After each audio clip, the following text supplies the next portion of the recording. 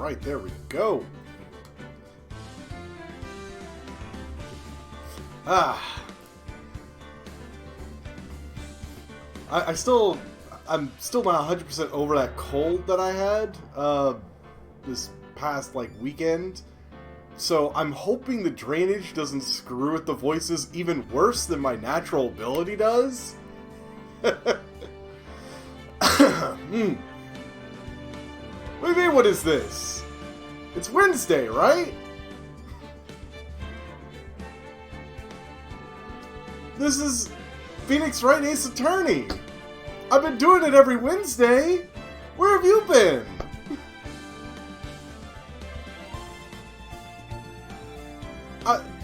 Look, Tuesday I was doing Stellaris. These days I'm doing Phoenix Wright. So, you thought it was Monday? Oh, come on.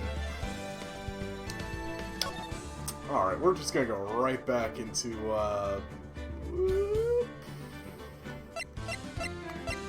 this one. I had to figure out which one it was.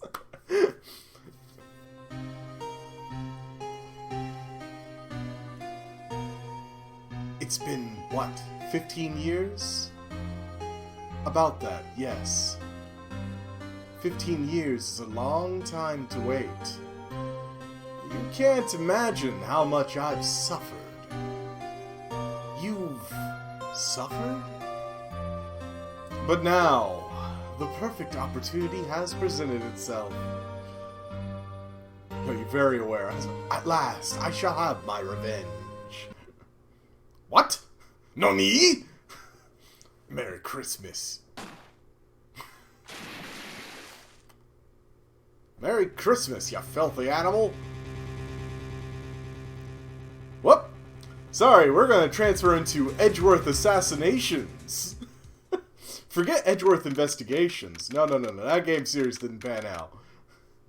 December 25th, 10:08 a.m., Wright & Company, Law Offices.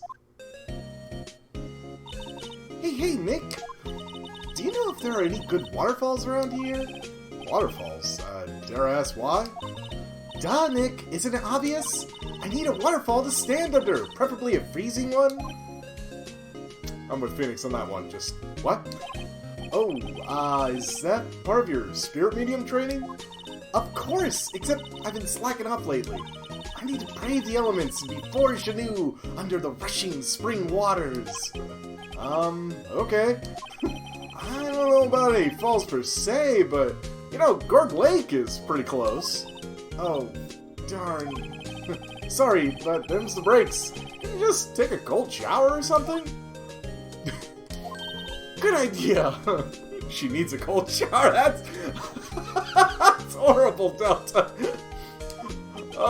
So much for rushing spring waters. Next in the news, a large unidentified animal was sighted at Gorg Lake. The town is buzzing with excitement. Locals are calling it Gordy, and a tip of the hat to Nessie, the Loch Ness Monster. Though its namesake Nessie proved to be a hoax, locals are confident that their Gordy is the real deal. Oh, boring. Can't they show real news for a change? Nick? The water pressure's kind of low in that shower. Oh, excuse me! Start paying the bills, Maya! You want more pressure, huh? Well, how don't you go down to the fire department, have them spray you with the hose? What's going on? Well, we're doing another case. However, the first splash screen was showing Edgeworth in a boat with a gun and a dead person, so... And then now there's some talk about Gordy, you know, like Loch Ness Monster Nessie. Good idea, Nick. Apparently, Faint Blood is no aid in detecting sarcasm. We interrupt this program to bring you a special news bulletin. Strange occurrences continue at Gorg Lake, but this time, it's murder. Gorg Lake again? The body of a man was found in the lake early this morning. A suspect was apprehended.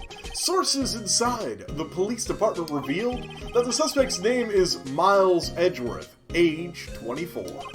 Edgeworth was an up-and-coming prosecutor known for his skill and connections. He was guaranteed a long and rewarding career. Has he thrown it all away? Edgeworth in the boat with the gun. Darn right. Edgeworth? What's going on? Edgeworth would never do something like... Oh yeah, except for that one time. Nick? Yipes! Maya! The fireman yelled at me when I called him. We've got bigger things to worry about than that. They arrested Edgeworth! What? You mean the prosecutor? Yeah, he's a suspect in a murder! What? When? Where? Whom? Why? How? I don't know. Let's go find out, Nick. We could just go to Gourd Lake instead. I guess might as well hit the detention center, talk to Edgeworth, figure out what's what. December 25th, detention center, visitor's room. You know, Nick, we've all been in here one time or another, haven't we? Shit, she's right. Dishing out his own brand of justice. I guess it comes with the territory. I'm not sure it's something we should mention to too many people. Yeah, Maya's been in the detention center, Phoenix been in the detention center, now Edgeworth has been in the detention center. Who hasn't been in the detention center? Delta, ma'am, either of you? Have you been in a detention center? Ah! Well... I have a feeling he didn't want to see us. Hey! Edgeworth, come back! What are you doing here? Nick, I don't think he's in a very good mood. He's just been accused of murder and thrown in a detention center, Maya.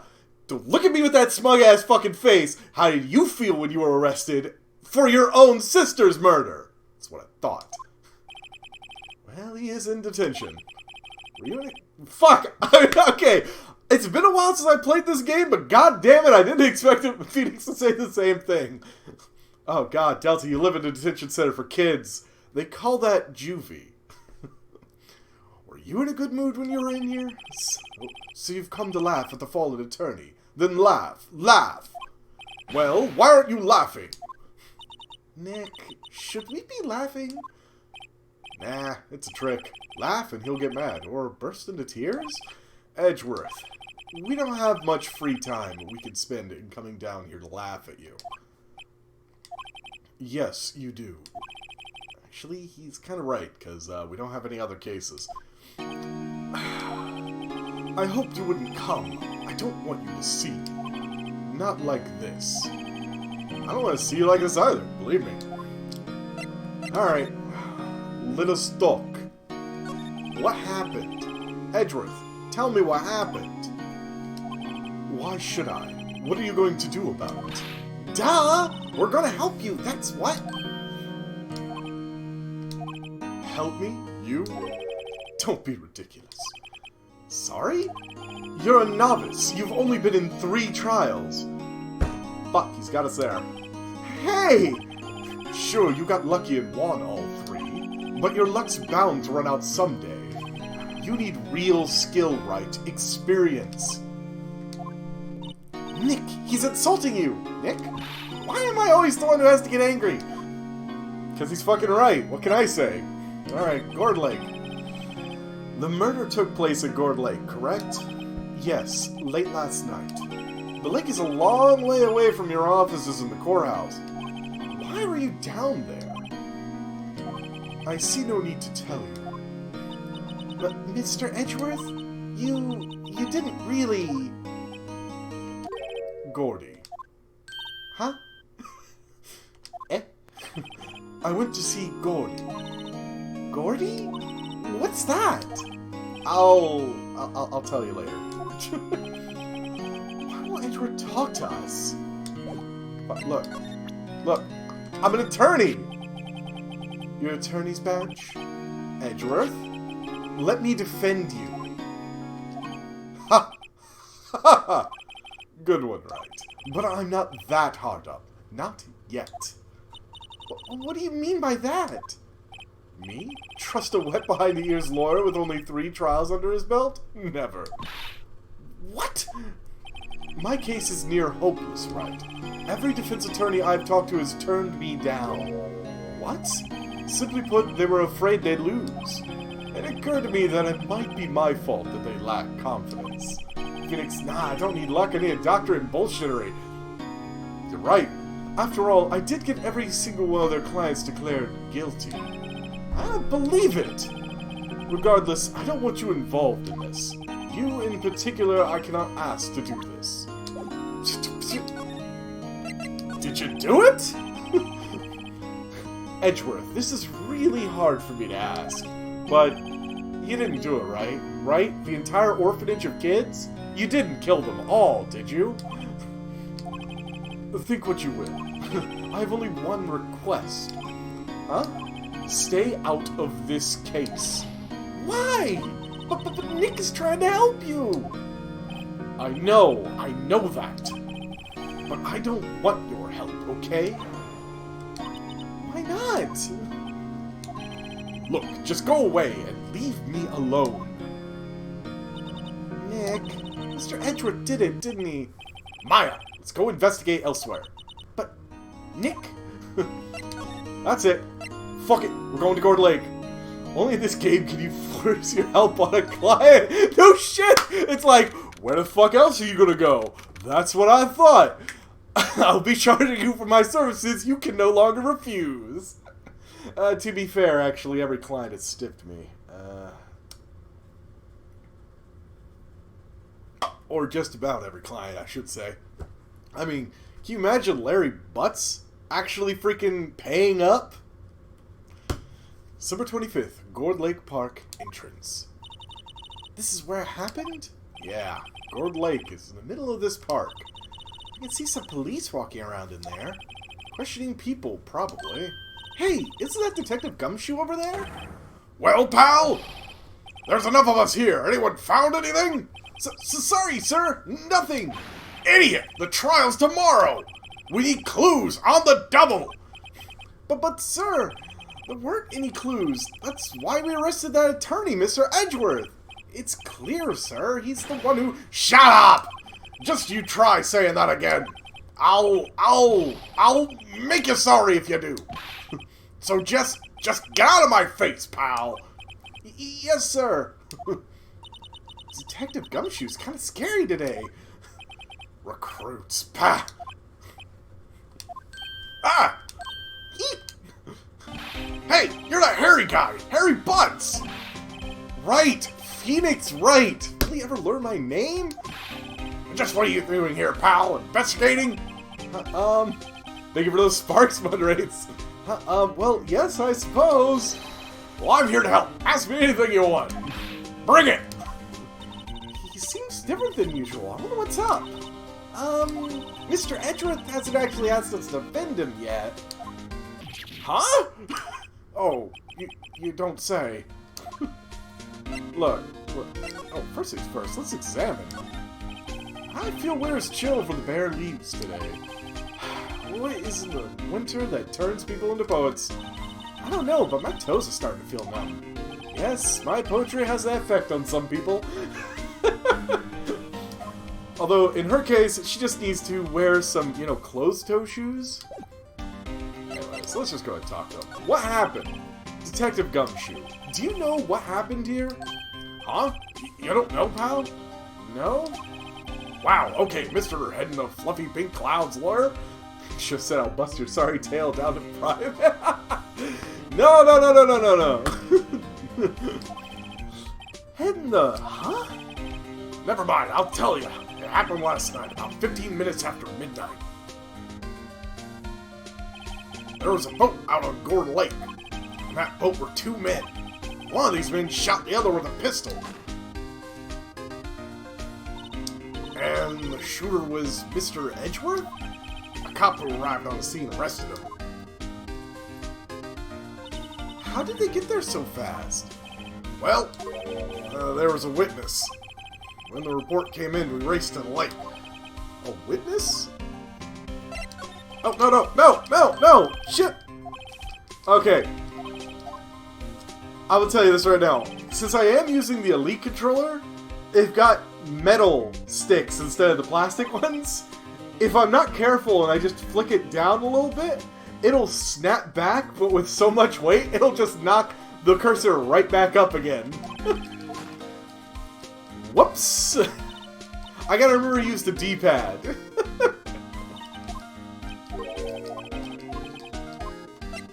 There we go. You don't think Mr. Edgeworth is a murderer, do you? Absolutely not! It's impossible! I don't care if there's a witness either. I don't believe a lick of it. Right, who cares what the witness says? I care! You really believe in him, don't you, Detective? Of course I do! But the police are pretty sure he's a killer. Nobody's even really taken this investigation that seriously. Oh no! After all the help Mr. Edgeworth has been to us, hard to imagine that no one's standing up to take his side. Well, at least you are, Detective. At least you are. Is it true? No one will take Mr. Edgeworth's case? Yeah, he's a bit of a celebrity. If you defended him and lost, your reputation was sure to suffer. What's more, the case against him is, well, it's pretty solid. I suppose it would be if they had a witness. Hey, pal! Don't tell me you're gonna turn your back on him, too! Remember the Steel Samurai case? Just like it was last week. Mr. Edgeworth helped you get your client declared innocent. I know. I mean, to be fair, my client was innocent, so, I mean, it kind of made it easy. I went to Edgeworth. I tried. He really doesn't want us to represent him. Especially not us, he said. What? Well, that doesn't make any sense, pal. You should have heard him talking about you after that trial. He kept saying, right, right, right, over and over. Nick? I'm not so sure that's a good sign. Neither am I. Why wouldn't he want your help? I don't get it. No. No. That's not a good sign. No. Thank you for those gifts in part, Delta. Who was this witness? Sorry, pal. That's confidential. Anyway, the witness saw everything, apparently. I'm sure they'll turn up at the trial tomorrow. Was there only that one witness? Yep. It was pretty cold out on the lake last night, and it was Christmas Eve, after all. Still, we're being thorough. You never know when you're going to turn up another witness. That's why we're here today, checking things out. So far, we're coming up empty. Oh, it's Christmas today. I've forgotten. What are you getting me for Christmas, Nick? I'm gonna give you 5 across the face if you don't shut up, Maya. Talk to Santa. Detective Gumshoe, sir. What? Find something? No, sir, not yet. But there was a call from the precinct. They went to hold an they want to hold an investigation briefing? I don't like this legal system. Yeah, I hate this legal system too. That's the whole part of the game. The legal system is trash. Fight against it. A briefing? Right, I'm off. Oh, sorry, pal. I guess you heard. Gotta go. Any last thing you want to ask me about before I head back?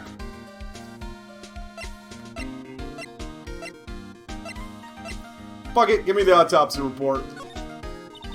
Well, yes. Do you have any information on the victim? Sorry. They haven't worked up the autopsy report yet. I'm still waiting for it myself. Actually, say, if you have the time, drop by the precinct. We can talk more there, pal. You're not coming back, Detective? Probably not, pal. So what should we do when we have something to talk to you about? Ah, right. Here, I'll show you how to get to the precinct. Come down and see me anytime. Directions to the police station received from Detective Gumshoe. You'd think, considering I got arrested one time, that I would know where it is, but maybe the jail cells are just in the courthouse. Oh, hey, Detective Gumshoe? What? We'd like to take a look around the park. Can we walk around? Yeah, no problem, pal. You got my permission. Woo! You know, Nick, I think there's something to be said for talking to people when they're busy. Yeah, they don't have time to think about not giving you any information. Right, now let's get investigating. Let's investigate the public beach here. Does that say samurai dogs? Oh boy. That steel samurai case alone is gonna drive me to drink. Just wait until we get to the fucking circus. Ugh. December 25th, Gourd Lake, public beach. Wowzers! This is Gourd Lake? Yep. I'm not sure it warrants a wowzers, though. Probably not. But hey, look at that snack stand. Samurai dogs. I want a samurai dog, please. I bet they're great. With a name like Samurai Dog, how could they not be? They're a little behind the times, though. Kids are all into the Pink Princess now. I mean, like, you know? Nope. Not even a little. The trash can is empty. Why? At least this place is well maintained. Wow, Gourd Lake is really big. Yeah. Say, Nick, why is it called Gourd Lake? Oh, maybe it's shaped like one? Well, a long time ago, they used to grow gourds here. Whoa, no way! I'm sure it was because the lake looked like a gourd when viewed from above. You know, like an hourglass shape? Well, it is shaped like a gourd, actually, but that seems to be just a coincidence. Oh, okay. Totally worthless information. Let's check out the samurai dogs. Hot dog stand, and it's closed. Christmas fringe looks a little half-baked. Banner reads samurai dogs. Someone needs to redecorate.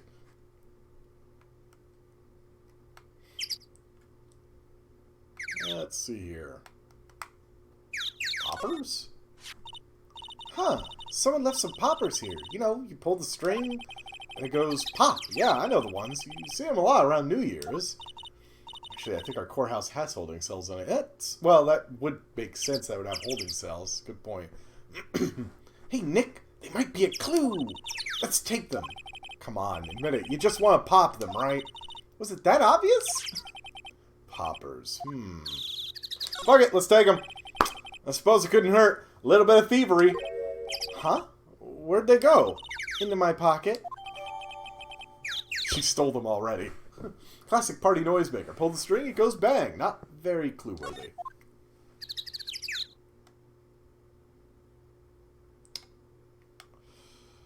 There's not much else here. Line of plastic benches. His idea is you buy a dog and eat it here. Now I won't sit here and eat on a day like this. Except maybe Maya. If she had a samurai dog. Okay, is there anything I'm missing here? There's not a whole lot to investigate. Oh, huh? Almost didn't see that signpost. Left, boat docks. Right, exit. Well, let's go to the boat docks then. That sounds important. Oh. Oh, okay. Or the woods, whichever. Let's hit up the woods. Gourd Lake Woods. I like it here, Nick. Look, someone's camping. No, they got guts camping at the scene of a murder. Hey, Nick. If they were camping here last night, they might know something about the murder. That's true. Good call, Maya. Let's go talk to them. Yeah, first things first. No camping. The sign says, no camping. Funny place to pick to pitch your tent. Wait, what does the sign said? No setting tents on fire. Maya, I worry about you sometimes. Ever since your sister got murdered, you've been a little cuckoo, okay? I don't think they have signs like that. Oh. Actually, whee, there we go. I was trying to figure out which button it was. Let's check out this camera. This camera's a mic and some sort of attachment. Let's take pictures and trigger by a noise. Wow, cool. Let's try it out. Cough. Hi, I'm Nick. Maybe I'm not saying it loud enough. Hey, I'm Nick! Huh? Nick! Will you stop that? Maybe it's broken. Don't kick it. Maybe it's set to respond to voices? Well, what then? These things? Party poppers? Whoops. You just ask for the handcuffs now. Just, clearly. She rides you, boss hog. Jeez. Well, it responded. Yo! Hey, you get your hands off of that! Eek. What in the Sam Hill? Oh, look what you done! There goes a whole roll of film! What? Huh? Sorry, it's nice, but don't pay my bills. Do you know how much a roll that film cost? I'll pay you back. What, y'all think it's set off a party popper in a place like this? Well, what? Don't try to play stupid with me just because you think I'm some country bumpkin. Yeah, I know how y'all Yanks think. I say these Southern folks talk with an exaggerated drawl. Wow, they must be dumb. Well, let me tell you, just because I might be dumb don't mean we all are. Nick, help. And who are you now? Her chaperone? Yeah, no, rather, we're sort of friends? Just figure out what y'all gonna say and say it for bejesus sake. God, I'd rather sit through one of Papa's draws than listen to you stutter all day. Oh boy. I guess we should pay her for the film. Watch it! Yes, ma'am. On second thought, I'll pay later. I'm really sorry. Well, I think we found our witness. What? Can't you see I'm trying to film my camera here? Someone, I'm not naming any names, but someone used up a whole roll. Sorry. That didn't work. I wonder if I have anything to show her that would get her attention. Just my badge. This is my badge. Huh? Our badge is supposed to be all shiny and impressive. You a cop or something? I'm a lawyer. What? Y'all ain't gonna try and pull one of them lawsuits on me over that film now. Cause I'll have y'all know I'm a fighter and I wrestle meaner looking things than you. No, that's not it at all. We're here investigating a murder that took place here on the lake. A murder? Sounds cool! Fucking hell. Witnesses, man! Oh! I saw the murder! It was so scary! I could be on TV! It was so scary! Why don't y'all say that in the first place? Go ahead and ask me anything you like. It's suspicious. That camera would also be triggered by a gunshot. Yes, actually it would. Which means we have photographs against my soon-to-be client. It's gonna fucking suck. I'm gonna tell you right now, this case is gonna suck a wee bit. Finally, some cooperation. You two, y'all can come out hiding now. I won't bite hard. Eye waggle, eye waggle. Come to think of it, where did Maya get to? Sorry. I was feeling a little overwhelmed. The culture gap and all. Never you mind, honey. I can talk Yank if you want, if it pleases you. Thanks. I think I'll be okay. Great then. I'm Lotta. Lotta Hart, but y'all can call me Lotta. I think there was a struggle. I'm here photographing meteor showers for a research project. Mighty pleased to meet ya. That is a bunch of crockett fucking bull. I don't know any meteors that are, make a freaking gunshot noise. Oh yeah, when was that murder anyway? I didn't see much television lately. It happened late in the night on Christmas Eve. That's so? Christmas Eve? A man on a boat was shot. Did you see anything? Well, let me see. A boat, you say? I reckon I might have seen one, not sure though. Y'all gotta remember, I've been watching this here lake for a good 3 days now. I seen enough boats to choke a mule, kinda hard to remember which I seen when. Alright, Lotta. So, what is it that you do, Lotta? Huh? Me? Y'all don't really want to know that, do ya? Actually, I'm a research student at Country U, right in the heart of the heartland. Wow, neat! So, Delta, this is someone that goes to your college, right? Was that it? Nick, she's a research student at the university, Country U! So I hear. So, when'd you come up here? Let me see. I guess it was about 3 days ago? What are you photographing? Did I tell you that already? Meteors! Yeah, meteor showers. falling stars. That's quite a camera you have there. Y'all better know it. It's German-made, a genuine Trilogy. Sorry, I wasn't paying attention. What happened? Delta, I was asking if she went to your college. She goes to Country U, okay? She said, you know, right in the heart of the heartland. That sounds roughly where you are. Is that what they make knives? So what's that device you had stuck to the camera? Huh? Device? Your camera went off all by itself when I fired my party popper. Oh, that mic triggers the shutter whenever it detects a certain sound. It's programmed to pick up loud noises right now. A programmable camera? Neat! Right, I'm gonna ask you about the camera itself. Lana? Yeah? So, your camera, it triggers on loud explosion noises. Yep. Actually, the victim of the case we're researching, he was shot with a pistol. A pistol? Right. Now, wouldn't a gunshot make a similar noise to our party popper? I guess it would. Piss off. Even though it may be true. Oh, come on. Your camera didn't get a picture of the murder, did it? Hey! Y'all look pretty bright. Huh? I see what you're saying. Tell you what, I'll have a look-see at my film. It would have been a photo taken late last night. I checked them once. Don't remember if there was anything on them, though. But what if I got something? I'll be witness to a genuine murder. Yow!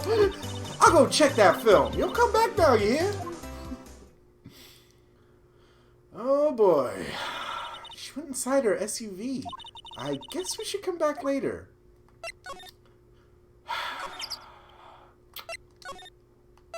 Let's check out that boat rental shop. It's where the boat came from. It had to have been. December 25th, boat rental shop. Nick, what is this place? A boat rental shop. Closed for Christmas, it seems. Guess a murder taking place on one of their boats wouldn't be good for business either. Boats. I've never ridden on a boat. Really? Well, how about we go out on one when the trial's finished? Hey, good idea, you bet. Alright, let's see what we got here. Small boat rental shop. Doesn't look like anyone is around. Probably closed because it's Christmas. There's some boats floating at the dock. LA Noir BS sense is tingling. That's a good sense to have for this series, okay? When your BS senses are tingling. Was one of these boats used in the murder, I wonder? Nick? Huh? I changed my mind. I don't really want to go out for a boat ride. Yeah, well, I mean, when one of them is... Yeah, that's a good point. There's more forest off that way. I don't find any helpful clues in there. Why not? It's where I would ditch a... Well, okay, I guess there's a lake you could ditch a murder weapon in. Well, I guess there's nothing here right now.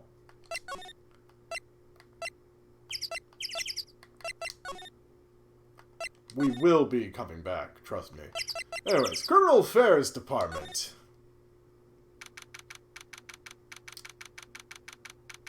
The fuck is that thing in the back? December 25th, Police Department, Criminal Affairs.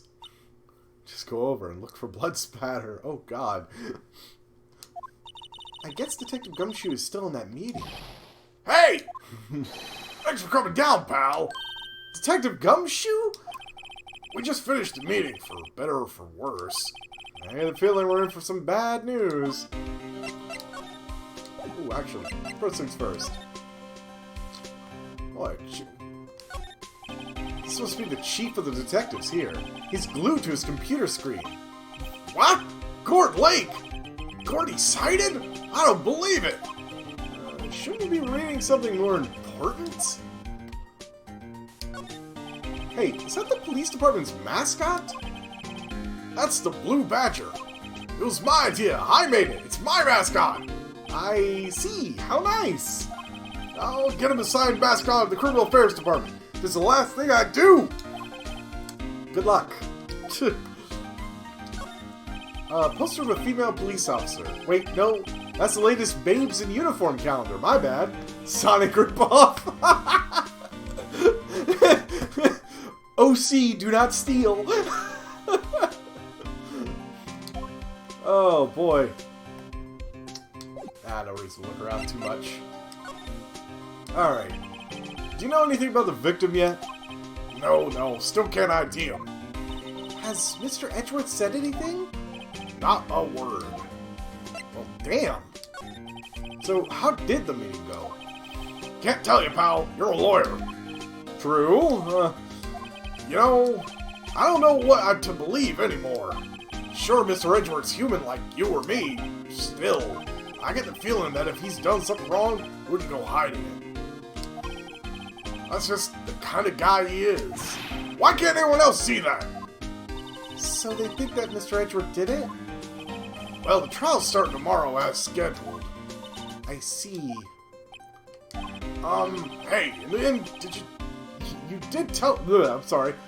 Hey, in the end, you did tell us about the meeting. Don't go telling anyone else, pal. Yes, sir. And do me a favor. Stand by Mr. Edgeworth. He needs help, and you're the ones to help him. I'm sure he's got some reason why he won't talk to us. Thanks, Detective Gumshoe. Got taken off the case? Yeah, well... possibly! Or at the very least, it's just something to work on. Detective Gumshoe, how come you trust Mr. Edgeworth so much? Well, I think that was obvious. We got a strong working relationship, us two. We trust each other, and that's how it works. I'm pretty sure he doesn't trust you. Okay? I'm gonna just tell you that right now. The constant pay cuts is probably, evidence of that. A working relationship? See, Mr. Edgeworth always gets his defense declared guilty every time. Yeah, his methods might be a little extreme at times, but there's a reason. You trust our investigation, see? Trust us to get the right man. That's why I work extra hard, pal. We've got to earn that trust he places in us. I see. Mr. Edgeworth is a man you can trust! And you have my word on that! Right. Anyways, autopsy report. Cough it up.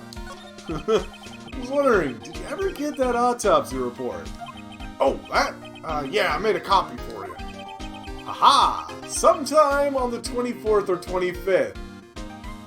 This is the autopsy report? That's shit! There's nothing there!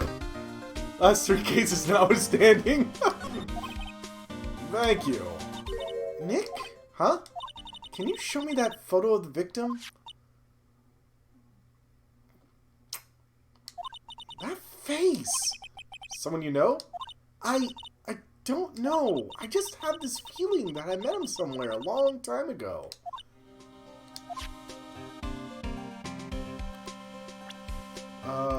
By the way, anyone wondering... Oh no, it doesn't show it here. Well, sorry, the face got kind of cut off by my face. I mean... Actually... See. Well, I hope it helps you, pal. Thanks, Detective. Great. Sorry, I'm drawing a blank right now. Sure. Let's go back to just... No, he doesn't even want to talk to me.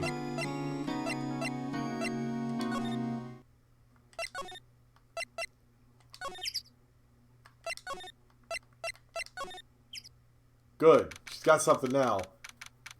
Am I playing the game from beyond the grave? Well, I mean, that's for you to know. I mean, or you to figure out. Me to know.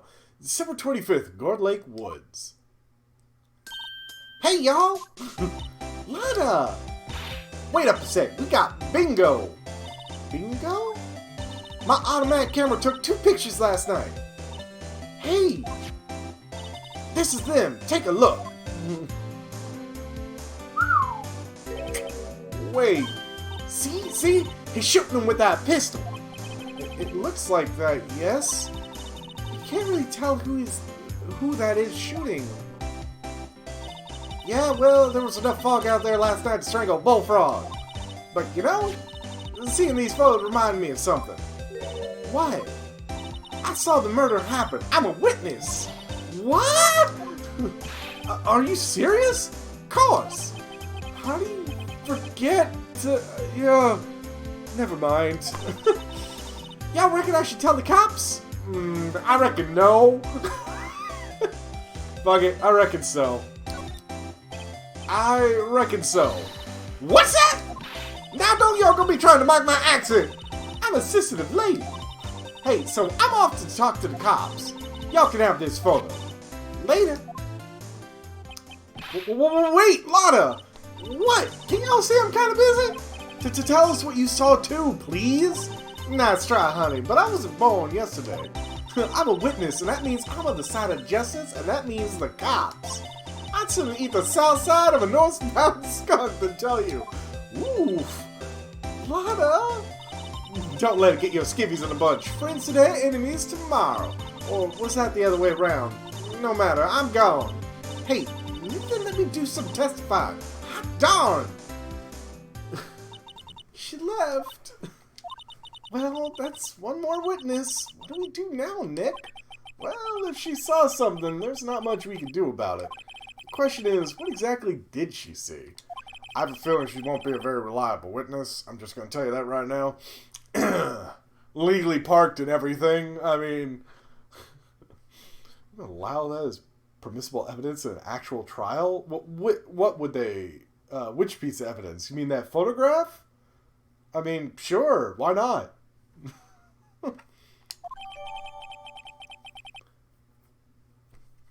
I mean, it's not like it was legally searched and seized. I mean, shit.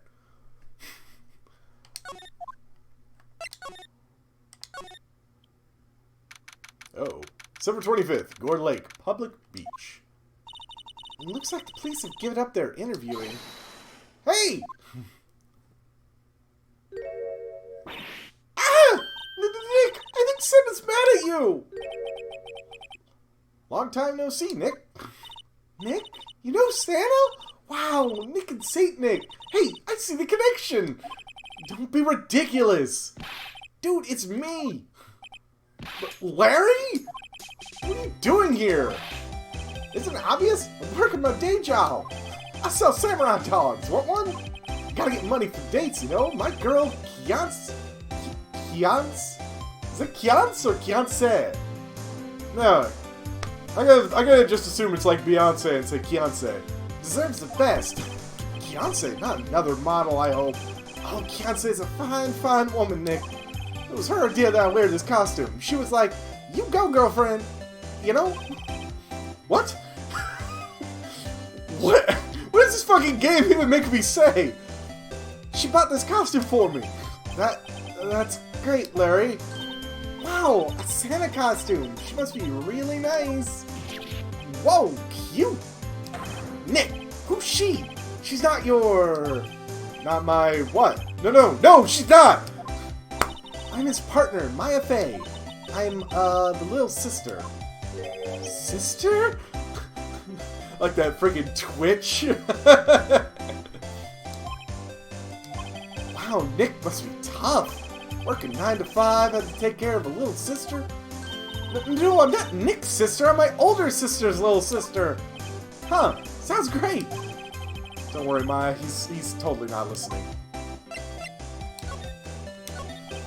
And I am butchering the first time I did his voice, I made it a little bit more like Shaggy from Scooby-Doo, but I don't know if I can pull it off, especially right after Lot of Heart. It just sounds too similar. Like, hey, dudes! Hey, Larry, there was a murder here last night, and since you weren't here, have you heard anything? Nick, you're wasting your time. Last night was Christmas Eve. He was with Kiance, obviously. He wouldn't have been standing out here in the cold. Oof. Well, press F in chat for Larry Butts. I think what you just said caught him off guard, Maya. No, it's just Kiance's not in town right now. She's in Hawaii on a photo shoot. Model, I knew it. Well, anyway, there was a murder here on the lake. The trial's tomorrow. Huh, neat. The defendant is Edgeworth. Miles Edgeworth? Nick, why would Larry know Edgeworth? Whoa, Nick! You don't mean that Miles Edgeworth? Old Edgy? Yeah, he's a murder suspect. What? Murder? Huh? You know Mr. Edgeworth, Larry? Yeah, of course! Edgy was in the same class as us in grade school. What? Tell me about the dogs! Huh? Oh, you mean the samurai dogs? Well, why are they samurai dogs? I mean, they kind of look gourd-shaped. Oh, well, originally they were gourd dogs, you know, like guard dogs. Ouch. The samurai thing was Kiance's idea. Oh, she's my woman, you know. She was all, change the name and you go, girlfriend. She made that banner. Man, the kids can't get enough of these samurai dogs. Something about that seems wrong. Oh, and guess what? We're getting a ton of customers here at the lake with that big news. The big news? Yeah, Gordy! Gordy? How are the trials getting scheduled so quickly? The court system supposedly was backed up, and then they changed the laws that we're talking like 3 days for a trial. Arrest, fucking trial, and done. It's insane. It also means that it's a vast injustice. I'll tell you that right now. Like, they didn't even finish the investigation before they have someone arrested and the damn thing, you know, is actually scheduled. Like, the cops were still out here questioning people, and they already had the trial on the books for the next day. It's not exactly, there's justice is not exactly on the mind. So, Mr. Edgeworth was your classmate, Larry? Yeah, Nick, him, and I used to hang out all the time. Wow, I never knew. Don't get me wrong, he's always been kind of a stick in the mud. Studying all the time, trying to be like father. Like his father? Yeah, Edgy's pop was a famous defense lawyer back in the day. Wow, wait, you said defense lawyer? Yeah. Wait a second, but Mr. Edgeworth is a prosecuting attorney! What? Edgy's got a proboscis on his knee? No, he's a prosecuting attorney! Stop, you're using big words, Maya. Larry Butts' brain is about this big. It's like the total opposite of defense lawyer. Huh, go figure. He always used to talk about defending the weak who are unable to defend themselves. Man, he used to go on and on about the man's duties to society and all that. What a bore. I wonder what changed his mind, though. Do you know Nick? Nick? Nope. I mean, I do, but the rest of you don't, okay? So I won't say. That's the whole part of this case. What's Gordy? Huh? You mean you don't know? He's here in this very lake. A giant, mysterious monster, Gordy! A monster? Yeah. Check it out! This is an article from yesterday's newspaper. There's a photo. Wow, that's really real. Huh. Nick, a monster, a real monster! Yeah, it's probably just a log or something, right? Hey, here's a quote here from a person who took the photo. What's this? I set the camera to automatic, and when we got into the frame... Looks like an arm. Hi, kids, I'm Gordy! I heard a loud bang, like an explosion, followed by the sound of something slipping into the water. Wish I could have seen it. Why would there be a sound like an explosion? Larry, could I borrow this article from you? Sure, no problem. That'll be $1 million. $1 million? Grow up, Larry. Throw the article out into the court record. Right. I wonder if I can do anything at the boat rental shop now. Nope.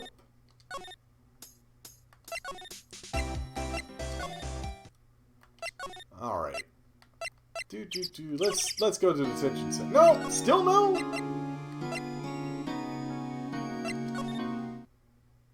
There we go.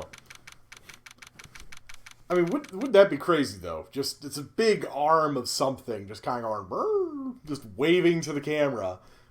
December 25th, Police Department, Criminal Affairs. By the way, we will get down to figure out that Gordy business as well in this case, because we already got a packed schedule.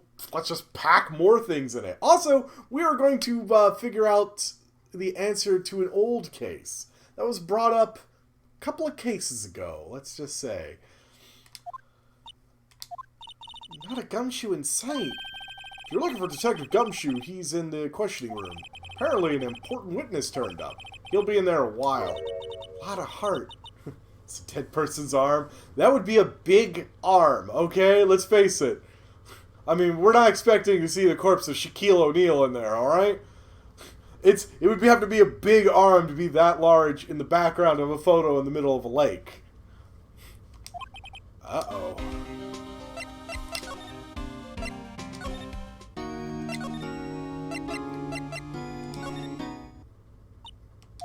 What is it?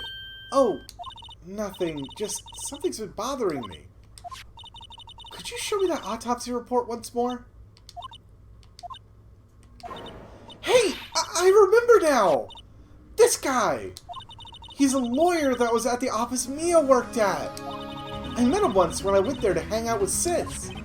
That office? Wait, you mean Grossberg's office? Right, that guy. That was the last name I expected to come up. Or really, it's Grossberg? I don't know. Maybe we should go talk to him for old time's sake.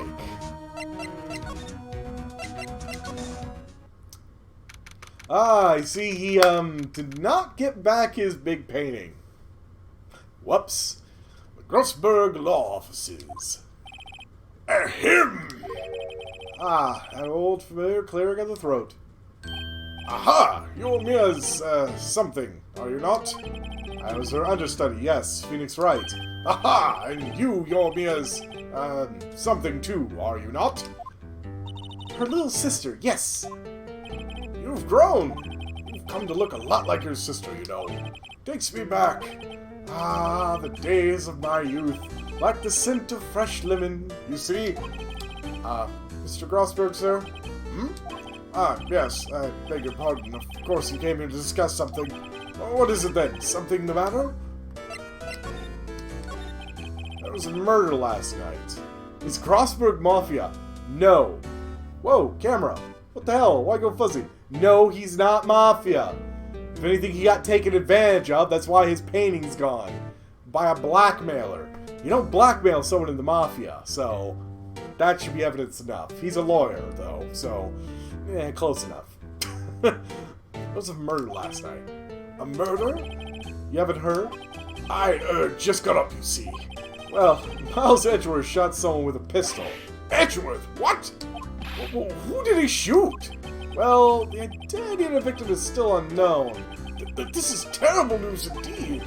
He hasn't heard anything. By the way, that painting, Mr. Grossberg, whatever happened to that painting? Oh, yes. I do not think I shall ever be coming back home to this office. I can't exactly claim it as stolen. I suppose it's my just desserts. Old, bitter desserts.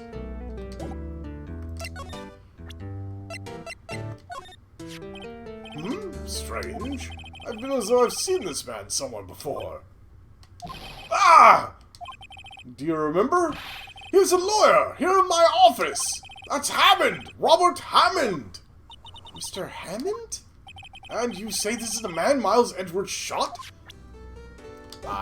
Yes? Who is this Hammond guy, anyway? Mr. Hammond. He was the defense attorney in that case. That case? Yes, the DL6 incident. DL6? Why does that sound so familiar? Perhaps you remember? I'm sure someone mentioned it during the trial for Mia's murder. That was the incident where the police were sort of lost. They used a spirit medium. Wait, you don't mean... Was that medium my mother? Yes, my dear. The spirit medium Misty Fey, your mother, contacted the spirit of the victim. But the case was a loss. No conviction was made. The DL6 incident, yes. Happened 15 years ago. Very strange case indeed. I never caught the criminal, right? Oh, whoops. Correct. Misty Fey used her powers to talk to the spirit of the late victim. Her testimony led to charges being laid against one man. But Mr. Hammond won the case and the suspect was declared innocent. And the police blamed my mother, calling her a fraud. You were the one who helped her out then, right, Mr. Grossberg? Yes, quite. Well, that's right, it's not the DL6 incident that we'll be solving, so much as something related to it. If I remember right, at least. Or maybe it was the DL6 incident. No, it may have been the DL6 incident. I don't know. Thank you. No, please. Don't mention it. DL6. Never thought I'd hear that name again. But wait, what does that case have anything to do with Mr. Edgeworth? It has everything to do with Mr. Edgeworth, my dear. The victim in the DL6 incident was none other than his father, Gregory Edgeworth. What? His father? And yeah, no, never mind, it is the DL6 incident we'll be solving. I'm gonna have a busy schedule in this case, okay? If you want to know more, you should ask him yourself. Show him this. I'm sure he'll talk to you. Wait, this is a photograph of my mother. Misty Fey's photo added to the court record. Well then, you're gonna talk to us, so we're gonna send the mafia after you. December 25th, Detention Center, Visitor's Room. What's this? I was hoping you'd gotten my message the first time. Edgeworth, what about your defense? It's no concern of yours. Guess he hasn't found anyone yet.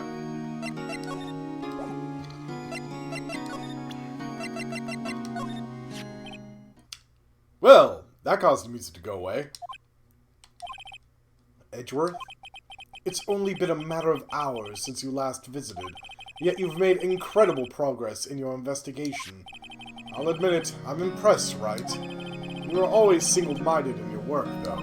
Once you start on something, you always see it through, don't you?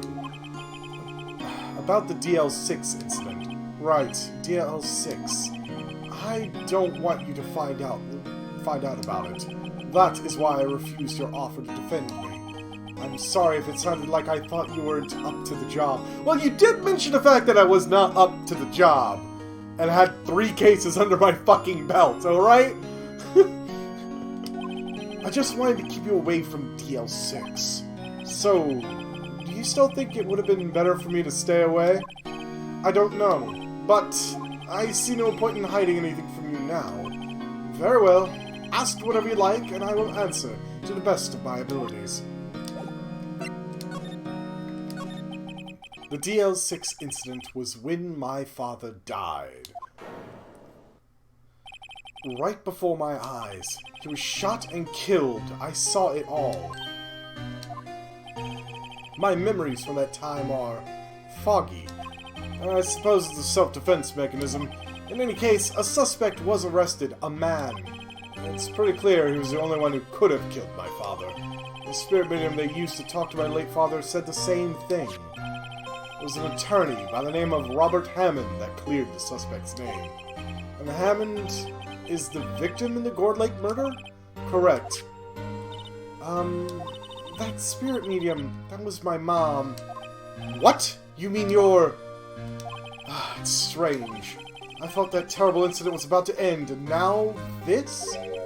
About to end? The DL6 incident happened 15 years ago. 15 years ago on December 28th. December 28th? The statute of limitations on the case runs out in 3 days. Jesus Christ! Can you imagine a statute of limitations on murder of only 15 years? That's... There's a reason most places have it for, like, life. If you darn well killed someone, and you're found 70 years later as a decrepit old man and tried, you could be found guilty. What?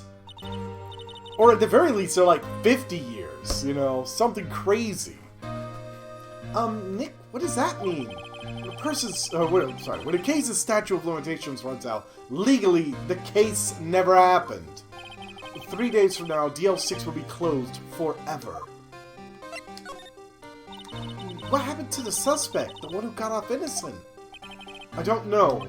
He disappeared from public view. Nobody knows where to. If he's still alive, he'd be about 50 years old now. Guess I understand why he'd go into hiding. Ooh, me. Sorry. It'd be hard to live a normal life after being a murder suspect in such a big case.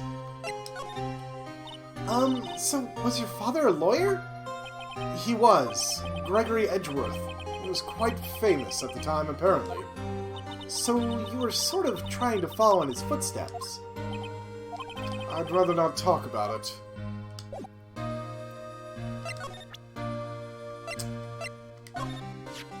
Your attorney's badge? I can say I really want to see... Talking over myself. I can't say I really want to see one of those right now. Come on. Get off it, man. Who would have thought there'd be a photo? Edgeworth, did you shoot him? What do you think, Wright? I don't think you're the kind to point a gun at anyone. No. So you didn't shoot him? No, I didn't. It wasn't me. Wright? It pains me to ask you this now. I know. You want us to defend you. Yes. Will you? Of course we won't! Sorry. Of course we will. Who would have guessed this day would have come? Not me. This is my chance to finally pay you back. Pay him back? Pay me back? For what? I don't remember ever doing anything for you. Never mind. I guess you really don't need to know. Huh? My letter of request. Please give it to Detective Gumshoe. Right! We've got a case! Woo! And hopefully this is a paying client this time? Well, I guess we should. What's that? Earthquake? Nick! It's a big one! What? It's calming down. Whew! That was scary. Huh? Where's Edgeworth? Itchy nose. There! He's on the floor in a ball, shivering. I guess it doesn't do well with earthquakes. I heard him running, but curling up in a ball? Well, I guess we're done. Bomb! Delta! I have to say something. It's not in the trilogy. It's not in, what's it called? Ugh, let me grab them.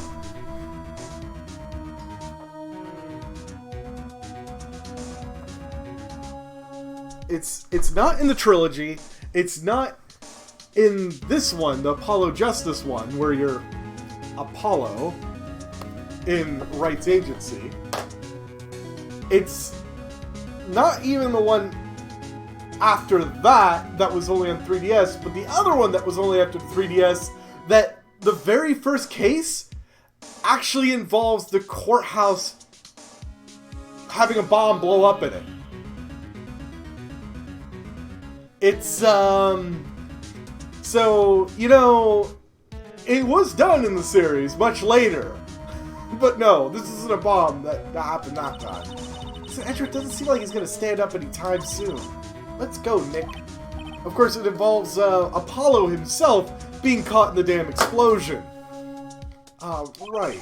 We have to give Edgeworth's letter of request to Detective Gumshoe.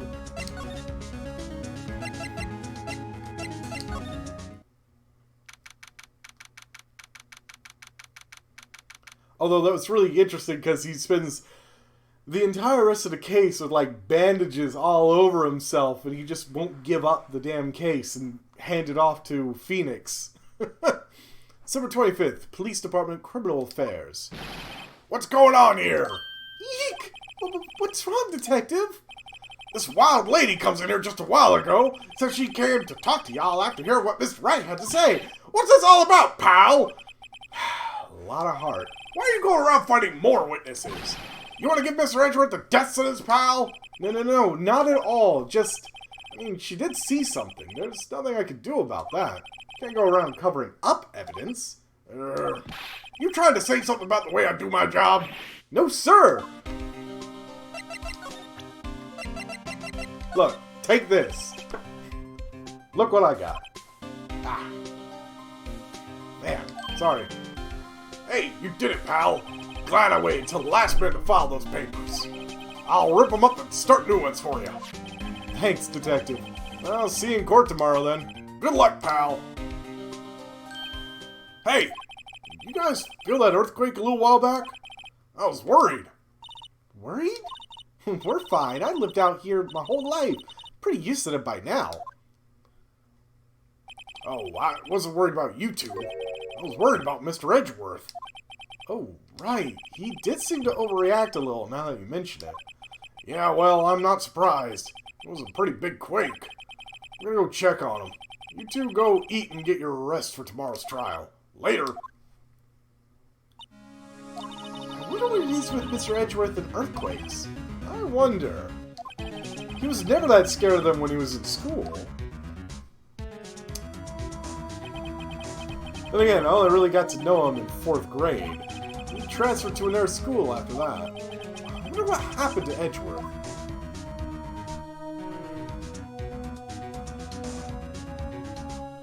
And yes, that is going to be important, actually. So, you know, because we don't have a full enough thing, we're going to be figuring out what the fuck Gordy is.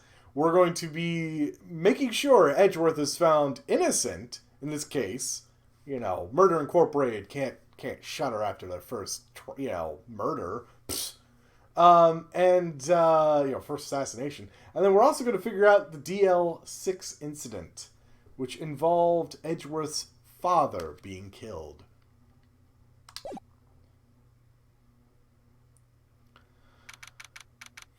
Do you get to see vampires? I'm not going to rule out that this one bastard of a prosecutor we're going to be up against is a vampire. He sure as fuck looks like one. And you'll see. You will see. My God, Count Dracula ain't got nothing on him. December 26th, 9:44 a.m., District Court, Defendant Lobby, number 2. Karma? That's right, Manfred von Karma. He's the best prosecutor there is. Yes, the guy's name is Manfred von Karma. I'll go find the wood stakes. Well, why wood? They're very chewy. I mean, I'd rather beef. He hasn't lost a case in his 40-year career. He's a god of prosecution, right? A god. Not a single case? He'll do anything to get a guilty verdict. Anything. Sounds like someone else I know, Edgeworth. You don't understand. I mean, he'll really do anything. Manfred von Karma is a man to be feared. That's quite a claim coming from someone who forges evidence. He taught me what it really means to prosecute. What? Just picture a prosecutor as vicious as me, multiplied by a factor of 10. So he was your teacher then, Mr. Edgeworth? Something like that. And now he's trying to get you found guilty? What a creep! Oh, wait. Maybe he's planning on losing on purpose to help you out. Not a chance. He hasn't lost once in 40 years. 40 years. Oh, you're right. UV light would be better. No, it would be like, ah! We'd all burn. Are you kidding? He's as ruthless as me times 20. That's pretty ruthless. Like I said, he's a god among prosecutors. That's something like Mia was to me.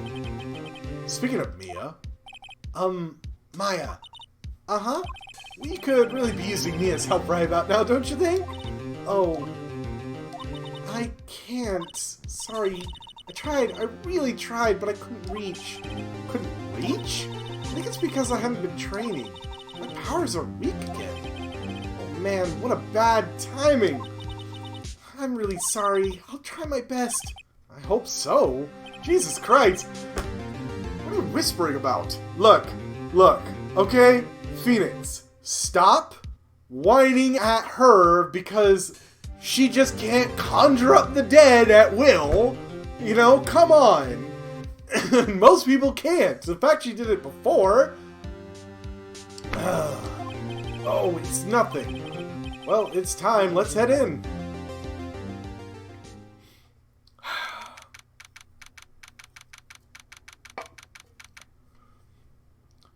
December 26th, 10 a.m. on the dot. District Court, courtroom number 3.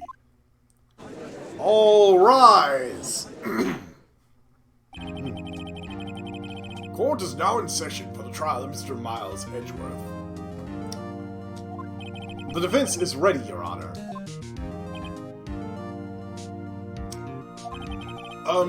Mr. Von Karma, is the prosecution ready? Fool. You seriously think that I would stand here when I'm not completely prepared?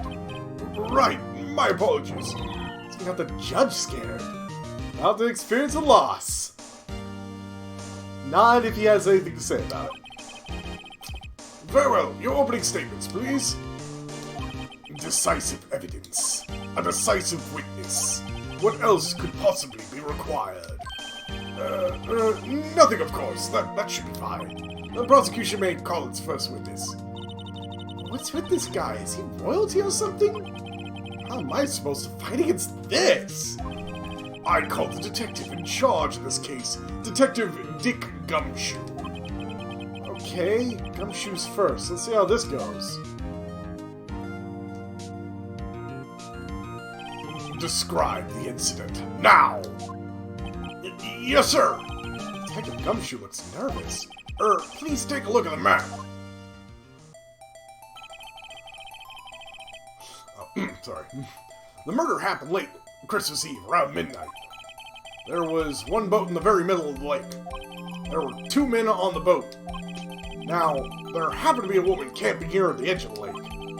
At 12:10 a.m., she heard 2 pistol shots. When the boat started to move, went towards the boat rental shop. Red map added to the court record. Testify to the court about the arrest. Now! Wait! Mr. Von Karma. Yes? Actually, I'm the one supposed to be handling these proceedings.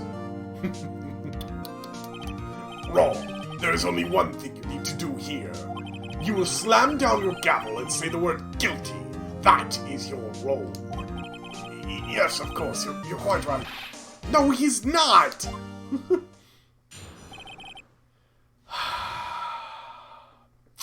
Manfred von Karma. A man called into the station around 30 minutes after midnight. We headed to the scene of the crime as fast as we could. That's where we found Mr. Edgeworth. Now, I don't suspect him of anything at all, but the next morning, a body was found in the lake. So we had to arrest Mr. Edgeworth. How did I get that as in the middle of the lake? Look, okay, the map isn't precisely to scale, Delta. I mean, give it some slack. Come on. Very well. I see. Begin your cross-examination, attorney, now!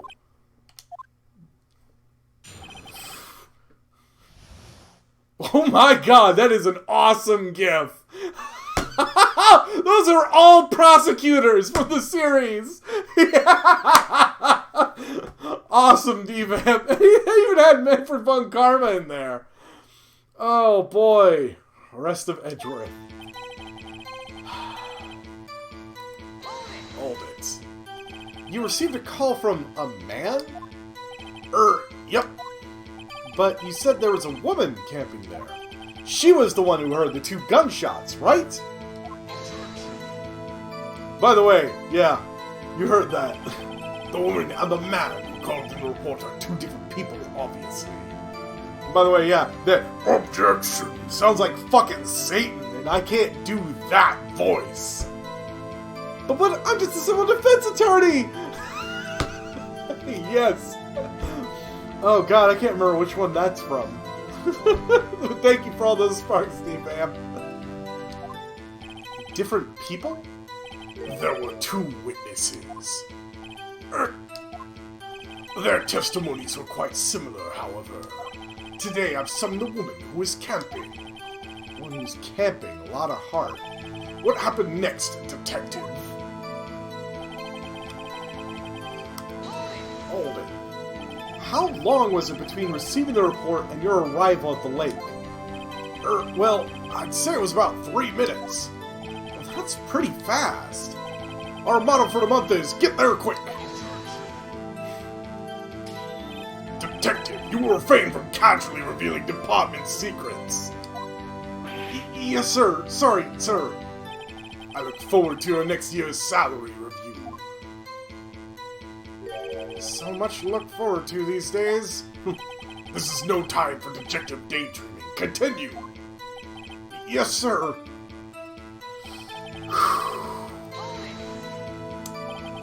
What was Mr. Edgeworth like when you saw him?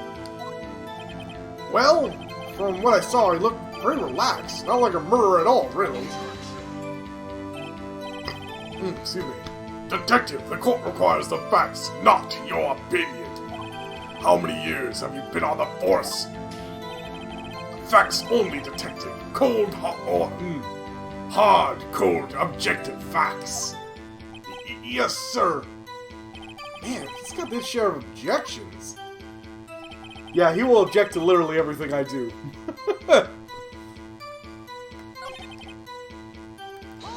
I'm gonna pass by the clear opinion. Did you find any clues on the body? A single bullet was recovered from the body. It was shot through the heart, fatally.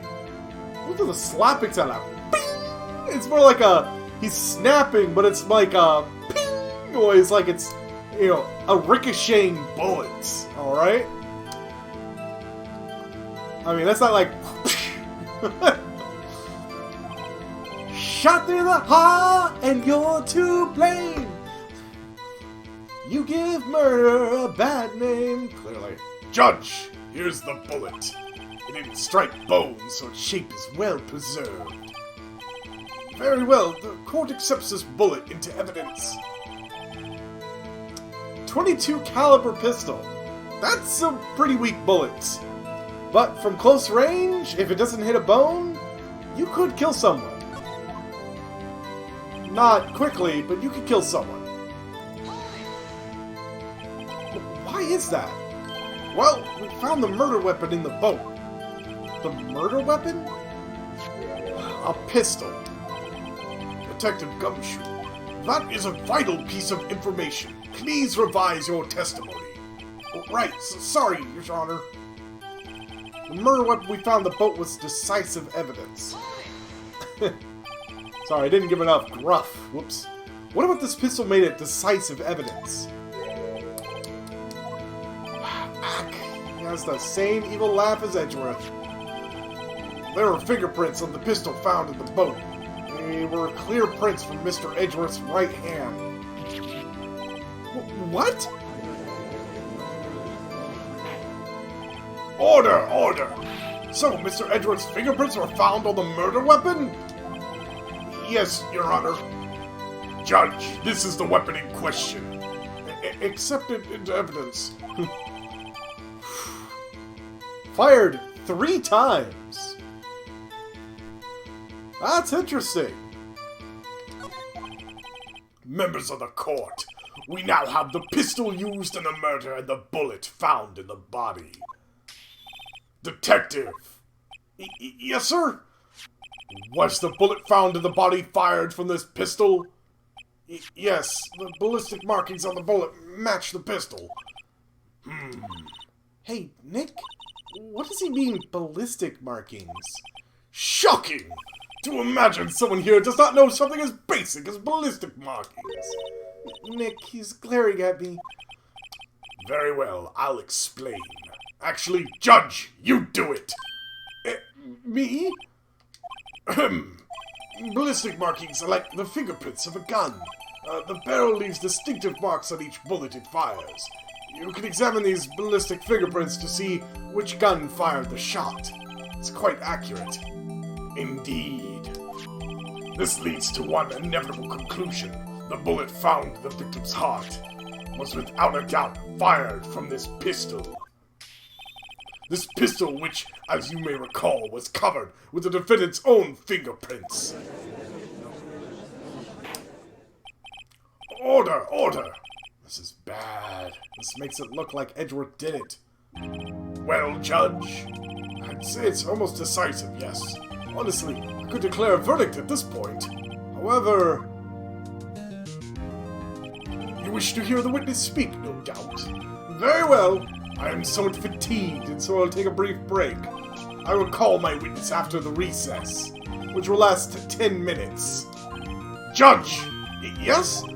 What are you doing? A 10-minute recess, now! But wait, Just bang your flimsy gavel and get on with it, man! Yes! Ahem. This court will take a 10-minute recess. Who's running this court anyway? Someone needs to shoot Karma with some anti-jackass rounds? Well, I mean, you saying that some karma is due to him? Is that what you're trying to say, Delta? Also, his voice is gonna fuck me up, but I can't do the devil objection that he can do, so... At least it's better than the other guy was like, objection! For the first case. That prosecutor's hilarious. December 26th, 11:09 a.m. District Court. Defendant Lobby, number 2. Edgeworth, what's going on here? Your fingerprints were on the murder weapon. That foggy photo makes one thing clear. The only one who could have shot that man was the person in the photo. True. Is that you in the boat? Yes, it was me. What? But you must believe me, I didn't shoot him. Then who did? I don't know. You don't know? Weren't you right there? I heard a gunshot from very close by. Then the other man fell from the boat. I can't say why, but I thought at the time that he had shot himself. You mean it was a suicide? Well, that's the only explanation I can come up with. Huh? How am I going to convince anyone of that? Say, Maya? Huh? What? You mean progress of Mia? Oh, sorry, it's no good. Ugh. I know. I'm not good for anything, am I, Nick? If I can't call my sister, I might as well not be here, right? No. I know. I need you here. I need someone to hold on to the evidence for me, because my pocket's full. Of course not. I need you here. You can see you're always trying to help out. Mafia scuba hitman. Can you imagine falling into the water? Next thing you know, it's like, sends its regards.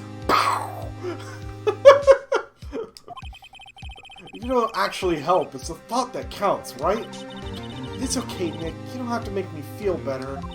I don't know anything about trials or defense. What's more, I'm a spirit medium who can't even contact spirits.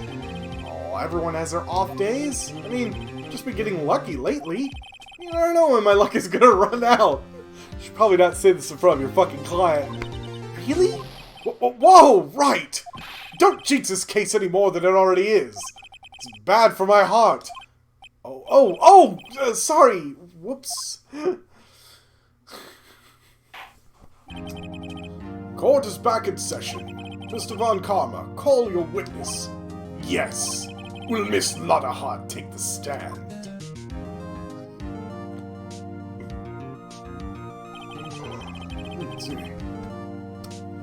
Ladderheart, you are a research student at a university?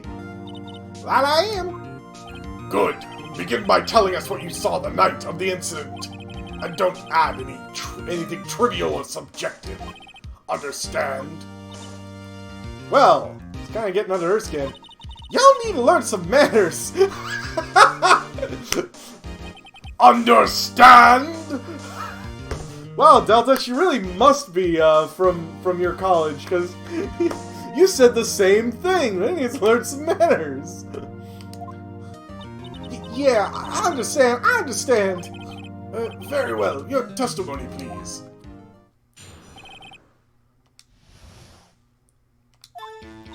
It was Christmas Eve, just after midnight, I reckon. I was in my car. I heard this bang come up from the lake. When I looked out on the window, I saw two gents in a boat. And there was another bang. There wasn't nary a thing in the lake but that boat. Enough. Huh?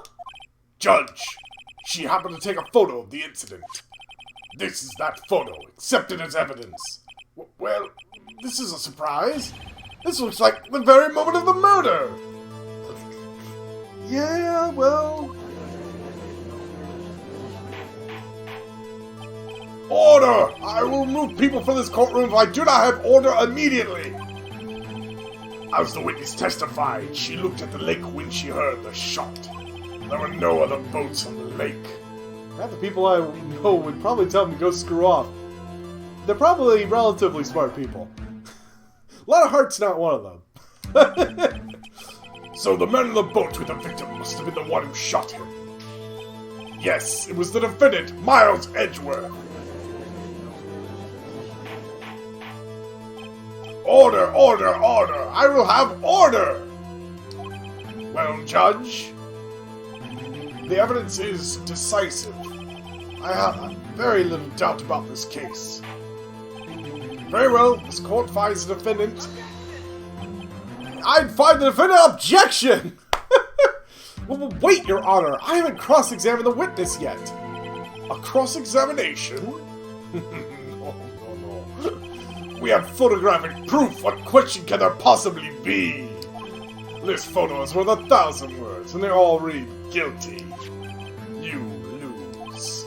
Or do you claim to have found a contradiction in her testimony? Very well. If you have to, you may cross-examine the witness. You will only flounder and ask meaningless questions. You will fail to find anything.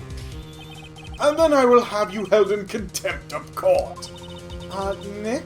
Contempt? Contempt of court, you know. I guess I understand. Well, what are you going to do? Do you really think there's a contradiction to the facts in the testimony? Damn right! Because if there isn't, I lose my first case. I think I noticed one little thing. How impressed, Nick. I didn't notice anything. Right, let's take him on. Yeah, got a bad feeling about this. I understand. I will cross-examine the witness. Tisk. Very well. I pray for your sake that this isn't a waste of time. Don't give me that bullshit. I mean, let's see.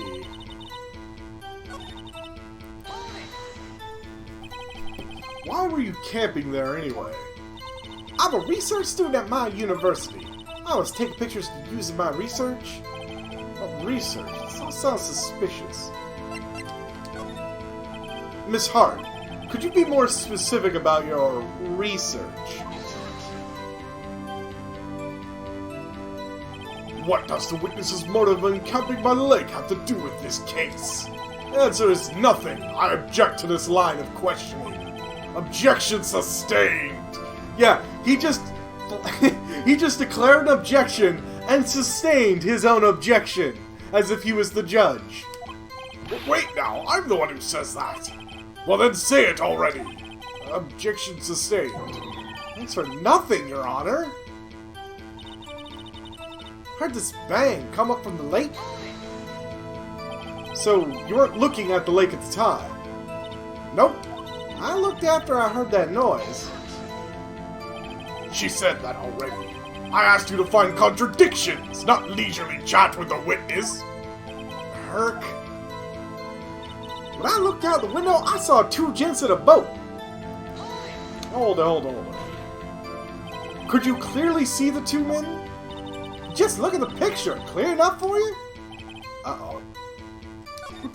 I really dislike him. I want his address so I can write him a letter. Yeah, so I can write a letter. Totally not send a thermobaric explosive. Wait a second. I wasn't asking you about the photo. I was asking if you saw the two men. Yeah, well, of course. The witness has testified that she saw them. There's also a photo. You best look elsewhere for your precious contradictions. Jumped in quick, he's hiding something.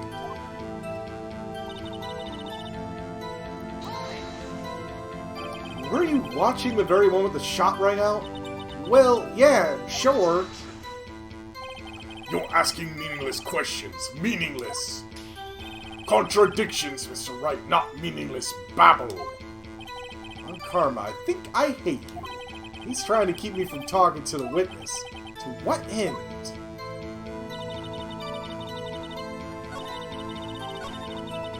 Hold on.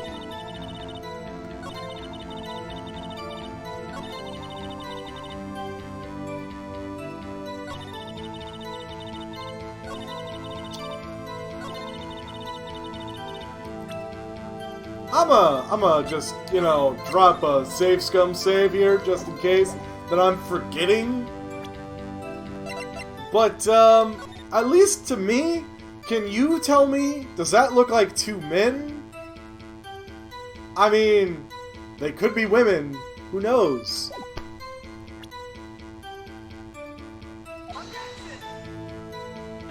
Nope, that was the wrong one. Your Honor, let's see if it contradicts this. Does? I don't see anything. Huh? Really? Objection overruled. Try to think before you make accusations, Mr. Wright. Okay, so, it's been a long time since I've done this case. A very long time. Oops.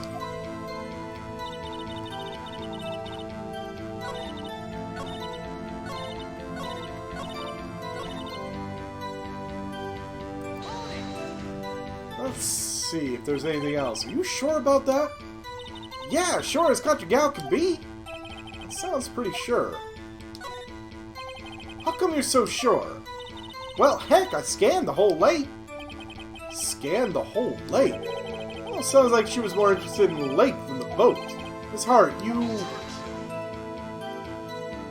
Can't make anything out, though. Exactly. Mr. Wright, the witness has answered the question in full. No need for further questions. Objection sustained. That's what I'm... Sustained! Yes, of course. Oh, great.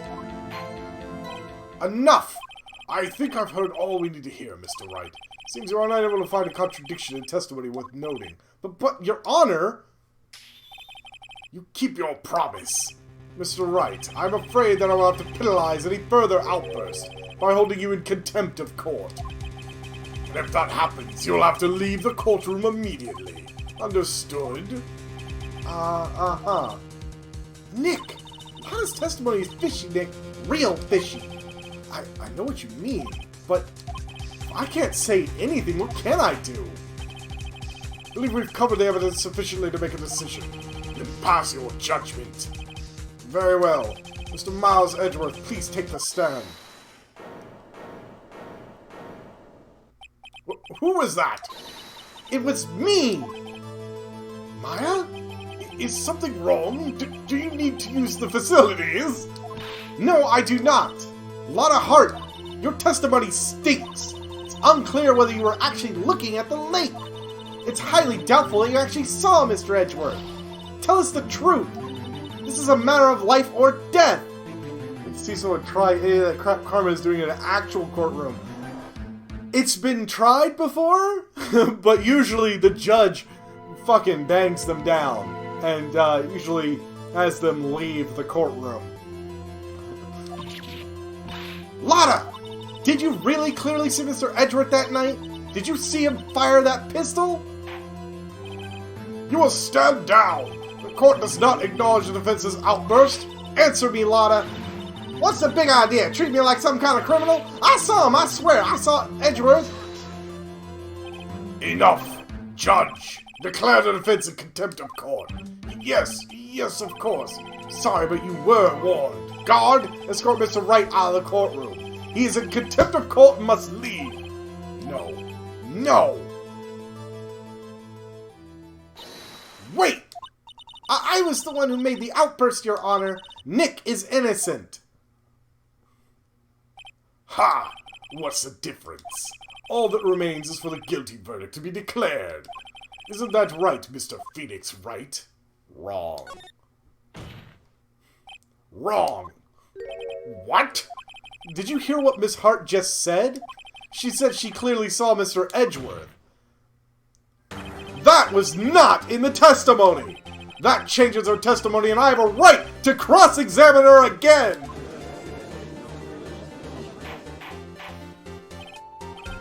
Order, order, order, order, order, order!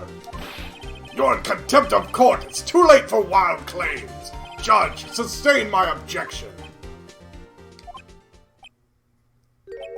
I'm sorry, Mr. Von Karma, but I cannot. What? Miss Lutterhart has made a new testimony. The defense does have a right to cross-examine her again. But he's in contempt of court! No, I am! And if you're gonna arrest someone, arrest me! Very well. Maya Fey, you will leave the courtroom immediately. Nick, I did what I could. You have to do the rest. Good luck! But Maya? Well, there goes my fucking assistant. Yeah, finally grew a spine. Damn right. Ah, boy. Pah, I care not for this melodrama. Listen well, Mr. Wright. I do not tolerate badgering of my witness. I'm running out of time. Better find a contradiction here or else. Mr. Wright, begin your cross-examination.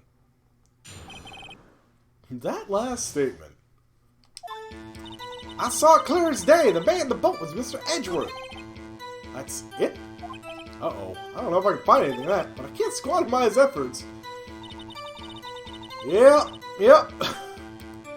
Don't worry, I'm not even gonna press her. Now I present this! Fucking objection! Got you. Judge is a little punk. Darn right, ma'am. Ma'am, you should be sitting there at the judge's bench. You wouldn't take that crap. You'd probably just throw the whole gavel at Mr. Karma. Got you, Miss Hart. Finally. What? You got what? Look at this photograph. The photo I took? The very same. There's something I want you to see in this photo. It's quite clearly visible. The fog, Miss Hart. So, this picture was taken with professional, high-quality film, correct? Even it could not capture the faces of the men on the boat. Yet you claim you saw Mr. Edgeworth. How? What? Mr. Wright has a point. That's why I told her not to say that in her testimony. Please! Yet now she has said it, Mr. Von Karma. How could you possibly see Mr. Edgeworth? Explain yourself! She said she couldn't see shit. Ain't that right? Miss Hart, what? Could you see the defendant that night? Of course. I said I could, and I meant I could. Then please testify as to the circumstances of your sighting. I did it! Finally found a hole in Von Karma's carefully vague testimony. Very vague testimony. You're right. I was a cold night and the fog was thick as grits. So once I finished setting up my camera, I got back in the car. Still, I brought my binoculars with me. When I heard that noise out in the lake, I looked with my binoculars. See? No problem. Use binoculars? Very well. You may begin your cross-examination, Mr. Wright. This one better be good.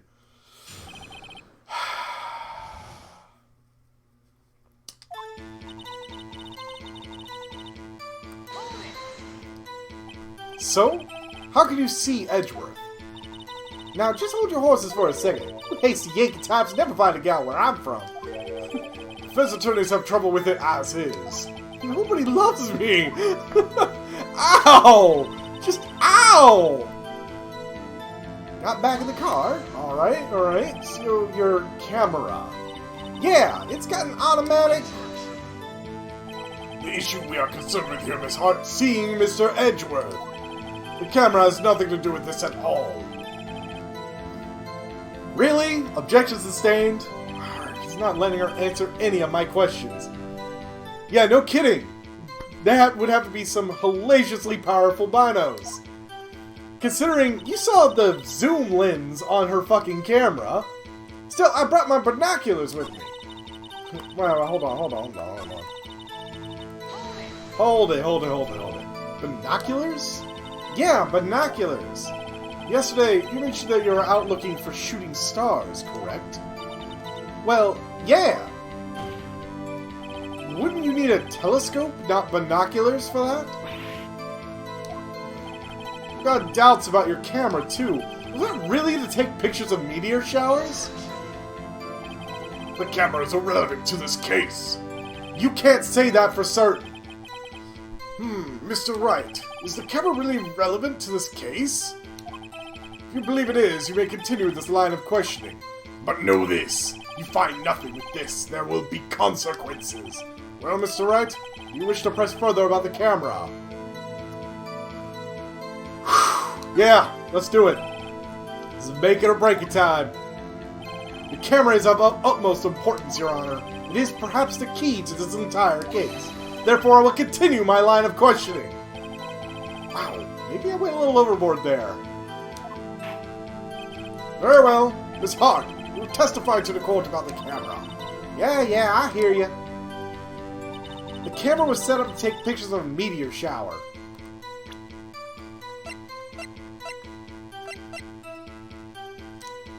I don't think it is.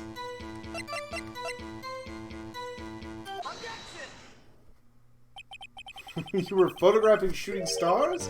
That's a lie! Thinking naval binoculars like those mounted on the bridge of a destroyer. Yeah, actually, those might be able to do it, but even then, they wouldn't be able to handle the fog. I mean, shit. You can look and look and look, but the fog is going to be in your way whether or not you want it to. Says who? I saw the camera you set up yesterday. It was pointed directly at the lake. You have to point a camera upwards to take photos of the stars, Miss Hart. Oof! Mr. Wright, what are you driving at? The witness is not at the lake to photograph shooting stars, Your Honor. Well then, what exactly was she photographing? Your Honor, take a look at this. What was Miss Hart trying to take a photograph of? Well, why, Gordy? Miss Hart, this is what you were trying to photograph. What's this? A newspaper article? Gordy? Ah, the sighting at Gourd Lake. Well, Miss Hart? I never heard of no lake monster. You got proof or something? Let's see you prove that I was down the lake trying to photograph this Gordy.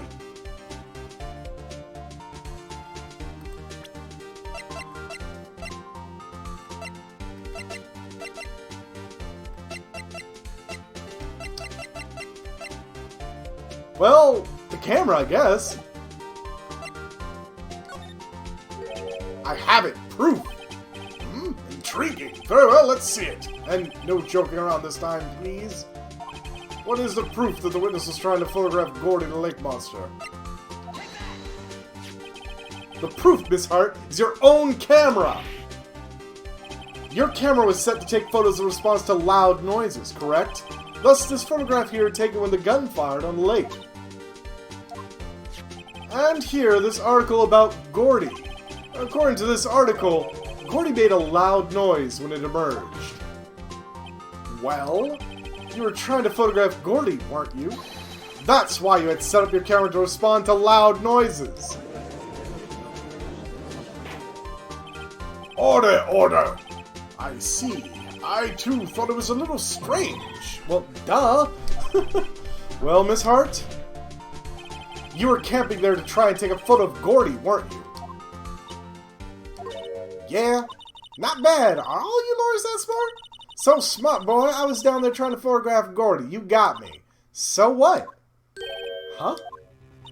That don't change what I saw, does it? Exactly. What you just used several precious minutes of our time to prove is nothing more than that a witness is an idiot who thinks monsters exist. Hey! But as she so succinctly said, so what? It changes nothing. Not true. You were hiding the whole thing about Gordy for some reason. I know it. What could it have been? Whatever it is, I'm getting to the bottom of this. Miss Hart, why did you hide the fact that you researched into Gordy for the court? Please revise your testimony. Right, fine. I'll testify It won't change nothing, though. Something will change. It has to. And I'm going to spot it. Boy, poor Manfred von Karma is not liking this. Actually, I'm not a research student at a university. I'm an investigative photographer. Imagine what a scoop it'd be if I got a picture of that monster. That's why I was camping out by the lake. But that's all I was hiding. When I heard the bang, I looked right straight out the lake. There wasn't much else to look at, so I just watched the boat the whole time. When I saw a flash near one of the men's hands, I heard an air gunshot. I was looking right at that boat the whole time. Cross my heart and hope to fry. Oh, I'll make you fry, all right. Bringing these lies into my courtroom? Yeah, she lied to the courtroom. Probably again. You know, you have to wonder, with how many people Phoenix has found lying on the stand, how many of them actually serve some jail time for lying under oath? Are they even under oath? I've never seen them put anyone under oath, so maybe they're not under oath. Maybe that's why they can just lie at will. Well, Mr. Wright, you may cross-examine the witness. The witness's testimony is unchanged from before. Whether she is a research student or a photographer has no bearing on this case. There is no need to waste more of our time with another pointless cross-examination. I claim the defense's right to cross-examine the witness, Your Honor. Von Karma's up to something, I know it. He doesn't want me to cross-examine her because why? Was there a contradiction? Very well. Yeah, Karma, STFU. Very well, you may begin the cross-examination. You seem sure of yourself. You must have something in mind. Ha! That would be a first. Very, very funny. You understand that this is your last chance at a cross-examination, Mr. Wright? And there is no problem with the testimony this time. We will let the witness leave. I will announce my verdict at that time, Mr. Wright. Understood? Yes, Your Honor. Oh, boy.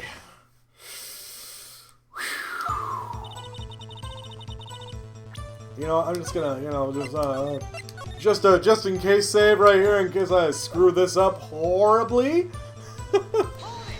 Hold it.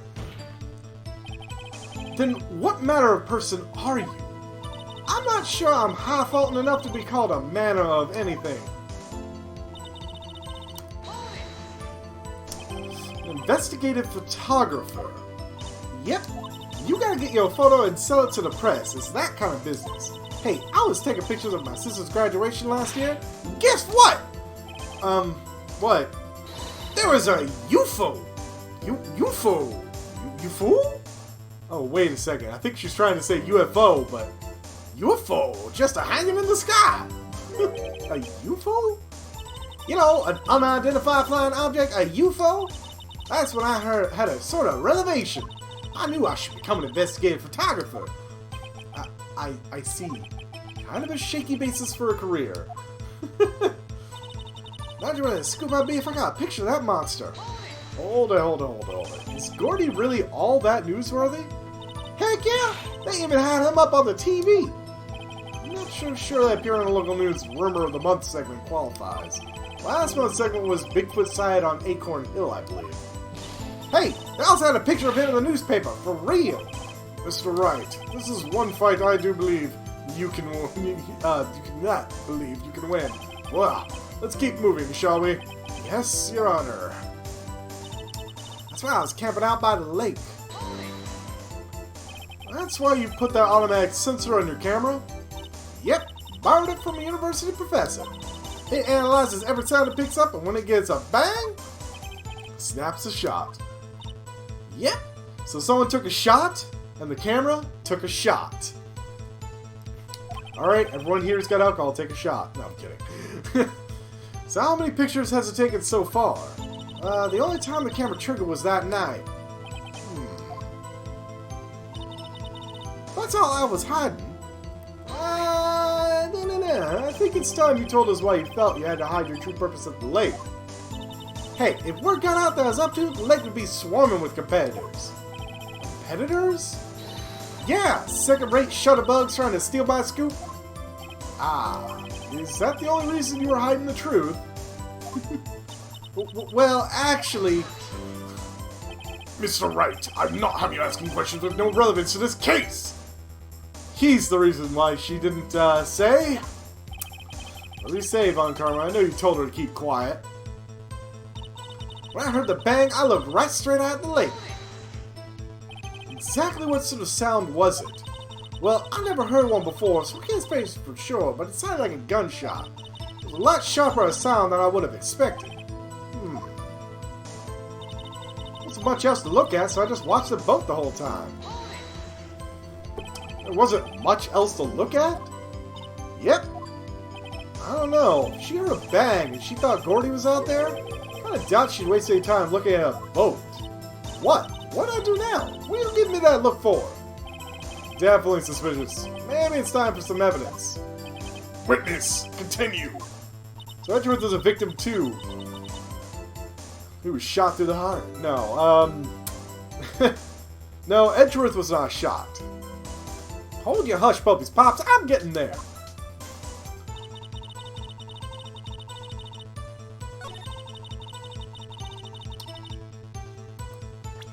You know,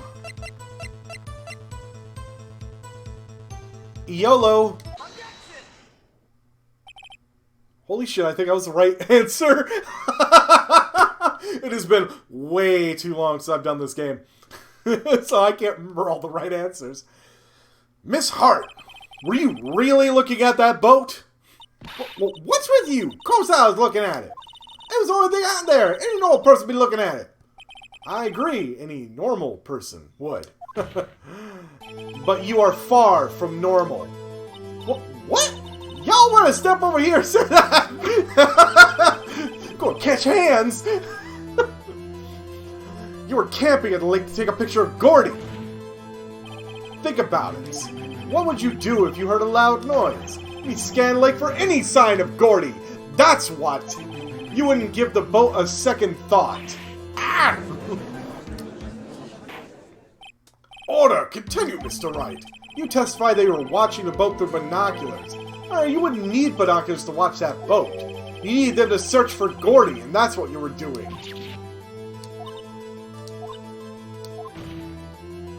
Well? Well, now that y'all mention it, I did sort of take my binoculars and kind of scan the lake a bit. I mean, Gordy might be out there and all. Miss Hart, are you saying that you were not watching the boat then? So sorry, y'all. I wasn't fibbing, really. No, really, you were fibbing. Okay? I thought, you know, I could be a witness to a murder and all. Kind of got excited. I was sure I was watching that boat till now. This is totally uncalled for. But hey! You got the photograph, you got proof! So, we can't see who is shooting who in this. Right? Right. That's why I took this photo and... Oh? Witness, that's enough. You took the photo and what? What is Karma trying to cover up? The want for fame. Ain't that right, Delta? I've had a long day. Shut your pie hole. Shut my what? What was she gonna say? She took the photo and what? Wait a second. She even had a photograph to prove it. But you really can't tell from the photo who was shooting. That's why she said she's gonna enlarge the photo.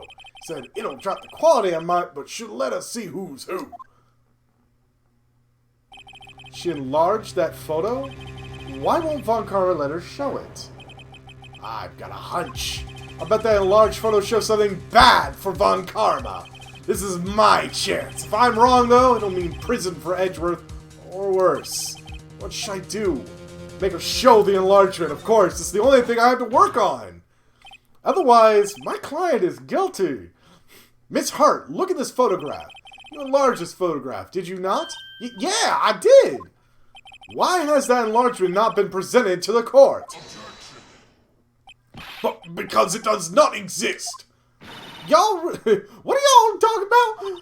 You were the one who told me not to show the court in the first place. You old fool. Woo, she enlarged it. What's the meaning of this, Mr. Von Karma? Miss Hart, show the photo to the court. Show us the enlargement. The prosecution objects to the submission of this evidence. Objection denied. The witness will show the enlargement to the court. Here it is.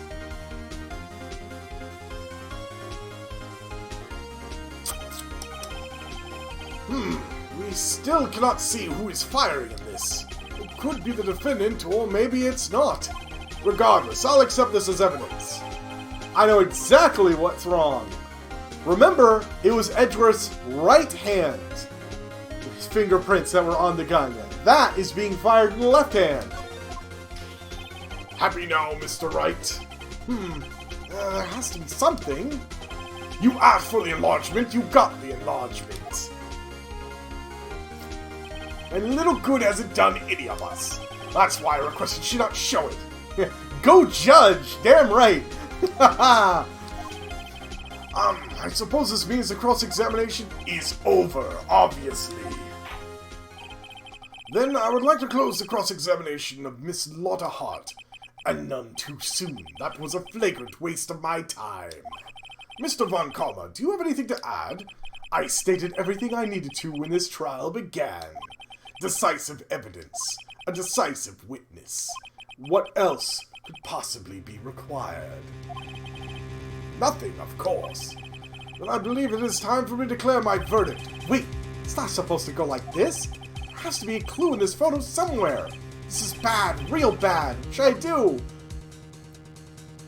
Object to the enlargement? No. Well, wait! Your Honor, this evidence! This is how photos work, at least not for film cameras. It would be so blurry that you'd barely be able to make out anything else. No, here's the thing. For film cameras, they get a much better quality, especially if they're in black and white like that one. They are actually really high quality. You can zoom in quite a bit on them. In like World War II, they used to take the flights over to have the cameras, you know, do reconnaissance flights, you know, under a light bomber, and just take photographs, a series of photographs. They'd have these big photographs laid out, and you could actually take a little magnifying, you know, loop, put it down, and actually see quite a bit of detail. So yeah, you could actually enlarge a film, black and white film like that, by that much. I believe we have spent enough time talking about evidence. Indeed. We've heard opinions on every piece of evidence but this enlargement. There's no point in retracing our steps. This is bad, real bad. What should I do? No, you know what? Objecting to the enlargement. Your Honor, there is something decidedly strange with this enlargement. What might that be? I'm not objecting to the enlargement itself. Mr. Wright, you will show the court what you mean. What about this photo is strange? Okay, here goes nothing. Show judge what's strange about this photo. This man, he has no features. That's strange. Take that. Here, Your Honor. The shooter? I'm not sure I understand. What about the shooter is strange? Look at the hand holding the pistol, Your Honor. The hand? That hand directly contradicts another piece of evidence. This man's left hand does what? This man's left hand does what? Let me show you. I'll show you the evidence that left hand contradicts. Boom! Bears prints from Edgeworth's right hand. The evidence is clear. The man in this photograph is holding that pistol in his left hand. However, the prints on the murder weapon were from Edgeworth's right hand. Ergo, the man shooting a pistol in this photograph is not Mr. Edgeworth. Oh, sorry, they flipped it when they enlarged it. Apologies. Fuck! I could believe that. Now that everyone in the courtroom has quieted down, I would like to reconvene this court of law. Mr. Wright. Yes, Your Honor? You have given us definitive proof today. We now know that it was not Mr. Edgeworth who fired the pistol that night. However, this leaves us with a rather large problem. Mr. Edgeworth didn't do it, then who shot our victim? Precisely. As we have seen, there were no other people on the lake that night. Who but the defendant could have shot the victim? Oh, well, I mean, Miss Hart could have. I mean, Larry, I could always throw him under the bus. But maybe the victim himself. There's only one explanation remaining. The man who shot the victim was none other than the victim himself. He got Epsteined. I mean, Order, order! So, you are saying that the victim committed suicide? Yes, Your Honor. I can think of no other explanation. Indeed, that does seem to be the only remaining option. I'm so very, very sorry, Mr. Wright, but suicide is out of the question. What? An examination of the victim's wound reveals that the distance at which he was shot. The distance? The victim was clearly shot from further than a meter away. A meter?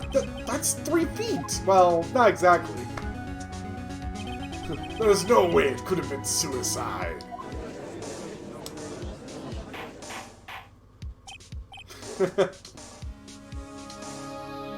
Oh, man. Man, Von Karman's... My imitation of Von Karman's voice, at least. Whew. Mr. Von Karma, are you sure of the accuracy of your data? Of course, I had already considered the possibility of suicide, you see.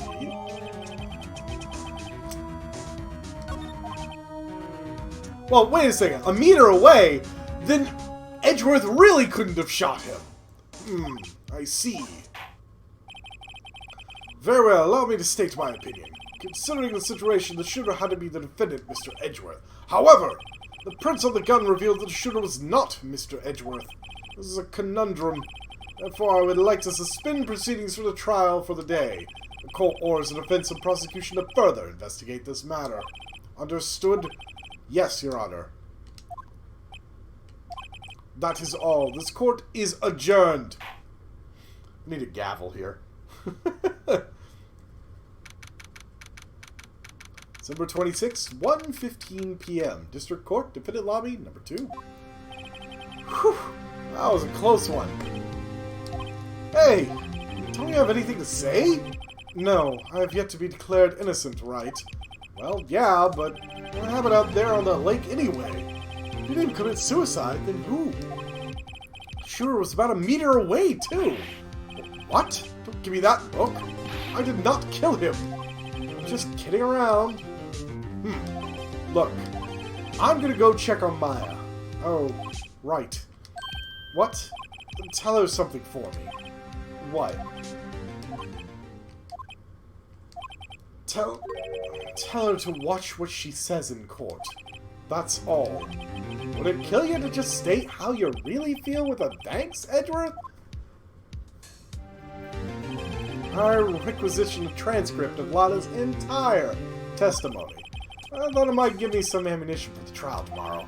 Of course, she didn't see the shooter, so the only part of her testimony that stood out was the bang that she heard.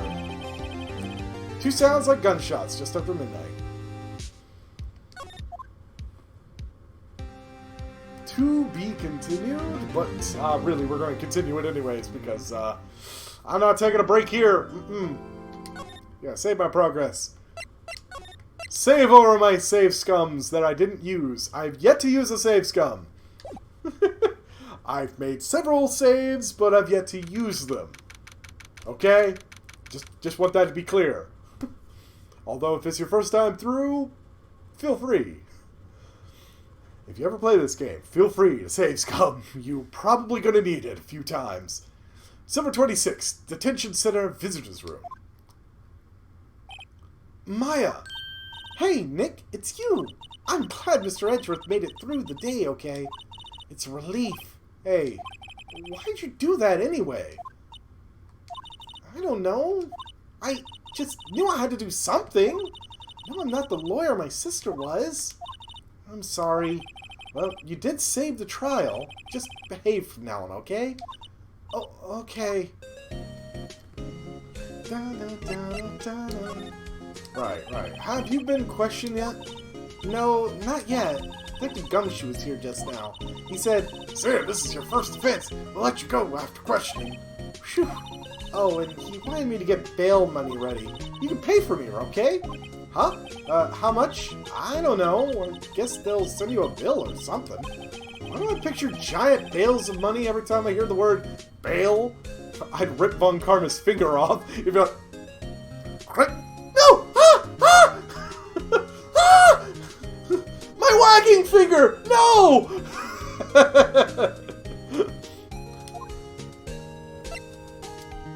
Gun. Looking at the photo, the gun was less than a meter from the victim. The bullet would have had a slight chance to go through at that range.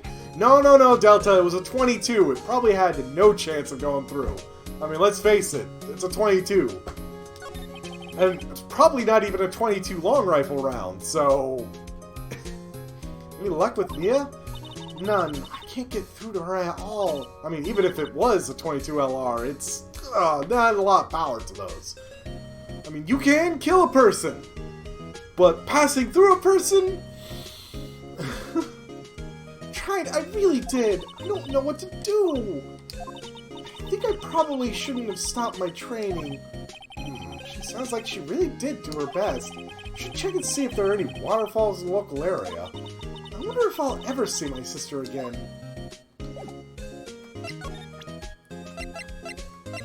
Because, I mean, it says it's 22 caliber. Honestly, that is a chunky pistol for a 22 caliber, now that I think about it. That is a lot to that slide. That is a... Reason being is that's a lot of mass. Alright, well... Let's go to Gourd Lake. I don't know if there's much more I can talk to Maya about. Not yet, at least. December 26, Gourd Lake Park entrance. There are fewer than there were here yesterday, but the cops are still around the park. I wonder if Detective Gumshoe is here today.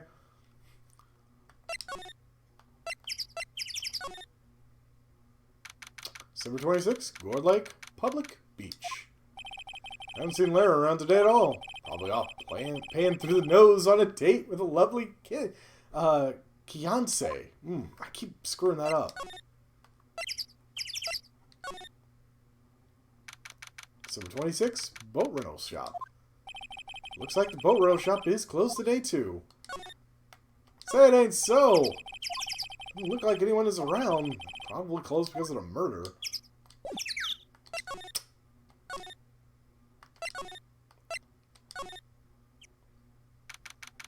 Oh boy, a lot of hearts probably going to be angry at me. December 26, Gourd Lake Woods.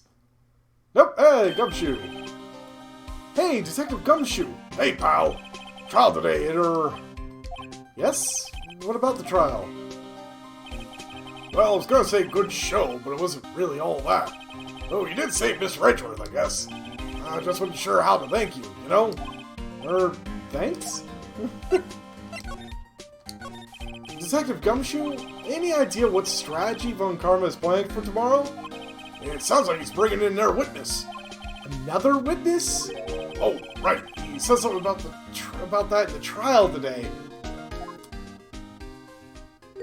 There were 2 witnesses. Okay, that's all the flashback I need, evidently. I was wondering who that other witness was. Or, who was it? Sorry, pal. As much as I'd like to, I'm not at liberty to divulge that information. Right. Oh, right. I wanted to ask you something about Edgeworth. What's up? Well, he's afraid of earthquakes. I've never heard anything about that before. Mr. Edgeworth doesn't talk about himself too much, see? But there's one thing that's clear as day. Him hating crime the way he does, and him becoming a prosecutor, and him being scared of earthquakes, it all started with that incident. The DL6 incident? Yep, that's the one. 15 years ago, when he saw his father shot before his very eyes. He still feels the pain now. You can see it in his eyes. I wanted to talk to you about Maya Fey. Huh? She's not out on bail yet? That's strange. I told them to let her go as soon as they had her report written up. Man, I don't know what happened in that courtroom today if it weren't for her.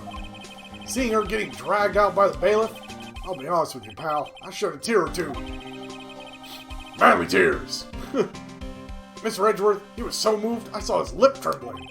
Really? Cold as ice, Edgeworth? He was really grateful for what she did, you know. I'm gonna head back to the station. I'll get the report on mine and get her out there as soon as I can. Thank you. Oh, wait. I was wondering, how much is the bail gonna be? Don't worry about that. Mr. Edgeworth is posting the whole amount. What? Edgeworth? Didn't I tell you? He's grateful to her for what she did.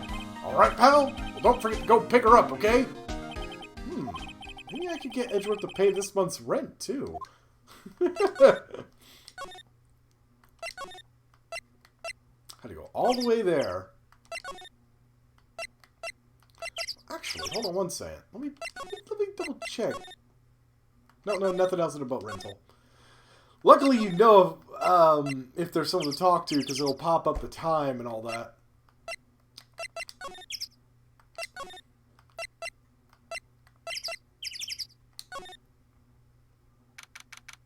'26 Detention Center. Visitor's room. Hey, Nick, you finally came! They just finished the paperwork. I'm free to go. Free at last, huh? Those interrogators were really mean. They were like, okay, what did you do this time? Like I was some kind of criminal. Can you believe it? Well, they let you out in the end, didn't they? Oh, that reminds me. Thanks for bail. Thank Edgeworth. Huh? Yeah, he posted bail for you. Said he was grateful for what you did. Mr. Edgeworth did that? I have to make it up to him. I've got to win this case, Nick.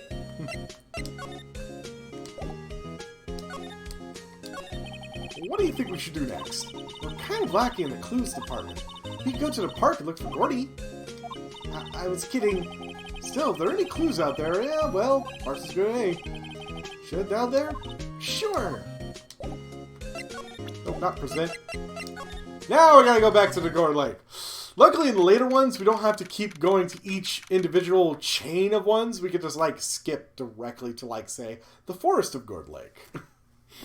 But this is the first game, so it's more like one of the important clicks. You have to go to each place first in line.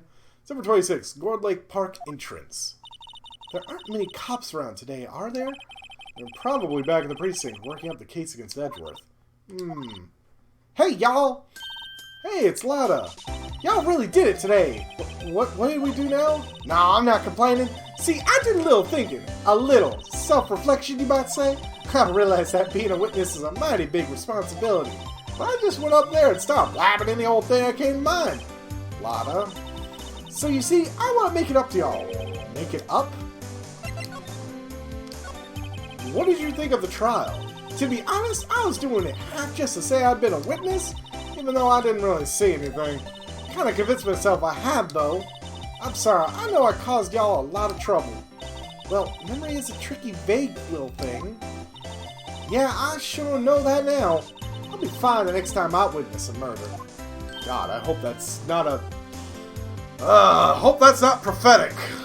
Right. I mean, the first time you witness a murder. 22 can make through the thickest part of the human body as long as no bones are struck. I don't know, it struck the heart. That's not bone, but that is pretty dense. What about Gordy? Right! Well, the way I figured, the trial's only stoking the flames of Gordy fever. I'll get my exclusive photos and rocket to stardom. Alright, Lotta, you go, girl. Wish I could be an investigative photographer, too.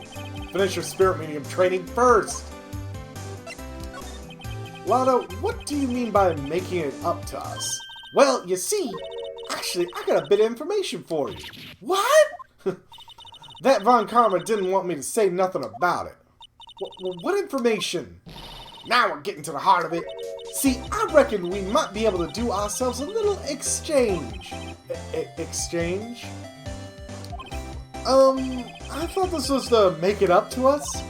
Right. I propose a little exchange to make it up to you. What? Information don't come cheap, my friend.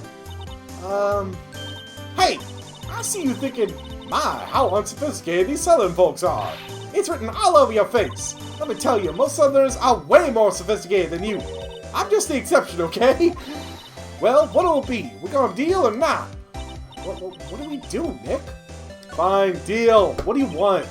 have any other leads. I can't think of a choice here. Okay, how much? Huh? You completely off your rocker? Might not be sophisticated, but I'm not trying to rob the poor. Huh? The only fair exchange for information is information. Listen, good. What I need from you is information about Gordy. What? Gordy? But Gordy doesn't... I mean, Gordy might not exist. Then bring me proof that shows he don't. Keep it watch from the car, okay? You see something? Y'all come to me first. Got it? Okay. Right. See y'all later. I agree with that sudden music stop. Fuck.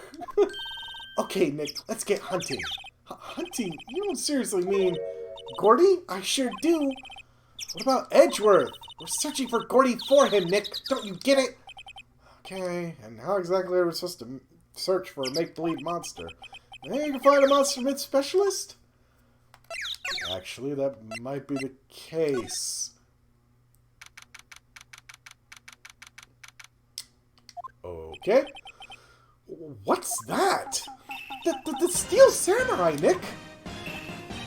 Yo, Maya! Larry, what the heck is that? Oh, it's my girl Kiance's idea. She was all, if you like, put this here. It would be, like, really cool. Dude, she gave it to me along with the banner.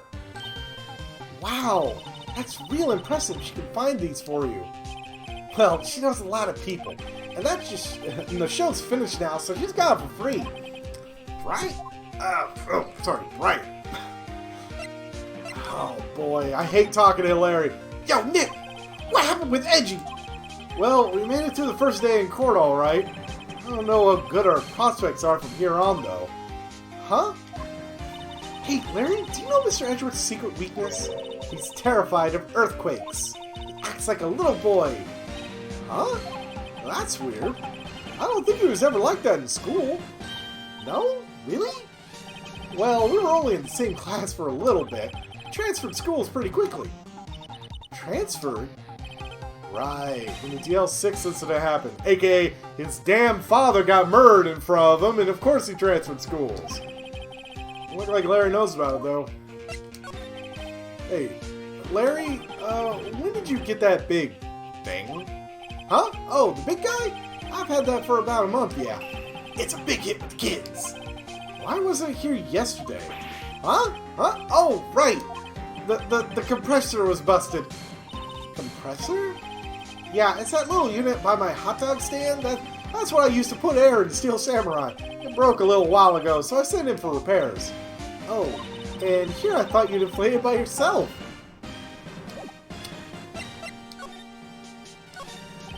Doesn't that Steel Samurai look a little out of place? It's so huge. This is good advertising. Oh yeah, I forgot she's a fan. Something about the Steel Samurai just doesn't work for me. Huh? Really? I mean, it looks pretty well made to me. Huh. Still a novice, aren't you, Nick? Really? True connoisseurs like Cody and me don't fall for this kind of stuff.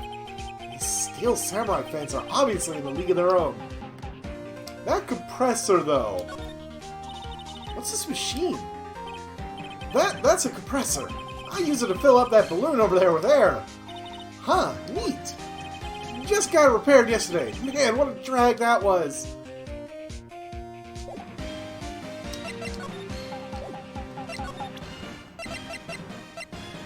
I'm wondering.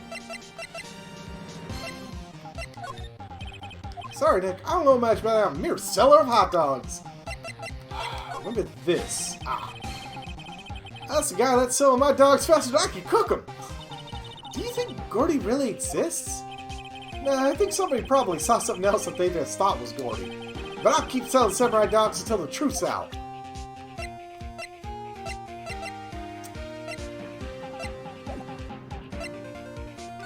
You know, he doesn't have anything. Those flags look sadly out of place here. Bumping listlessly back and forth in cold wind under a cold sky. I don't know, I think he gives the place a kind of festival atmosphere. Reminds me of the War of the Eyeglasses. The War of the what? Huh? What? You mean, you don't know the War of the Eyeglasses? The heck is that? A local fair used to do it every summer. Huh, I guess we were the only ones. Ask again, what the heck is it?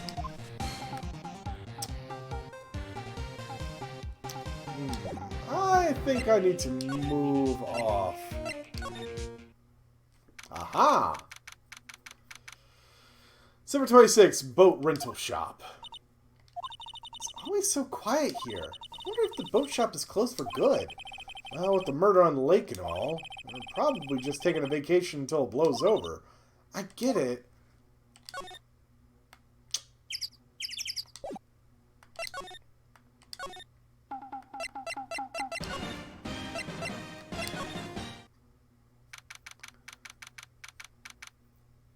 Good Lake Woods.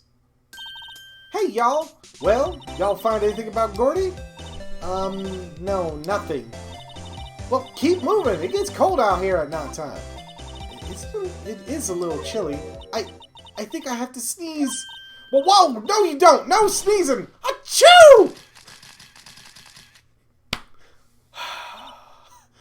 That's a second roll of film that Maya's just wasted. I told you no sneezing! See, I set that camera to respond to things a little softer than a bang. I'd trigger on one of them Von Karma's finger snaps now. Oh, I'm sorry. Yeah, well, sorry is nice, but what about my film? Nick, pay the lady. So... I learned something in today's trial, that's for sure. Testifying is serious business. That's why I decided not to talk about that case anymore. Huh? Whoa, didn't you say you had information about the case? Tell us that at least. Like I said, I'll trade it for the dirt on Gordy. Look, what are you going to do if Gordy doesn't exist? I'll quit being an investigative photographer. What? After all, I only have one photo to my name so far. Was it a good one? You bet. A UFO. A UFO? Anyway, if I can't get a career making photo this time around, then that's it. I'll quit and go back to school. Huh? So you really are a university student? Yeah, well, I'm taking a break for a bit. Right. Wait, why is that not got a check mark?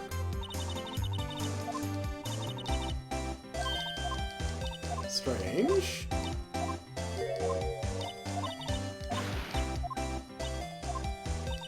Interesting. I don't know why that doesn't have a check mark.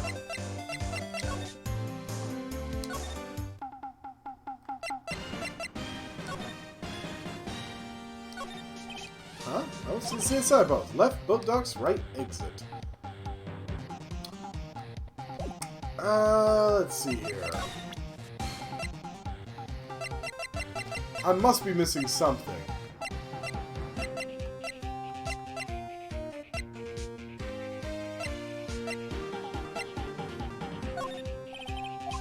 Nope.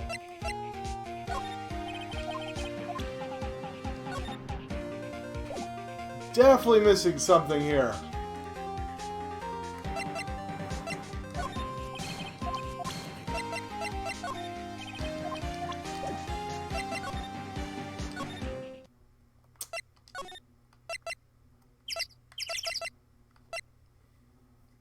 Need to find evidence of Gordy, but I don't really have anything. Let's see if I can talk to the good detective. Number 26, Police Department, Criminal Affairs. Maybe he'll give me something. Hey there, pal. What's up? You look out of sorts. Wait, you didn't go and do something that's gonna hurt Mr. Edwards' case again. What do you mean, again? Whatever, have a seat, pal. I'm here for you if you need anything. Besides money, that is. How is the investigation proceeding? It's not really. We have another meeting coming up. We're supposed to talk about Mr. Edwards' motive. His motive? See, Mr. Edwards' father died in the DL6 incident. And the guy who got the lone suspect declared innocent was a victim in this case. Robert Hammond. They're saying that's why Mr. Edwards shot him. Edward never talks about his past. I bet they'll drag that out and hit him with it in court tomorrow, too. Poor Mr. Edgeworth. I gotta admit, it doesn't look good, pal. Say, Detective Gumshoe, do you know Gordy? A monster down in Gord Lake? Not personally, no. Well, we're looking for it. Huh? Are you out of your minds? Eek! You got time to go wild monster hunting? How about doing a little questioning for me then? Oh, Detective Gumshoe is scaring me, Nick. I told Detective Gumshoe about the deal with Lotta. Maybe he will. Nick, try telling him sooner next time. Sorry. It's not my fault. I see, pal. Sorry for shouting at you. Okay, I, Detective Gumshoe, will aid your search for Gordy. That was the key piece I was missing. Huh? I'll loan you one of our newest secret weapons for finding evidence. Really? You can take whichever one you like. Okay, give us the goods. Hold on now, everything in due time. Let me show them to you. These are our best and brightest. Introducing secret weapon number 1, Missile. Missile? He's a K9 police dog stone trainer. Missile! Missile! Here, boy! Ain't that just fucking adorable? I know my face is covering it, but trust me, the eyes, they're just little black beads. It's adorable. Here he is. Hey, he's cute. Look, Nick, cute dog. A cute dog, and this will help us how? Woof! Next secret weapon number 2, a fishing pole. Here's my own personal pole. Detective Gumshoe, we're looking for a monster. Yeah? How are we supposed to catch a whole sea monster with a fishing pole? Never know till you try, pal! Okay, this next one is the last one. No, please, I'm already overwhelmed by our choices. Secret weapon number 3, a metal detector. Here. Detective Gumshoe, we're looking for something alive. Right. How are we supposed to find it with a metal detector? Hey, you never know. Might be eating soda cans. Well, which will it be? Can't make up my mind, Nick. They all seem so perfect. I can't make up my mind either, for the totally opposite reason. Oh well, suppose it can't hurt to borrow one of them. Ugh.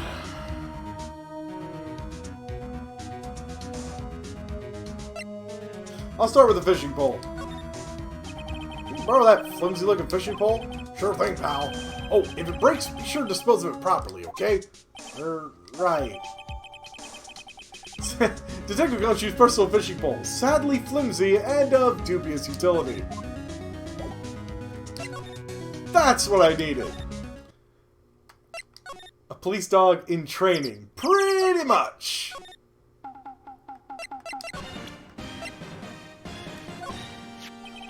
You know, you can't catch many fish in this lake.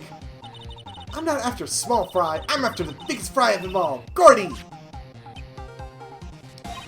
You really gonna try to fish out a monster?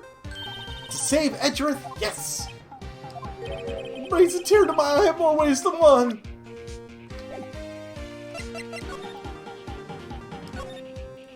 Wow, Gourd Lake is really big. Yeah. Oh wait, no, that's that conversation again! I don't need to know about the gourd shape!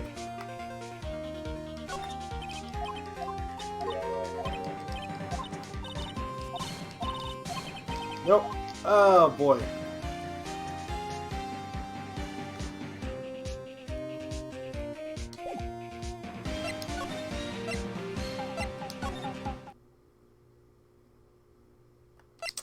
No.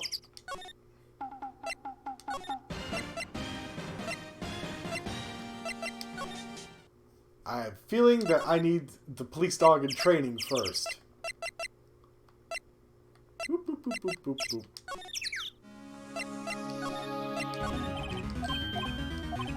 Take your pick. I'm gonna take Missile first. Woof! He's so cute! Oh boy. K9 Unit Missile borrowed from Detective Gumshoe. Sorry, I wish I, like, had an encyclopedic knowledge of this game, but it's been, well, probably somewhere like 10 to 15 years since I played this game. The original, I should say, on, well, okay, original US copy on the DS, whereas original Japanese copy was on Game Boy Advance.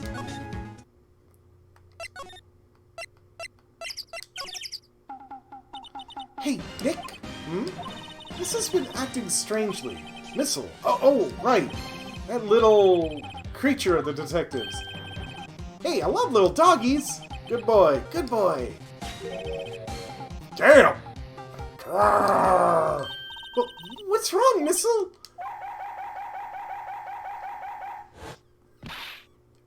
Eek! Missile! Missile!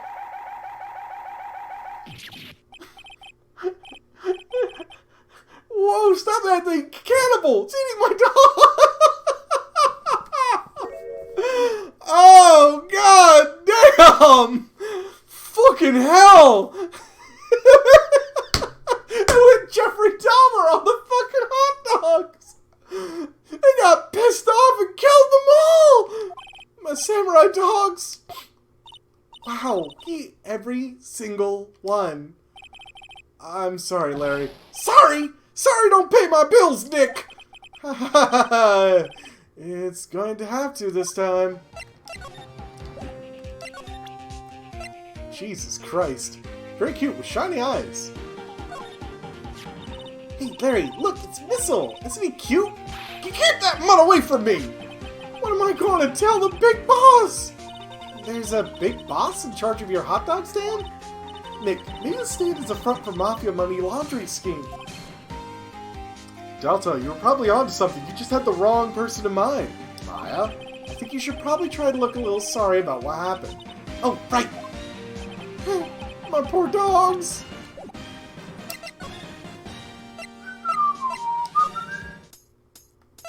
Nope, nothing here. Grill shop? No, I think the dog just, I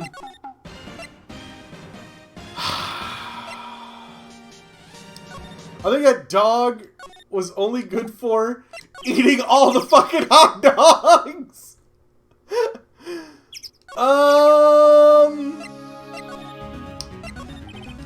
Can I get the metal detector, please? Sure thing, pal. I'm not sure what there's gonna find with this. Remember, you're hunting for a monster. Anything is possible. Anything!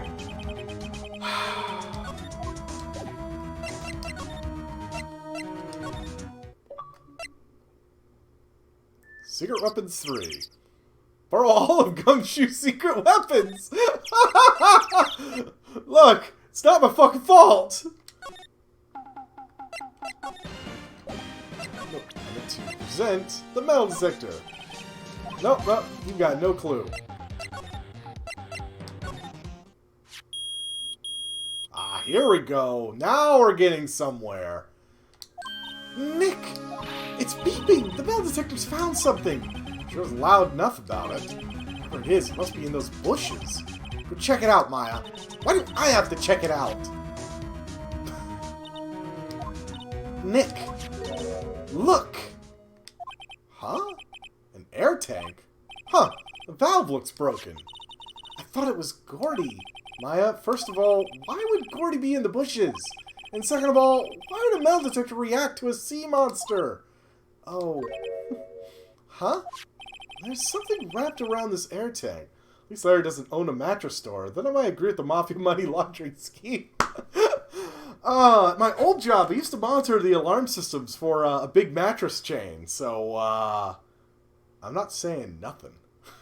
It looks like a string of flags? Well, we might as well take it with us now that we found it. It's heavy. Valve was open, banner of flags wrapped around it. An air tank of dubious value retrieved. Now we're getting somewhere. What? An air tank? What about it? Larry, I want to ask you about this tank. Is it yours? Say, is this air tank yours? Why would I have a thing like that? Look, see how there's a string of flags around the valve? Or around the tank valve? It's just like the string of flags around your steel samurai there. Must be a coincidence. There's strings of flags everywhere these days. Like elementary schools. And used car dealerships. Look, why would I need a tank anyway? Maybe to inflate something? You used this to inflate that, didn't you? Inflate what? What else? That big puffy steel samurai. But now, why would you go ask me a question like that? Looks like I hit the nail on the head. Right. Actually, See, that compressor I always used was on the fritz, so I tried using the tank to inflate it just once, and it didn't go so well. As I suspected. Ask more. It didn't go so well? Yeah. Do you think you could be a little more specific? Come on, look, it's embarrassing, so I really don't want to talk about it. Tell us! Fine. Whatever. It's like what I said, the compressor was busted. So I took the tank and tried to fill the samurai up with that. And then... found Gordy. Blam! The valve busted open and made this incredible noise! And that tank there took off like a rocket! And it took my poor deflated steel samurai with it! What? Off into Gourd Lake! Sure scared me out of my gourd, that's for sure.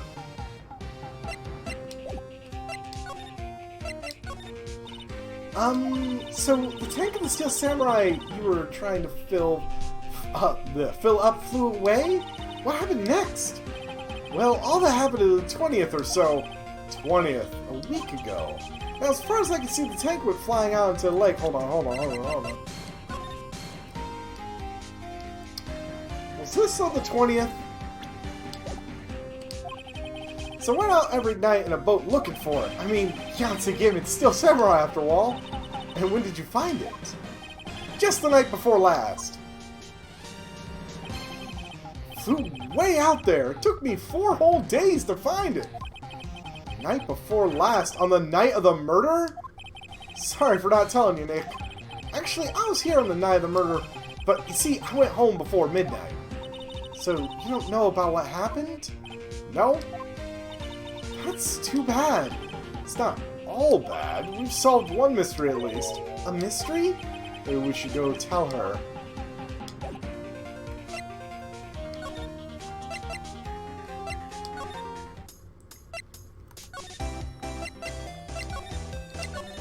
Well, Mr. Lord, got the info y'all need. Y'all got the scoop on Gordy for me yet?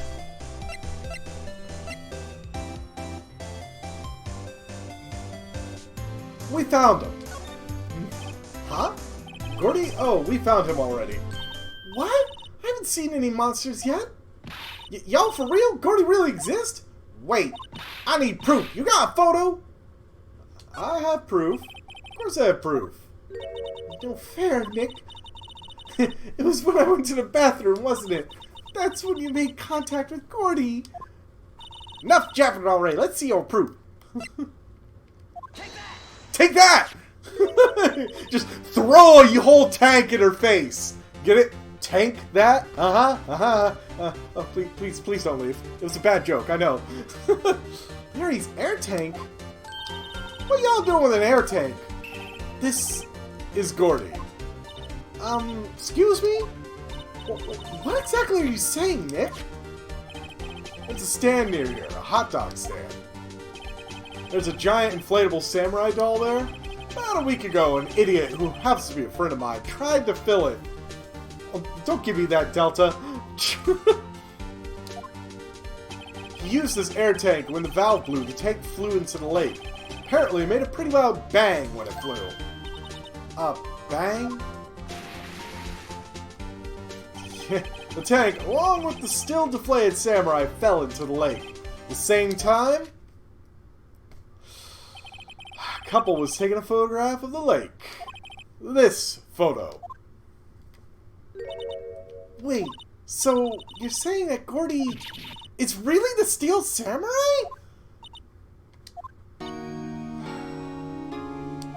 Well, that's a fine way to ruin a gal's dreams. I'm sorry, Lotta. Nah, it's okay. You win. I'll give you your info like I promised. Poor Lotta. Alright, give me the information. So, tell us this information you have. A promise is a promise, I guess. I've heard the cops around here saying something about the witness tomorrow. They say he's the caretaker of the boat rental place up the path here. Boat rental? There's someone there? I mean, it looks so deserted. Just an old guy living all by himself. Y'all should go check it out. Thanks, Lotta. We will. Let's get cracking, Nick. Hold on. Something else? Yeah, the night of the murder. my camera clicked twice, you know. She'd get famous for debunking the Gordy myth. She could! Wait, so you have another photo? Well, yeah, but there's nothing in it at all, just the lake. I figured it wouldn't be much use as evidence, so I kept it to myself. Well, might not be helpful at all, but here, take it. 12:24, 11:50. That's before the murder. Bye now. Y'all take care. Time for me to pack up and leave. Poor Lotta. It's all Larry's fault. Legend still lives on, I guess. The legend? Yeah, the legend of Larry, familiar to all who know him for any length of time. When something smells, it's usually the butts. So someone should whip that butts into shape. You first, not me. Alright.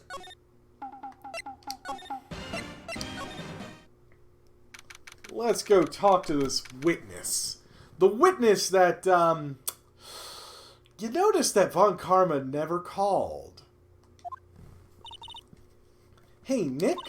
This is the boat shop that Lotta was talking about. You're right. Doesn't seem to be anyone around at all. Let's go check it out anyway. Oh, yes, there we go. Ah, my nemesis, the parrot. We meet again at last. What, you all thought I was joking? You'll see that the title of this, my tweet, wasn't a joke at all. December 26th, Caretaker Shack.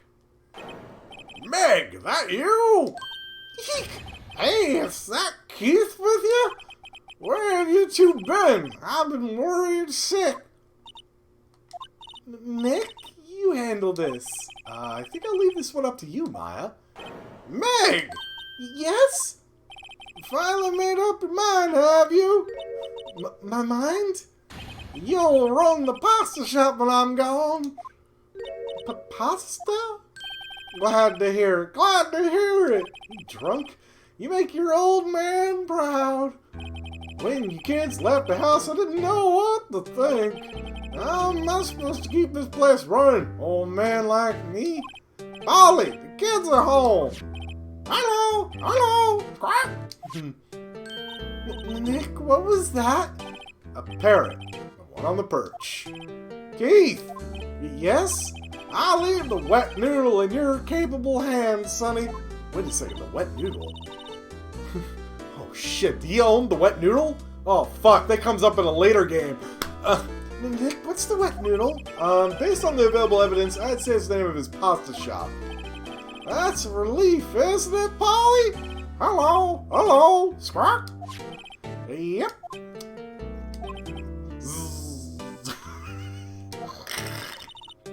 He fell asleep. Guess he's relieved. Wow, what an amazing parrot that is. Good morning. Hello? It ignored me.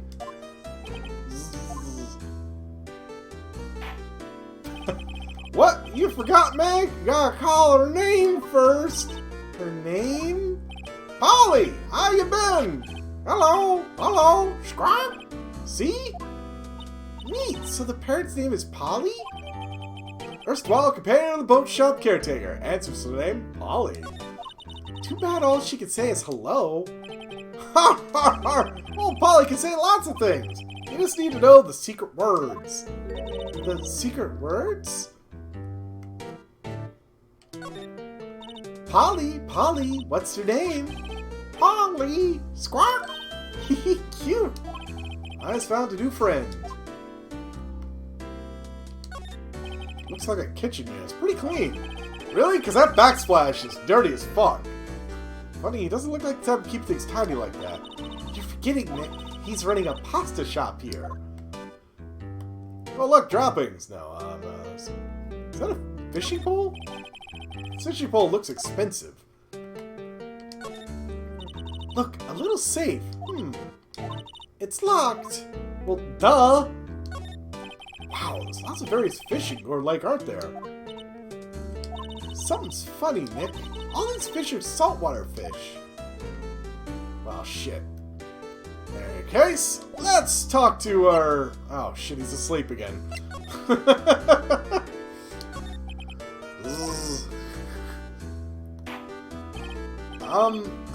Pasta shop? Yep. I think the wet noodle will live on when I'm gone. My father started it, you know, so that makes you two the third generation. Meg? Yes? Tomorrow, we'll start with the secret of dough tossing. The dough tossing? You too, Keith. Yes? You'll be the best pasta wrangler the West has ever seen. Pasta wrangler the West? Is that pasta from Italy? Meg! Yes? You know the best pasta's always been made west of the Rockies, don't you? Right, of course everybody knows that. Nick? Huh? How long do we have to keep this all in the family charade? This old man must know something about the murder. We're not leaving until we find out what that is. Falls asleep at the drop of a damn hat. This is a boat rental shop, right? What are you talking about? This here's the palace of pasta, the wet noodle. Though right now I mentioned it, we haven't gotten many orders for spaghetti lately. All the kids come and say, yo, dude, we want to ride in one of your boats.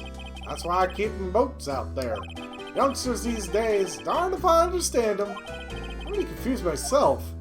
Nick, this isn't going anywhere. This old man is the witness tomorrow, right? Gotta find some way of getting information out of him.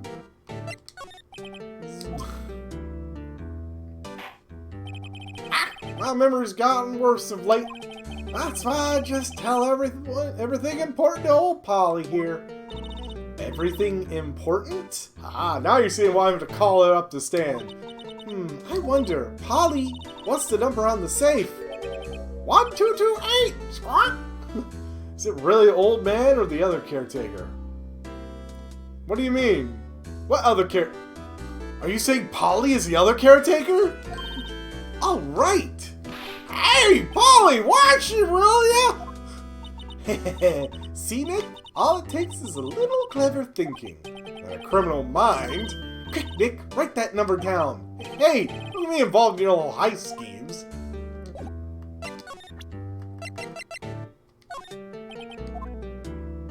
I wonder if I can get him to mark anything. Listen here, Keith. Remember that tricolor pasta we were talking about? Or rainbow... Rainbow-lolly?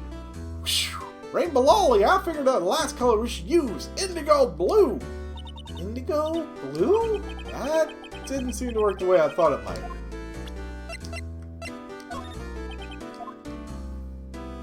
I wonder if there's a piece of evidence I have that will get him to say anything.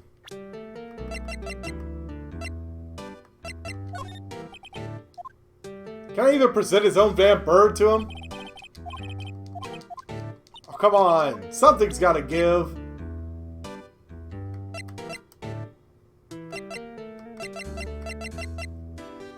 How about the murder?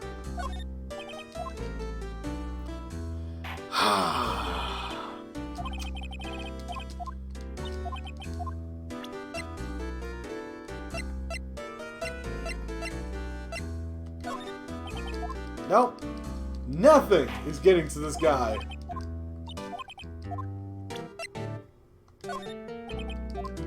Nothing. I'm even trying to ask him about the damn case.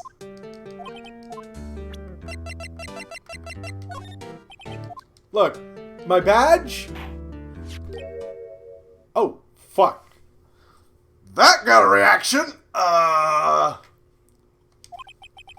That's a lawyer's badge? Yes, it is. I don't believe it. This old guy is the first person to recognize my badge. I get it. Huh? Yep, I got you figured out now. You're not Keith. Nick, now's our chance to clear things up. Sir? No, I'm not Keith. I'm not Meg either. We're here to investigating a murder that took place in the lake the other night. Please help us. A lawyer, huh? Please, mister? Alright, I'll help, but on one condition. What's that? When this case is over and done, you'll run the wet noodle. Fine, we'll run the damn wet noodle. Okay, we promise. Nick, are you sure about this? Hey, anything to get this case solved. Also, who wouldn't want to eat Phoenix noodles? I guess so. That's my boy! Good for you, Keith! Wait, didn't I just say... You too, Meg! Yes? You bring a tear to the old man's eye, you know. Now, what was that you wanted to do? Speak up, Polly! Hello! Hello! Scrack! Ah, he's talking to the bird again. How do we get him to talk to us?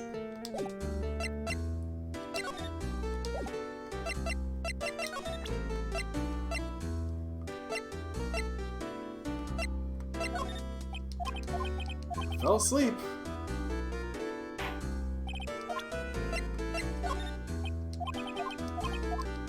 Okay. Perhaps I should ask him about the gunshots.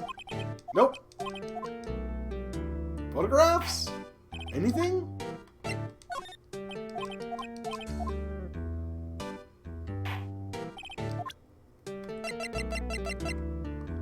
I gotta have something.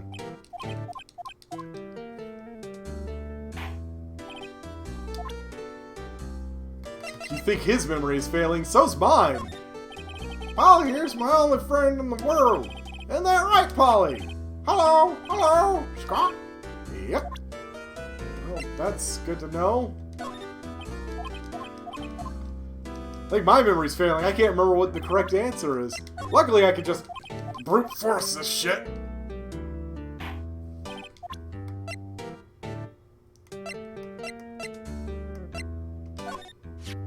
Ah, there we go. You know about Gordy? Nope. Fucking hell! Yep, I seen this. You know something about this, sir? Keith? Yes? It's okay. You can call me Dad. Dad! You know something about this? Yep. The other night, out on the lake.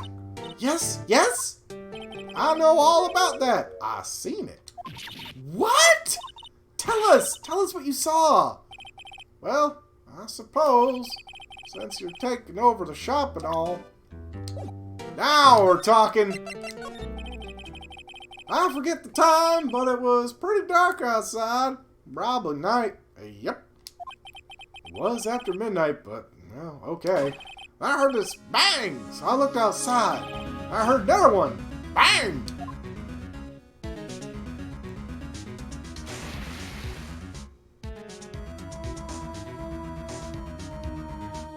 A little while later, this boat comes back. A young man walked by my window here. He was muttering something to himself. Yep. What did he say? Yep. I forgot. I'll remember tomorrow by court time, I promise. We need to know earlier than that. You know what, Little Terry was just here. Terry? Yep, that kid next door. You always used to make him cry, remember? He was wearing this tattered old coat, got himself some whiskers growing out of his face. Must be talking about this thing gumshoe. Comes up, tells me to come down to court tomorrow. Really? Somehow I don't think we're going to get much useful information from this guy. Maya, maybe we should be leaving. I think you're right. Oh wait, I had one more question. Huh? Polly, have we forgotten something? Squawk! Don't forget DL6, squawk! Huh? What did she just say, Nick? One more time, Polly? Don't forget DL6, squawk! What? The DL6 incident? Hey, Dad. This is getting weird. Who is this old guy? How would that bird Polly know about DL6? I have to figure out who that old man is. Oh, what? He locked the door from the other side. Who could that old man be? I need to do a little more research on this DL6 incident. Maybe I should ask Detective Gumshoe. Out of my way, Larry.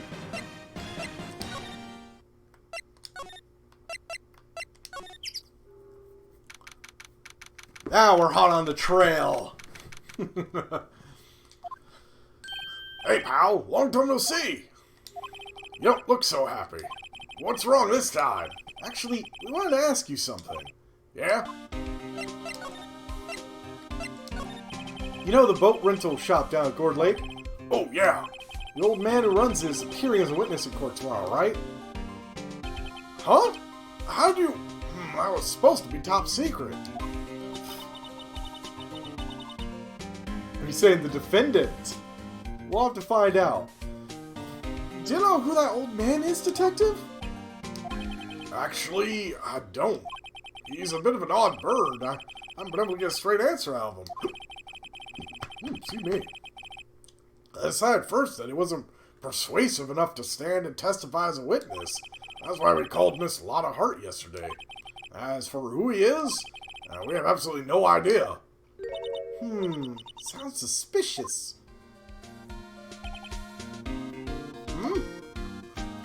Let's ask about the incident. Detective Gumshoe, please help us. Huh? We need to know about the DL6 incident. That was when Edgeworth's father died. I can't help but to think it has something to do with this current case. To tell the truth, I don't know much about DL6 either. Mr. Edgeworth forbade us from reading the file. So, I'm afraid I can't show them to you either, pal. What? However, if you can convince me somehow that DL6 is related to this case, well, I guess I'd consider opening the file up.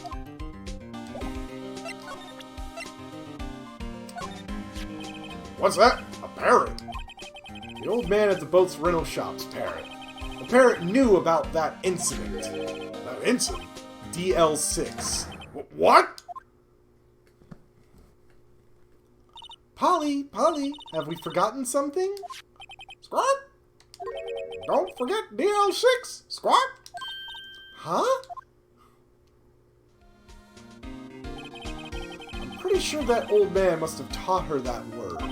Yeah, but how would that old man know about the DL6 incident? Wait, what if that old man was connected to DL6? Nick, you think he might be?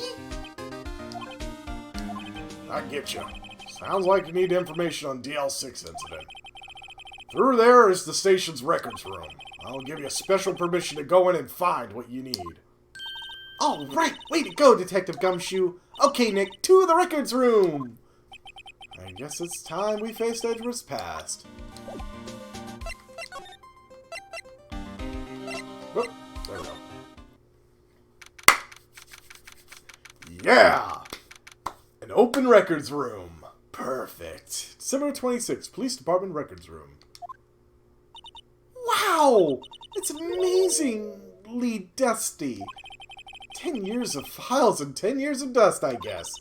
Let's find that DL6 stuff quick. 15 years ago, both me and Edgeworth were 9 years old. Almost through with 4th grade when he suddenly transferred. Because of DL6? Nick, I found out where the file is. Oh, thanks. Just let me know what you want to know about the DL6 incident. I'll go get the right file.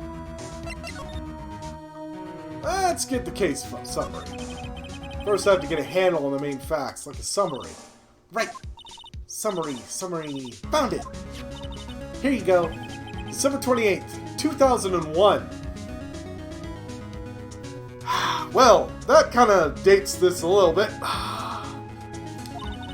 It's exactly 15 years ago for the day after tomorrow. Which, by the way, because this game was set more or less in the future, that date was actually right around the release date of the original game in Japan. I mean, really. It was 2001.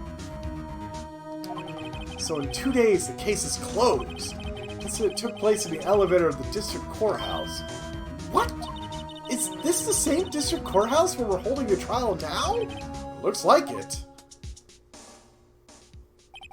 There was a large earthquake at 2 p.m. on that day. Part of the court building collapsed and all the lights went out. Wow, that was some earthquake. At the time, 3 people were trapped in the elevator. It took them 5 hours for them to be rescued. 5 hours? That would be scary like that in the dark. There was a lack of oxygen in the elevator and the survivors were unconscious. Survivors? One of the 3 in the elevator had been shot in the heart. That was Mr. Edgeworth's father, wasn't it? Sorry. Wrong voice, wrong line. Whoopsie-doozy. He said that his father was shot before his very eyes, so Miles Edgeworth was one of the other passengers in the elevator. Do you have data on the victim, Edgeworth's father? Yeah, hold on.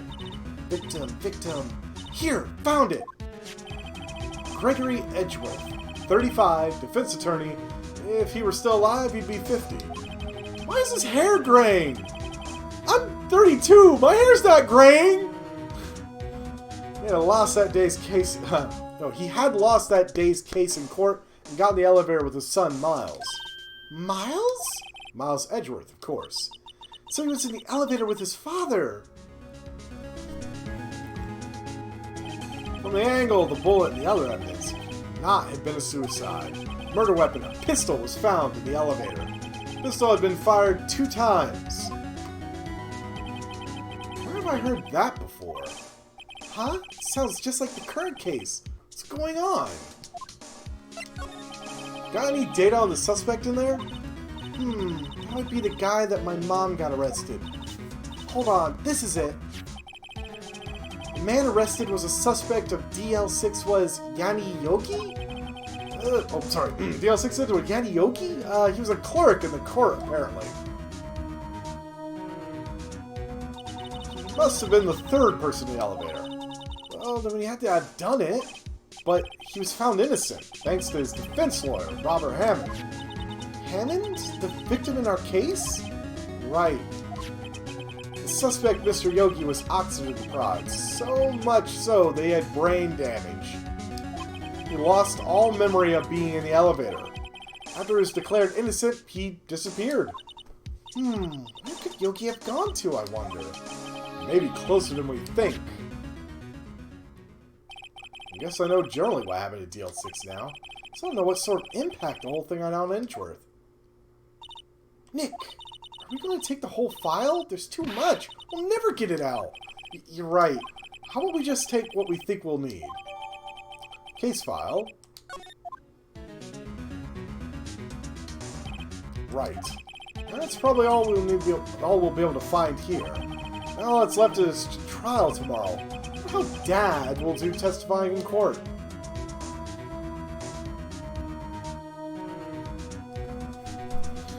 Oh boy.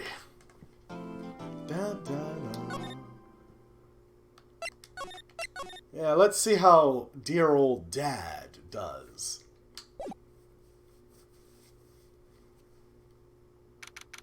December 27th, 10 a.m. District Court, courtroom number 3.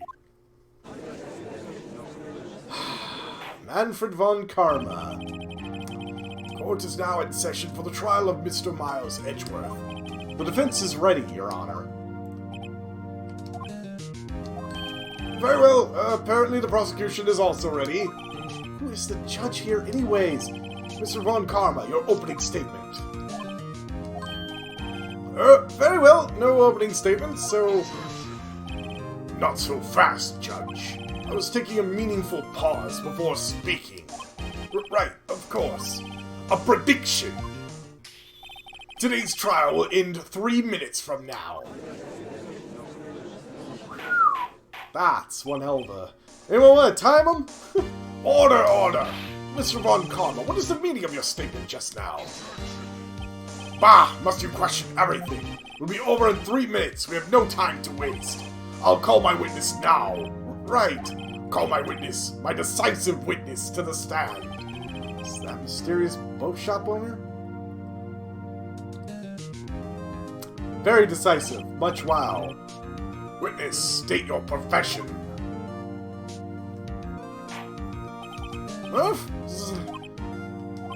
I am the proprietor of the restaurant, the Wet Noodle at Gourd Lake.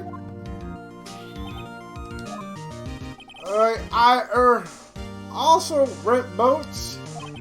The night of the incident, you were in the boat rental shop, correct? Yep, I was. Please testify. Wait a second. Still haven't heard who this old guy is. Wait a minute. The witness hasn't stated his name yet.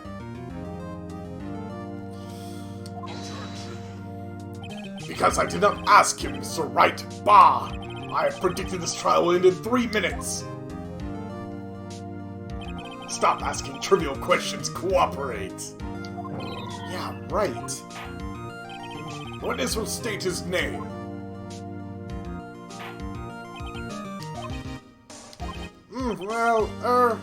I'm not really sure. Yep. What do you mean? My memory. Your Honor, the witness does not remember anything beyond the last several years. Ergo, he cannot recall his own name. He can't recall, you say? Yes, but the incident in question took place 3 days ago. He can testify. Very well. Let's hear this testimony then, shall we, witness? The night of the murder. It was the night of the 24th, just after midnight. Yep. I was in the restaurant where I rent boats as usual, but I heard a bang. Yep.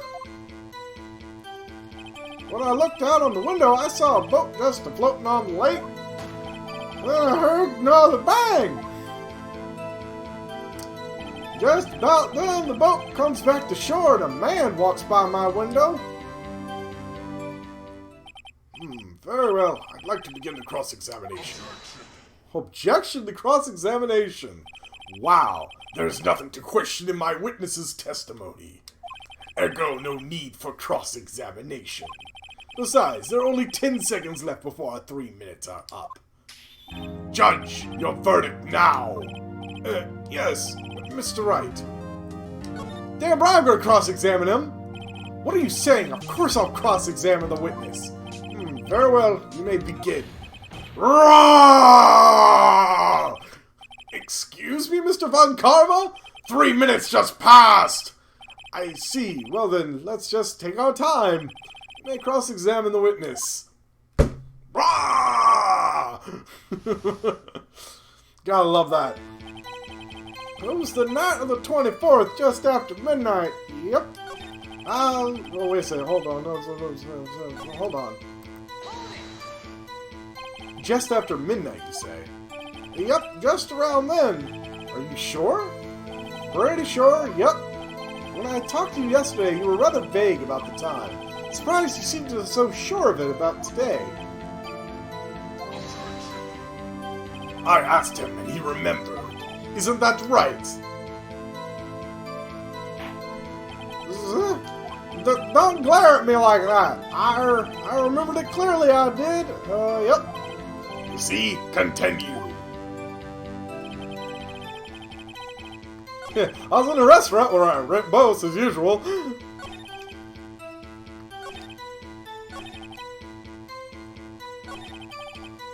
Let's see. Honestly,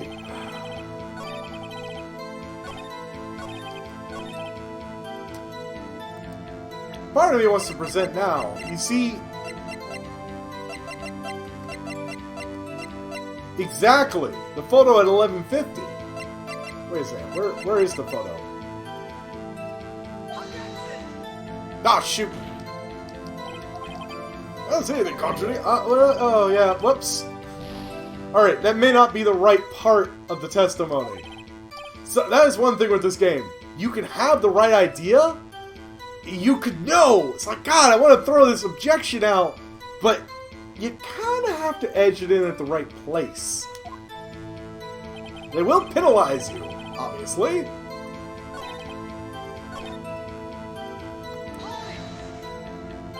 Usually if you press them, you kind of get more details and get a better idea where, but sometimes this game can be a little on the cruel side. Where does this bang seem to come from? From the lake, I figured. Are you certain? Yep. Good. Continue. When I looked out the window, I saw a boat just floating on the lake. Was there someone in the boat? It was pretty far out there. Couldn't see clearly, but I figured there was 2 men out there. Yep. But you couldn't see them clearly. Yep. At the time, that is. At the time. I heard another bang. So you heard 2 gunshots total. Yep. That's what Lana said in her testimony yesterday. Just about then, the boat comes back to shore and a man walks by my window. By your window? Yep, by my window, right outside the window of my little shack. And you could see the man's face? Well, the fog was pretty darn thick, but it was right there in front of me. I saw him. This is rather important detail. Please add it to your testimony.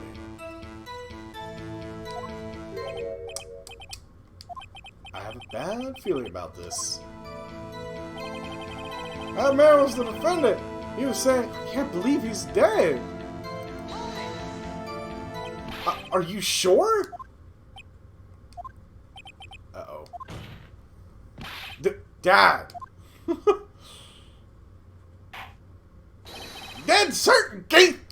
He said, I can't believe he's dead, and he was walking by, too! It may not be time to bring up the inconsistency of the time. Witness, are you sure that the person you saw was Miles Edgeworth? It was him, that Edgeworth boy! I mean, besides, raising an objection to that character? This sounds like decisive evidence indeed. I see no room for doubt. Von Karma. He lured me into cross-examining so he could set me up for a fall. Tisk, tisk, tisk. Nick, I don't like the way things are going here. Everyone in the courtroom is glaring at us. Better act quick or this trial's gonna be over.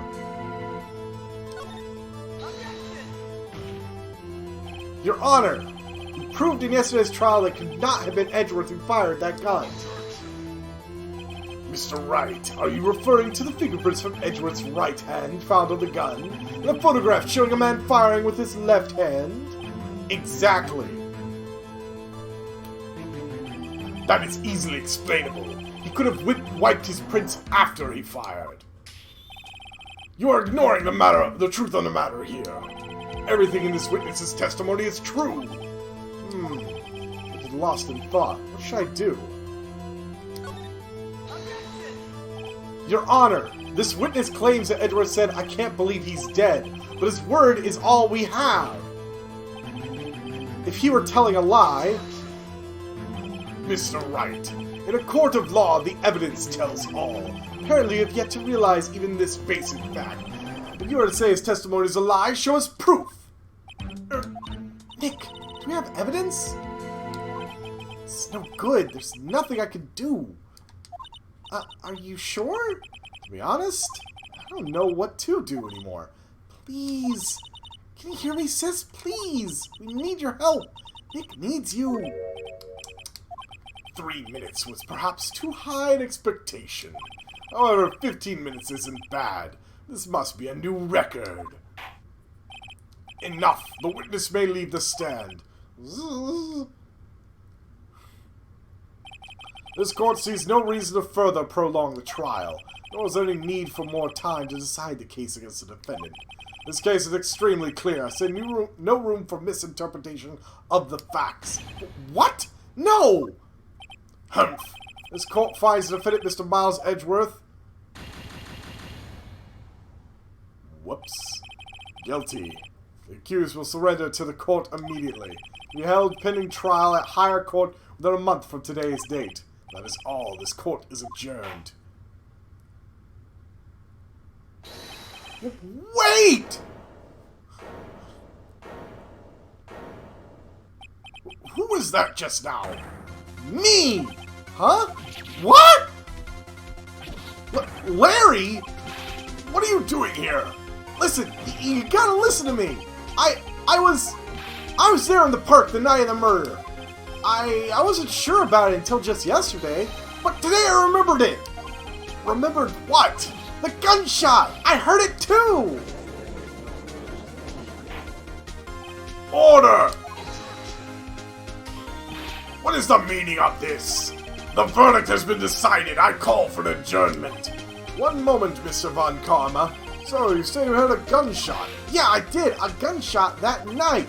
I was sitting here in the audience listening to the testimony, and I realized something he said was different from what I remember. Anywho, I can't just sit here and let you call Edgy a murderer. It's just not right. I'll testify. Let me testify. Order, order! Well, this is the first time something has happened like this in my court. I'm not quite sure how to proceed. Judge, you have already given your decision. The trial is over. Nick, this is it. Larry's given us one final chance at this. Right. Only it wasn't Larry. Could make things even worse. Mr. Edgeworth was just declared guilty, Nick. It doesn't get any worse. Right? Okay. Your Honor, if there is another witness, it's our duty to hear him speak. Right here, right now. A waste of time. The verdict cannot be overturned. Allow me to speak my opinion. In all court proceedings, it is our duty to prevent an inaccurate verdict. In order to make sure no mistake has been made, every witness should be heard. What is this? I withdraw my previous verdict of guilty. Fucking hell! It just kind of goes, oh yeah, that? No, it didn't happen. Scrub it. Mr. Von Karma, I order you to call this new witness to testify. Now! You know, someone mentioned that he finally grew a spine. He definitely grew a thick one. What? Well, for the most part. The court will adjourn for a 5-minute recess. After that, we will hear this new witness. Court is adjourned. Yay! December 26, 10:28 a.m. District Court, Defendant Lobby, number 2. Whew! That was too close. Sorry to keep you on the edge of your seat like that, Edgeworth. I've seen worse. Yeah, right, Edgeworth. You're sweating bullets. I just wonder what Larry plans to say in there. Larry was at the lake that night? Yes. He said he went looking for the steel samurai balloon that flew into the lake. Oh, right. He found the balloon and the air tank that night? Yeah. Well, Karma, you're a waste of a human being who just take a long walk with a short bridge. Yeah. Hey, Edgeworth? Huh? You say something right? Yeah, a lot of things. You seem out of it. What's wrong? It's nothing.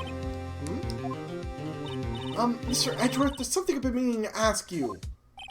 What's that? Why are your fingerprints on the murder weapon? Oh.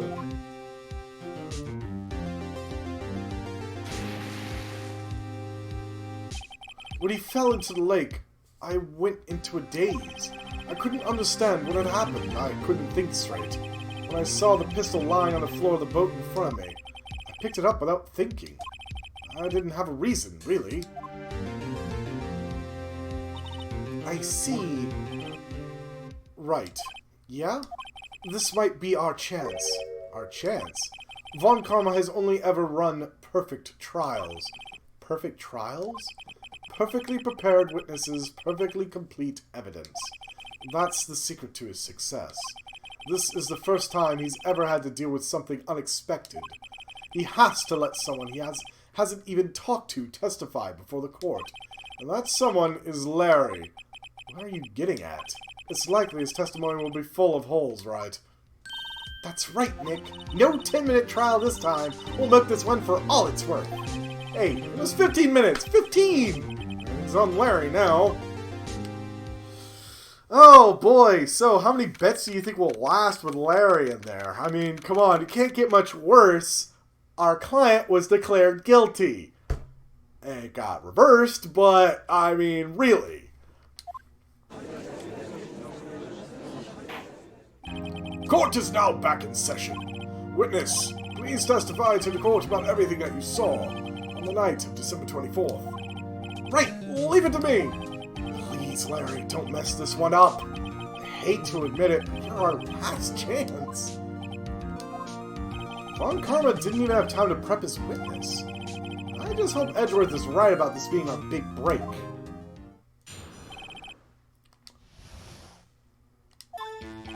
That night, I was out on a boat on the lake. I was looking for something and I found it. So I quietly slipped the boat back in at the rental shop dock. Then, just as I was thinking about going home, I heard this bang. I looked out over the lake, but I didn't see a boat. So after I heard that single gunshot, I went home. That was an unusually vague testimony, even for this court. In any case, Mr. Wright, may begin your cross-examination. Yes, Your Honor. What's wrong, Nick? It's Larry. I have no idea what he's going to say if I press him. I'm a little scared. Well, we've come this far. There's no way to go but forward, Nick.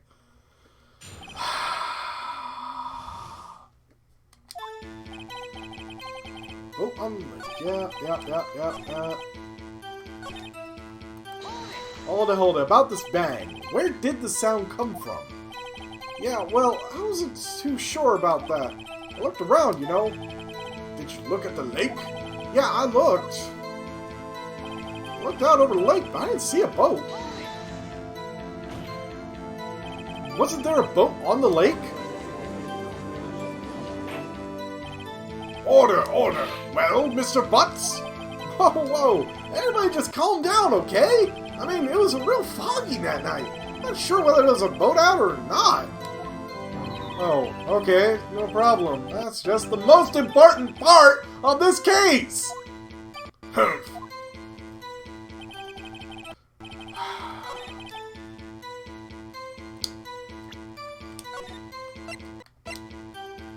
I'm gonna just drop another save there, but I think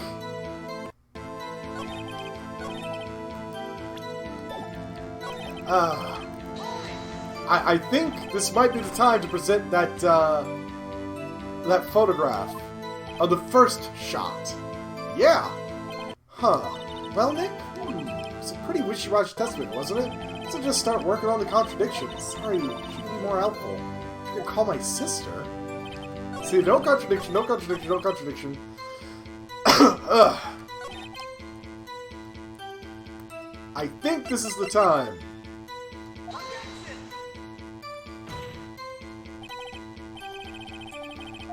No, wait.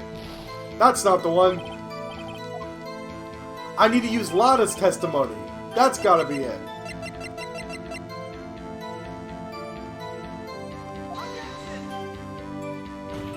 Wait, what?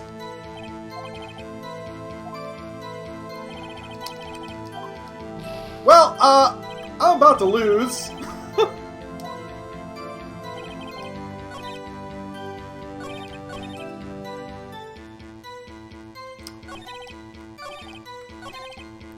Okay, what am I missing here? Oh, there's so many things wrong, I don't know where to begin. Well, okay, first off, whoops. Just after 11 when I went out onto the boat. By that time, everyone had gone home for the night, so I waited until the coast was clear, so to speak. Why were you out on a boat at such a late hour? Looking for something? Yeah. Mr. Butts, what is it you're looking for? What the witness was searching for is irrelevant. Most likely he was hunting for the score meat. That's surprisingly close to the truth of the says. This is all irrelevant. Let's get it over with.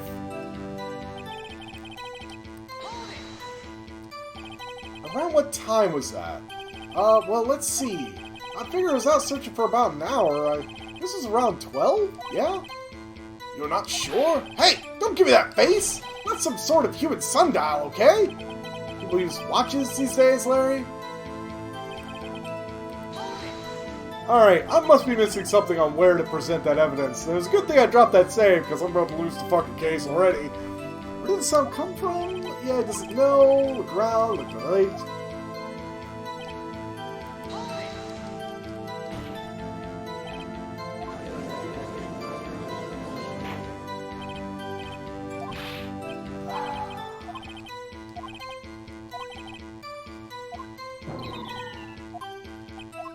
and it's like... Didn't see a boat. I have photographic evidence that he's telling the truth.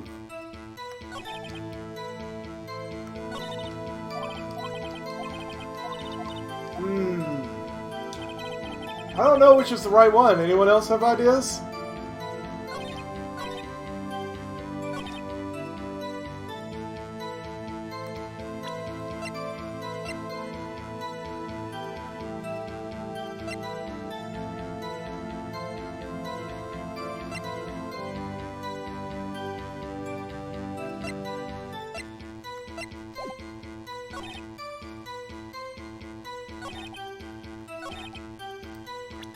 I could present that. It may be wrong, though.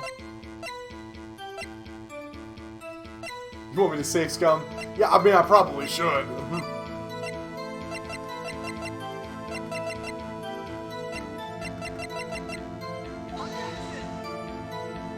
Yeah, I'm gonna have to save scum, because fuck me, I can't remember which piece of evidence goes here. And this is my last chance. Where's, yeah, can I load real quick? Yeah, just, load that real quick. Yay, for save scum! First time I save scum.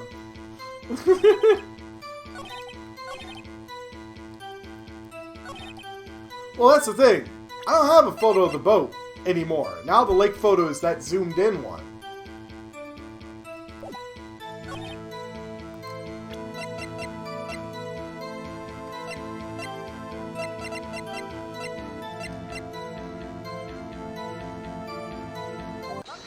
There we go!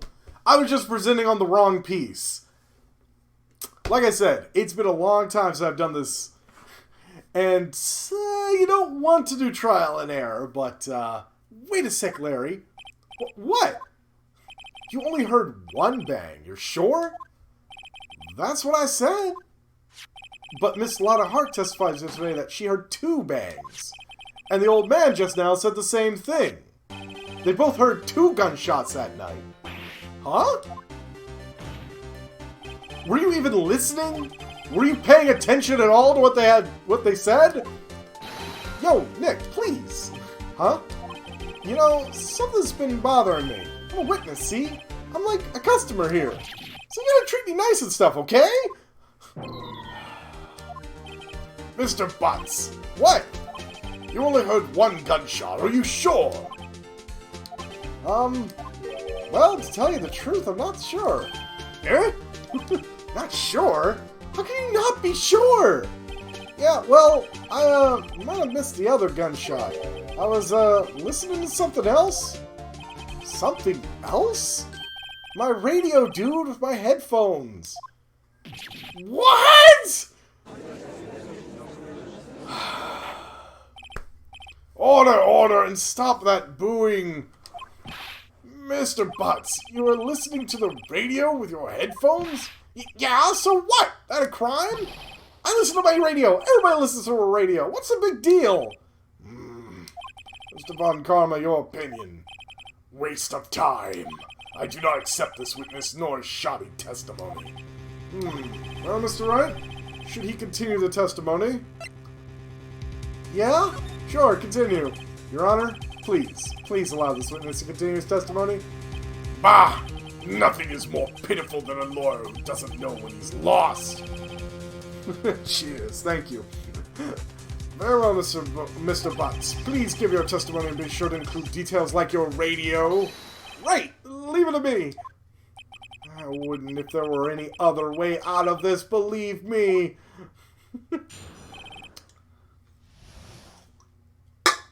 Oh boy. It's lonely being alone on Christmas Eve. That's why I was listening to an all-request show on the radio, see? I was listening to it real booming loud like, but I'm sure I heard that gunshot. I remember exactly what the DJ was saying when I heard it too. Yes? You were listening to your radio at a high volume?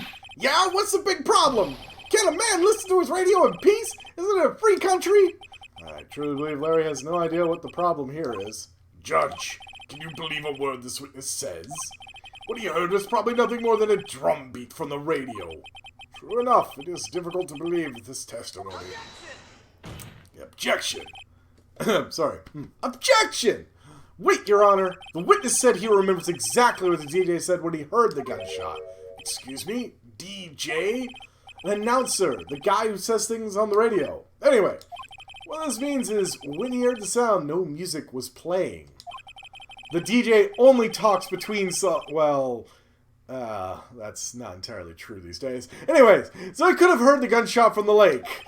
I'd like to cross-examine the witness, Your Honor. Very well, Mr. Wright. I can't believe I'm continuing the charade.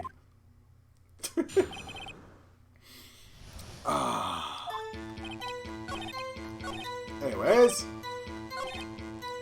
let's see what he said. What did she say? Objection. Mr. Wright, please cease these pointless questions. What possible good can knowing what a radio DJ said do us? Indeed, Mr. Von Karma has a point. I'll allow the question only if you see some reason why we should care. We should care. We should care, Your Honor. Of course we should. Why? Well, how do you know if we don't ask, Fine, very well. Mr. Butts, please testify to the court. What was the radio announcer saying when you heard the gunshot? Just when she said, "Hey, it's almost Christmas," I heard the gunshot. Whoops. I accidentally hit A instead of press. Are you sure? Of course I am. She had this real sexy voice. Anyways, oops. I'm pretty sure I know what to present. You see, that is too vague. But that was taken at 12:15.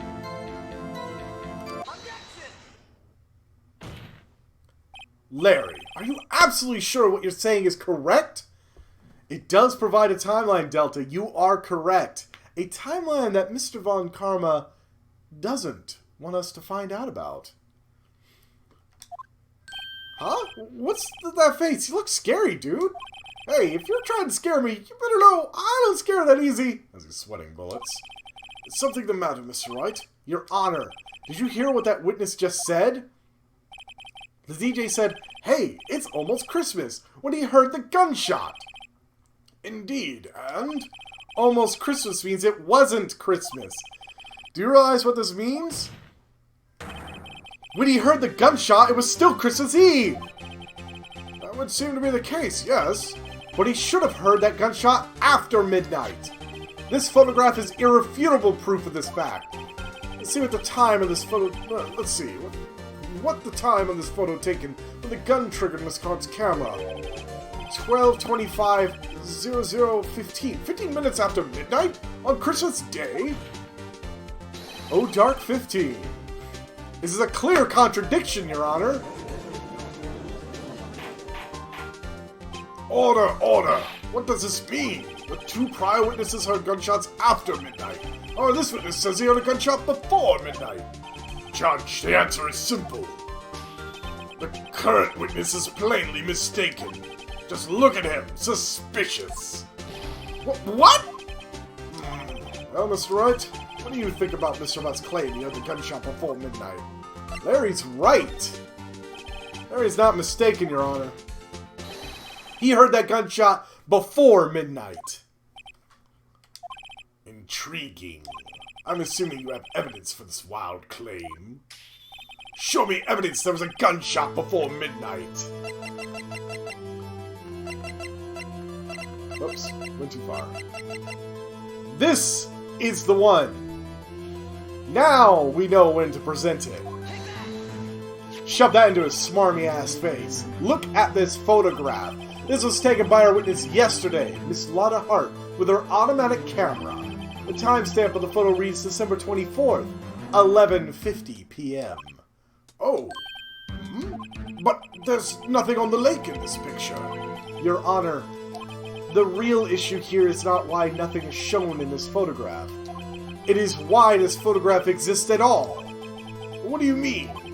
Your Honor, this photograph was taken by an automatic camera. That camera was said to go off in response to loud noises. Ah! Correct. There was a loud noise on the lake at 11:50 p.m. That is why this photograph was taken. In other words, when Larry heard that gunshot, it was most definitely still Christmas Eve. Indeed, it would seem that this is the case. Then where does that leave us? Miss Hart testified that she heard the gunshot after midnight. Are you claiming that she was mistaken? Not all, Your Honor. It is in fact that the camera also triggered at 15 minutes after midnight. Your Honor, that night there were 2 sets of gunshots, the 25-minute pause between them. Why would this be? Don't be fooled, Judge. That camera was set to respond to loud noises. Yes?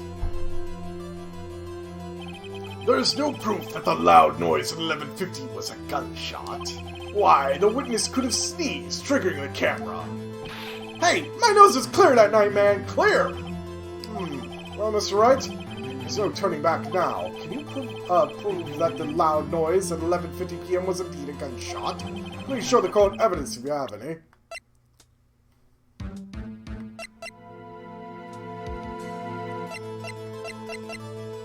Well, this was fired 3 times. This is my evidence. The murder weapon? Something about this pistol is bothering me, Your Honor. Both of the witnesses who testified yesterday heard 2 gunshots. However, the murder weapon was fired 3 times. When, then, was the last shot fired? Only now have I realized the truth. That 3rd shot was the shot Larry heard just before midnight. Order! Order! That would make sense of the evidence we've seen so far. However, this leaves me wondering exactly what did happen that night on the lake. Exactly. Ooh, excuse me. If this was true, there were 2 sets of gunshots separated by 25 minutes. One at 11:50, another at 15 minutes after midnight. Why, I ask you, why? Uh-oh, I better think of something quick. Wait a second. Gunshot separated by 25 minutes? Ah! What's wrong, Nick? I have it! I have it! Huh? Remember the case with the Steel Samurai? Huh? Yeah, of course I remember. The murderer in this case had the same idea as a murderer in that case. What do you mean? Maya! Yes? If we don't figure this out now, we'll never overturn Edgeworth's guilty verdict. Got a hunch, and I'm gonna run with it. Right, I mean, is this safe? Safe? Fuck it, we've already gotten a guilty verdict, we have nothing to lose! Ha ha ha! Time to bullshit! You just watch and let me know if I say anything that sounds fishy, okay? Right, Nick. Your Honor. Yes, Mr. Wright? The testimony just now has cleared up this entire case. What do you mean, Mr. Wright? So, you finally realized the truth. There can be no other murderer here than Miles Edgeworth himself. Wrong, Von Karma. A man was shot that night, but it wasn't Edgeworth who did the shooting. Listen, rookie. Take a deep breath and consider the facts. Okay, well. Whoosha. Alright, I've considered. You're wrong. At the time of the murder, 1 boat was on that lake. This was shown by the witness's photograph. The defendant, Edgeworth, and the victim, Robert Hammond, were on the boat.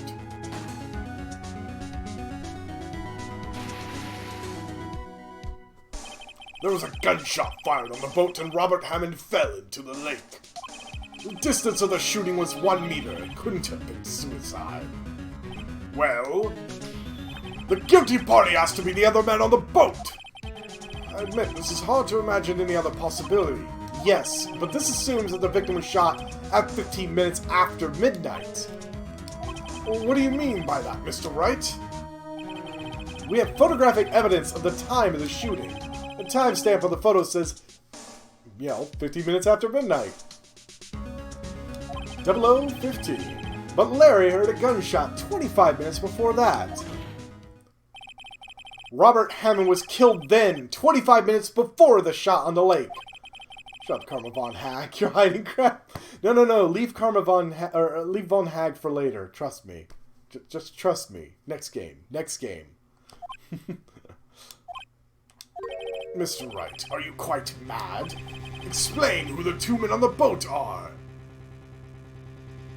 Why, it's gotta be Edgeworth and the murderer.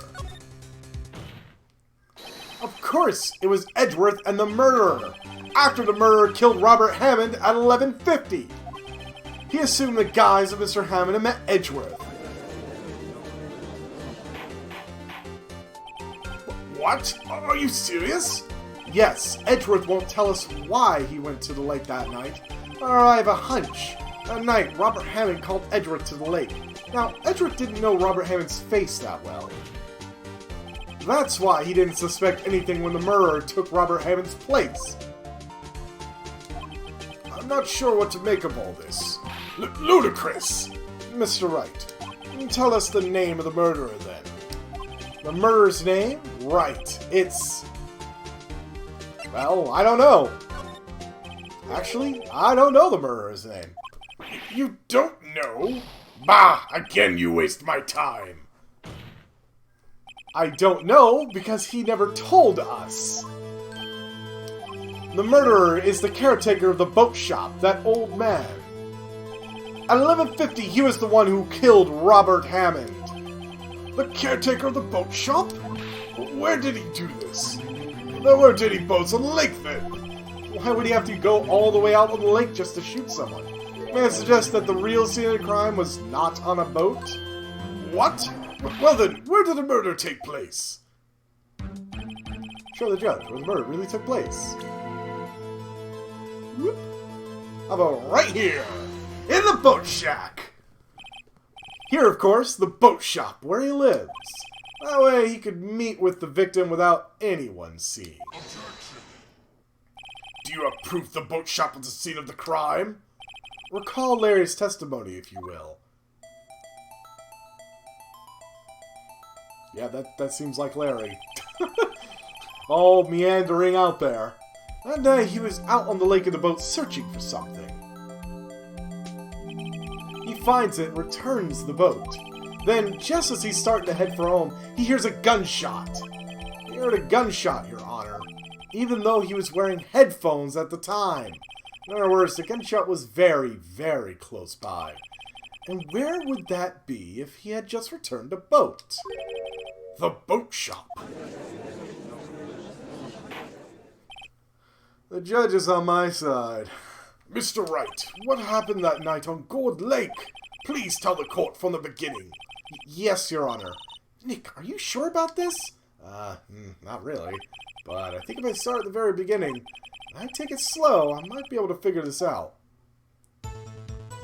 That night, the caretaker of the boat shop called Robert Hammond to his shop. Wow, that's an expression. This is around 11:50. That was when the gunshot that Larry heard was fired. After that, the caretaker put on Robert Hammond's coat. He became Robert Hammond.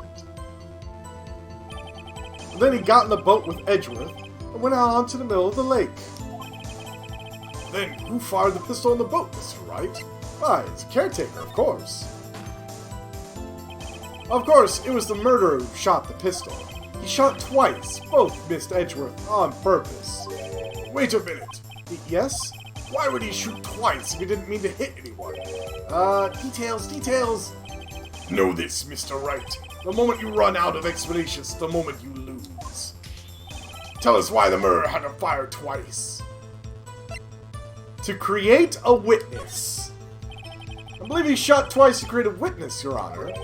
Create a witness? The murderer lifts his pistol and fires one shot. That ensures that anyone who heard the shot would look to the lake. Indeed, Miss Hart did exactly that after hearing the first gunshot. Next, the murderer waits a bit and fires again. Then,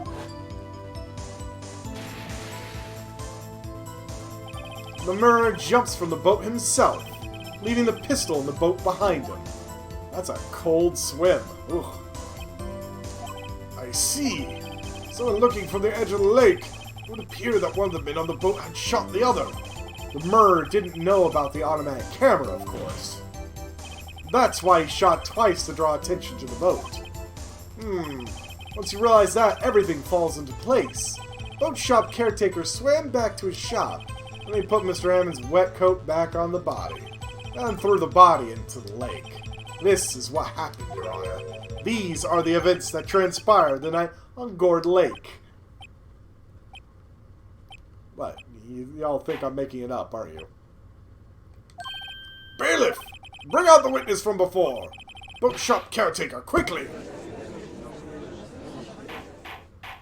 Please tell me I'm not wrong on this is the case that the parrot comes up. I'm sure it's gotta be.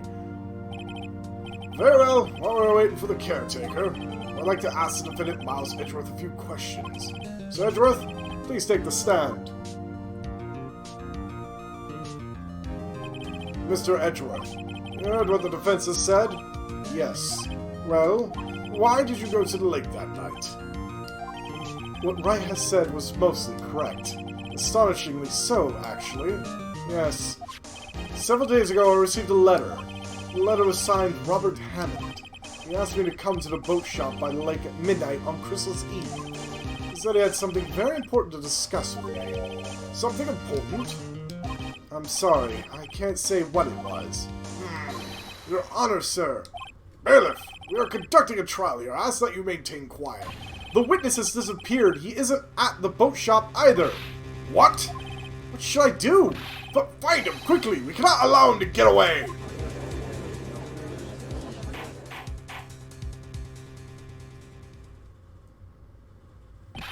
Mr. Von Karma, your witness has disappeared. A search warrant has already been issued. It goes without saying that I cannot declare a verdict under these circumstances. I'll extend the trial until tomorrow, the final day allowed. I request that the police department utilize all its forces to find that witness. Am I understood? One more thing. Just who is that boat shop caretaker? He's hiding in the elevator. I think his identity has become very important to this trial. I want him, and I want to know who he is. Very well. Court is adjourned.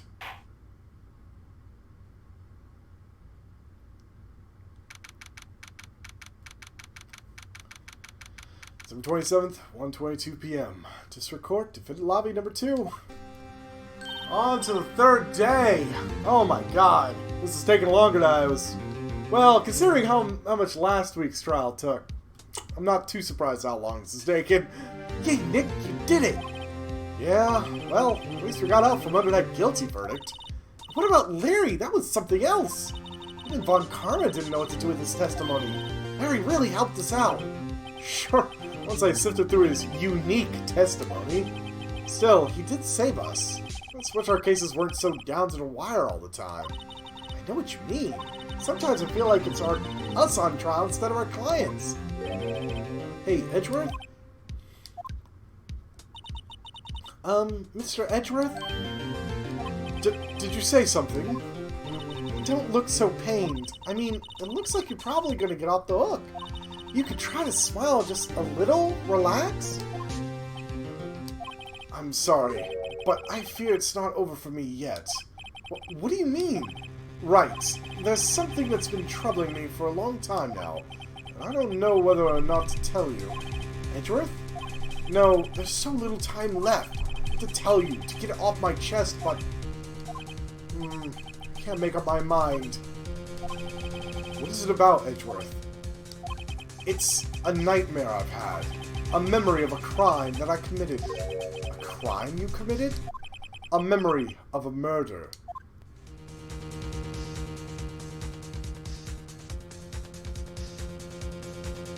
Interesting.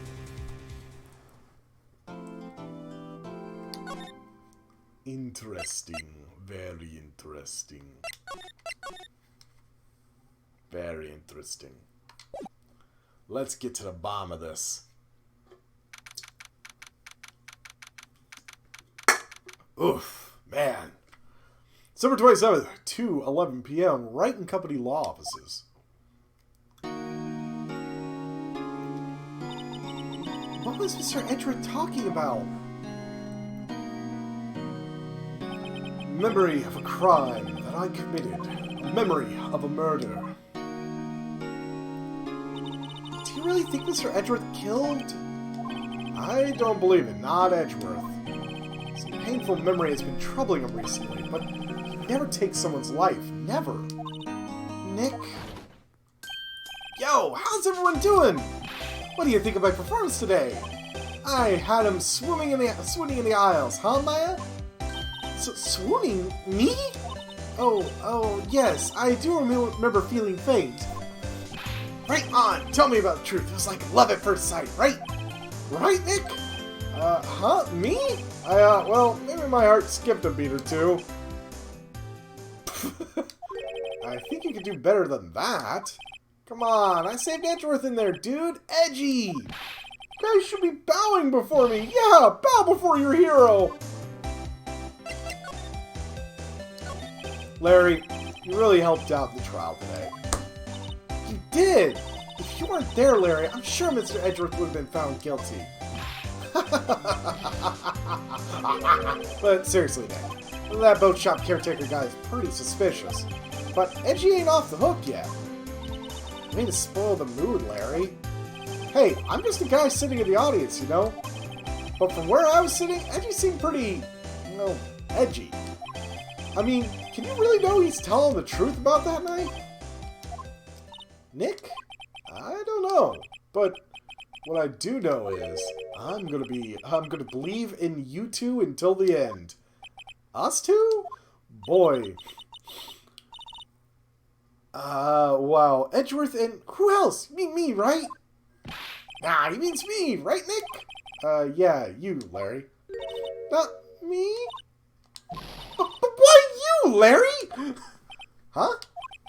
Actually, yeah, why me, Nick? Enough with the silent treatment!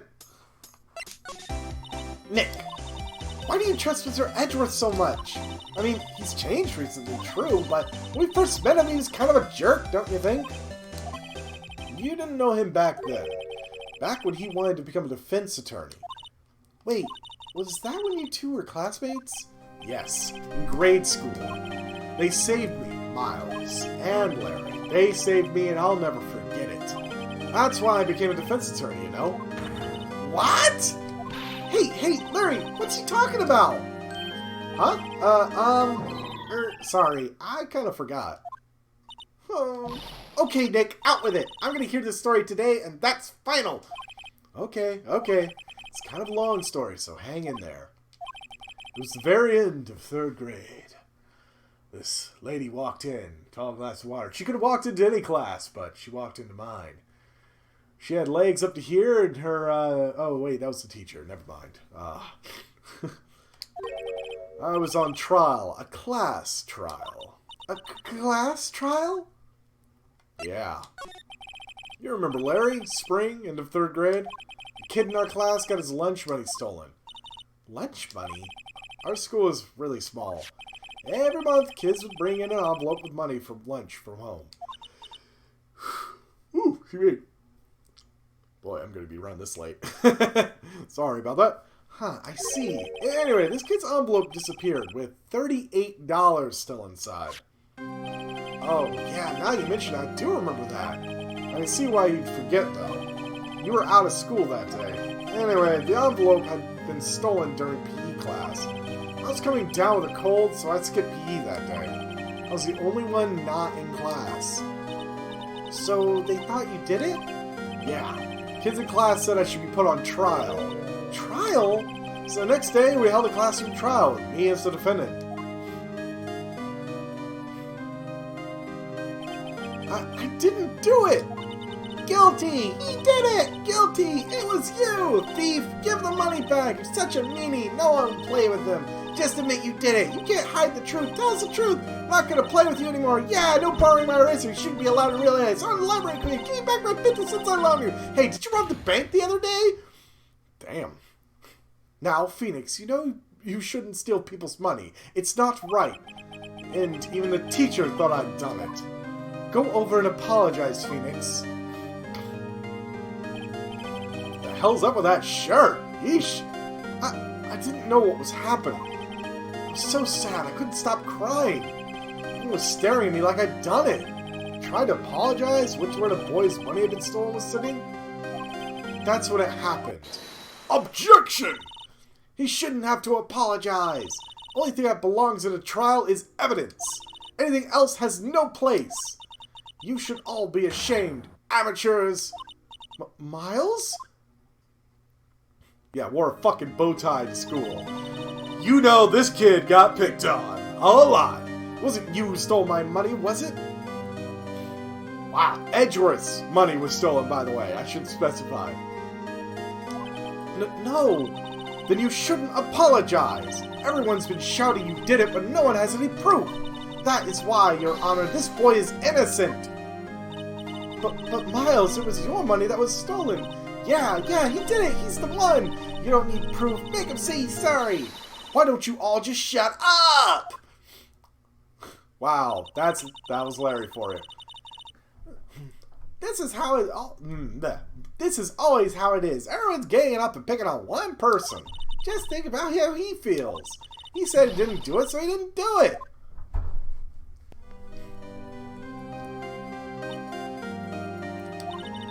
Very well. I will replace the money myself. This class trial is over. That's how it happened. After that, the three of us were the best of friends. Wow, I had no idea. Yeah, I had no idea either. I mean, I forgot. That's when I learned what it meant to be alone. Totally alone, without a friend in the world. You did a good thing, Larry. Yeah, well, I was just lucky that I took the day off from school. If I'd been there, they would have thought I'd done it. So, I took it kind of personally, see? When something smells, it's usually the butts. Anyway, Edgeworth and I talked about that class trial. That's what I heard his father was a defense attorney.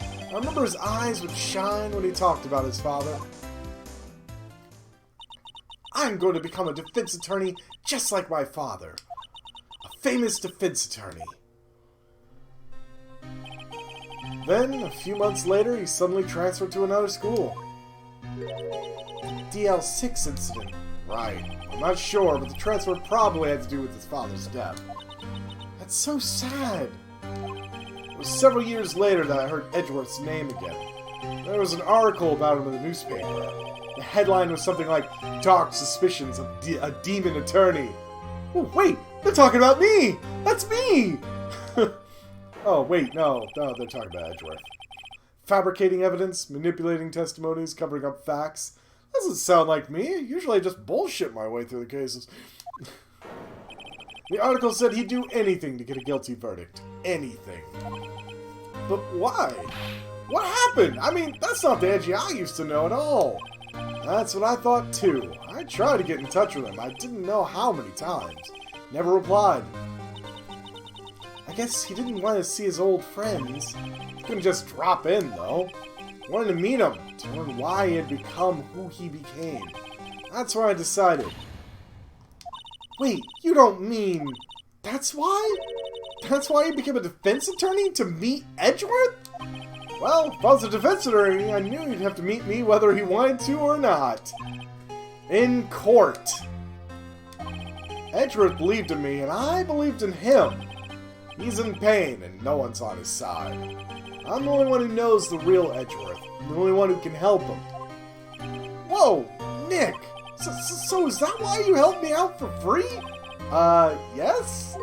I helped you because I believed in you. Except I don't remember saying I'd do it for free.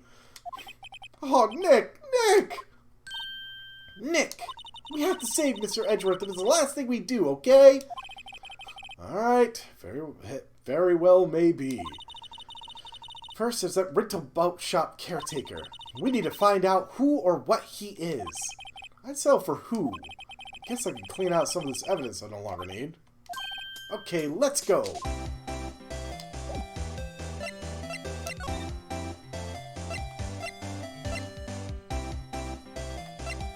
Wonder if I should go to the Grossberg offices. He might have something to say. 727th, Grossberg Law Offices. He's out. Again.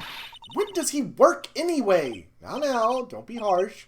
So I'll have to come back later. It's not like I'm, you know, in my office right now. Pfft.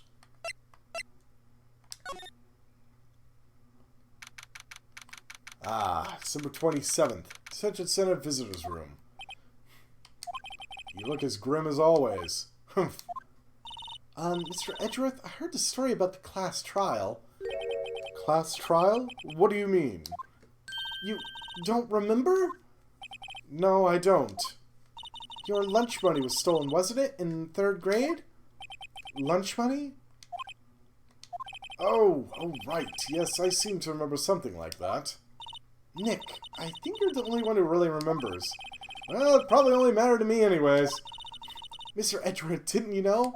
That trial was the reason Nick became a defense attorney.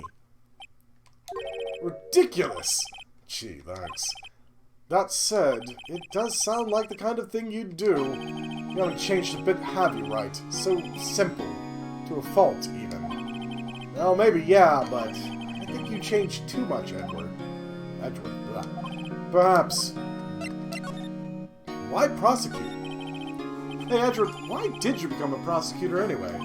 You used to look up to your dad. You said you wanted to be a defense attorney, right? I couldn't let myself deny reality like you. What do you mean? My father was taken from me, and you want me to defend criminals? I'm sorry, Wright, but I'm not that good of a person. One suspect was apprehended in your father's murder, right? Yes, the man trapped in the elevator with my father. His name was Yanni Yogi. He had to be the shooter, any way you look at it. Yet, he was found innocent. That defense attorney got him off the hook. That would be Robert Hammond.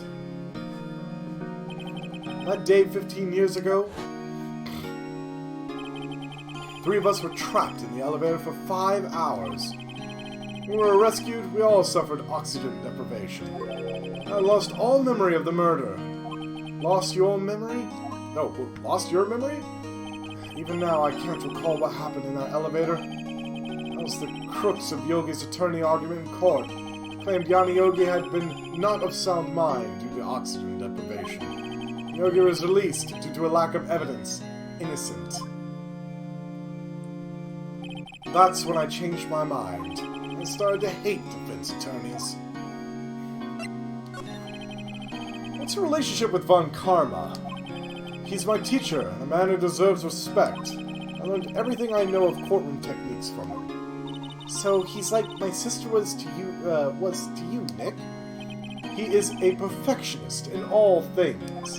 In court, his personal life, he is obsessed with doing everything perfectly.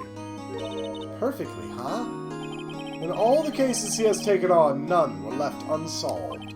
Not one suspect was declared innocent, ever.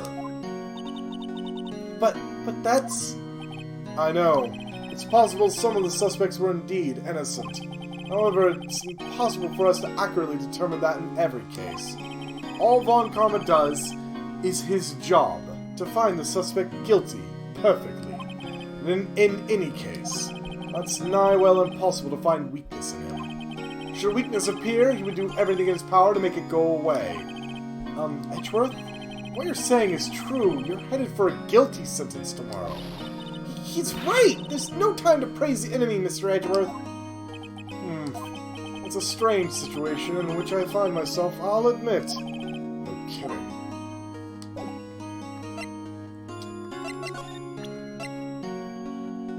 Oh yes, let's show him this! Nick, no! It's a photo of his father, don't show him that! Oh yeah, you're right. Well, probably isn't a good time to dredge up these memories. What is it? Nothing! Huh?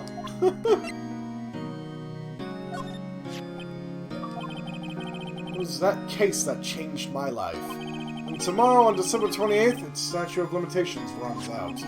Tomorrow. Could that be a coincidence? But even if the case is finally closed on paper, it will never be erased from my memory. Never. Poor Mr. Edgeworth.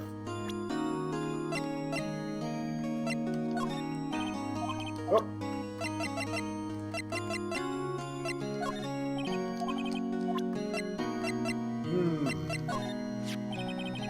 showing me this picture for?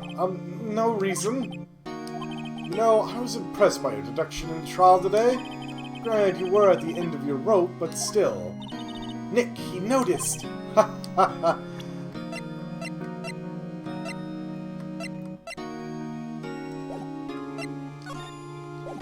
Alright. Let's go to the Criminal Affairs Department. Police Department, Criminal Affairs. Looks like Detective Gumshoe hasn't got back yet. Gumshoe? He won't be coming back today. Oh, really? He said there was some guy he had to arrest by tomorrow? Ah, the boat shop caretaker. He shouted something about catching him if it's the last thing I do, pal. Good luck, Gumshoe. Alright, let's go to Gourd Lake. It's the last place. 727th, Gourd Lake Park entrance. Hey, pal! Long time no see. Oh, Detective Gumshoe. Close one today, eh? I got so worked up, I snapped my tie in half. Sorry about that. No problem, pal. Thanks to you, we now know who really did it. You mean the boat shop caretaker? Look, I'll make you a promise. I'll have that scoundrel in my custody by trial time tomorrow. Come what may. It's my duty to you as a police officer. Now I'm off to catch me a criminal. Detective Gumshoe sure is active today. Oh, one other thing. Eek! No one can go into the woods today. The woods? Are a lot of us camping? The woods are off limits to camping, and apparently the park ranger found out. He got pretty mad. No one can go in for a while. I guess Lotta's in a lot of trouble. Anyway, I'll be seeing you tomorrow. Oh, right. Well,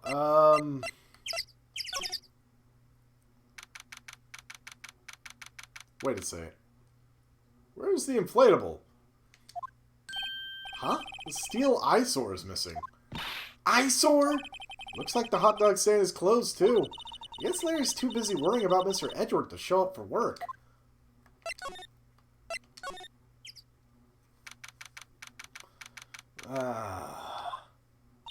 That old caretaker got away. Yep. Never imagined he might be the real murderer. Ahem! I'd know that clearing of the throat anywhere. Aha! Hello! What might you be doing here? Out for a walk, hmm? Ah, the days of my youth, like the scent of fresh lemon. You see? Mr. Crossberg? This is no time for idle reminiscing. Mr. Edward's trial ends tomorrow. That is true, yes. But from what I saw of today's trial, Edward should be fine, right? Well, I'm not so sure about that. Oh, what do you mean by that? Well, I'm not sure. If you find anything out, come by my office at once. I might be able to offer you some assistance. That is good. Thanks. Bye. What do you think Mr. Grossberg was doing here anyway? Who knows? Can I go in the shack? I can. 727th, caretaker shack. Nobody's home. Hello? Hello? Squawk? Hey, it's Polly. I wonder where your owner's gone, Polly. Hello? Hello? Squawk? Can't believe he'd run off and leave his poor parrot to fend for herself. Hello? Hello? Squawk?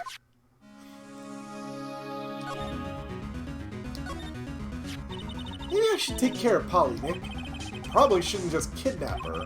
Police know about her anyway. I'm sure they'll do something. Well, okay. Sorry, Polly. It says I can't take you. Great. Now the bird's gonna hate me. That reminds me, Nick. Polly here knows the numbers to the safe, right? Yeah, that is right. Polly, what's the number to the safe? 1228, squawk! Let's open it, Nick. Come on. I'm sure there isn't any money in there. Aw. But hey, he keeps it locked, right? So there must be something of value in there. Not so sure. Okay, Nick, let's see what's in there. Might be a clue or two. Only thing in here is a letter. A letter? Oh, boring. There's no name or signature on this thing. It's handwritten in very precise, clear letters. Get your revenge on Miles Edgeworth. Edgeworth? Nick, why would Mr. Edgeworth's name be on here? How should I know? I'm gonna read the whole thing. Get your revenge on Miles Edgeworth. It also says, this is your last chance. Now is the time to get revenge on the 2 men who ruined your life.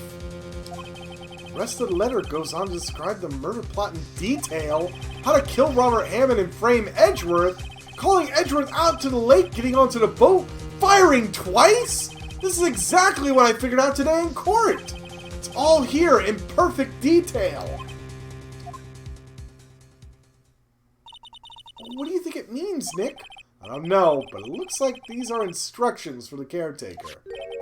When he killed Robert Hammond, he called out Edgeworth. He was following instructions. But who could have written that letter?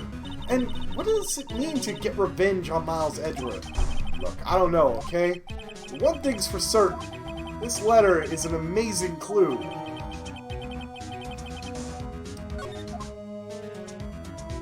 Fuck yes.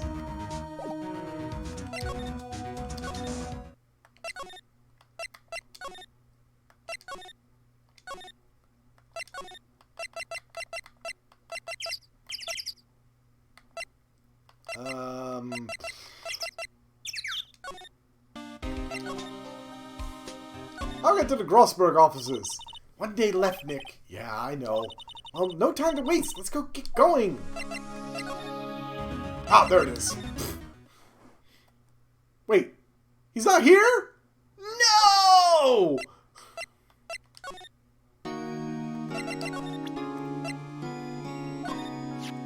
Edgeworth, see this letter?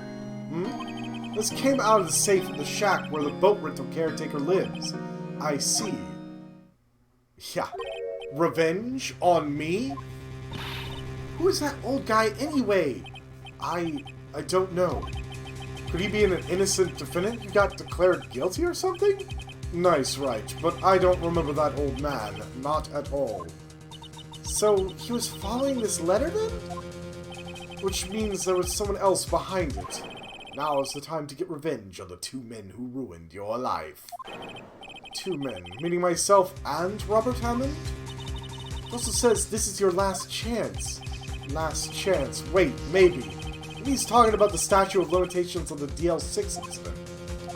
Wait, that old man. What is it? Do you know who he is?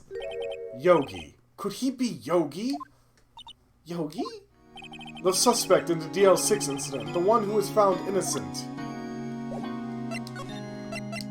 Here we go! Yanni Yogi was a court bailiff at the time. He just happened to be in the elevator together 15 years ago.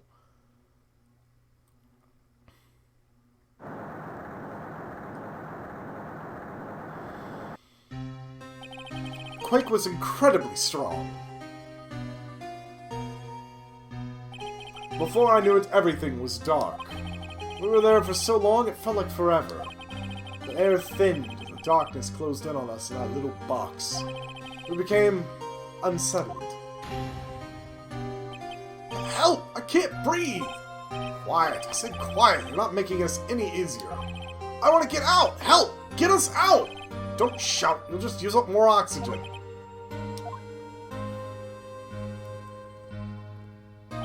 That's all I remember. When I came to, I was in a hospital bed staring up at the ceiling. In court, Yanni Yogi's mental condition was called into question. They claimed the oxygen deprivation and stress had caused temporary insanity. In the end, the claim passed to court and Yogi was found innocent. Huh, but isn't that strange? This letter tells him to get revenge on Edgeworth. Why would he want to take revenge on you? Right. Yeah? There's something that's been troubling me these last few days. I don't know whether or not I should tell you. You mean the nightmare? It's a nightmare I've had. A memory of a crime that I committed. A crime you committed? A memory of a murder. I think the time has come to tell all. Well, what's this nightmare about? For the last 15 years, I've had the same dream almost every night. I wake up in a fearful sweat every time. kind of dream? It's a dream about my father's killing in the dark. Help! I can't breathe! Quiet! I said quiet! You're not making this any easier. I want to get out! Help! Get us out! Don't shout! You'll just use up more oxygen. I can't breathe! You're using up my air! What? Stop breathing my air! I'll stop you. Ah! What are you? Stop breathing my air! No, Father! It's attacking Father! I see the pistol lying by my feet. I don't know if I was evidence from that day in court or the bailiffs. In daze, I picked up the pistol. Get away! Get away from my father!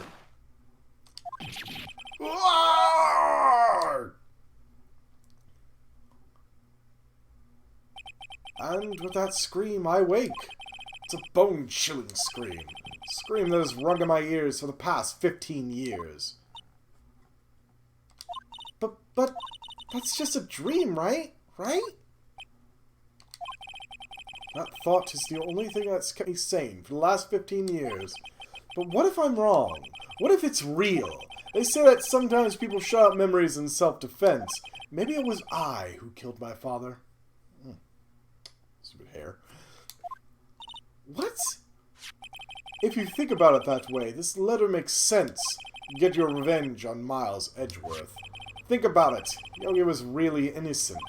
That's why he wanted revenge against me. Wait, Edgeworth, you mean? It was me.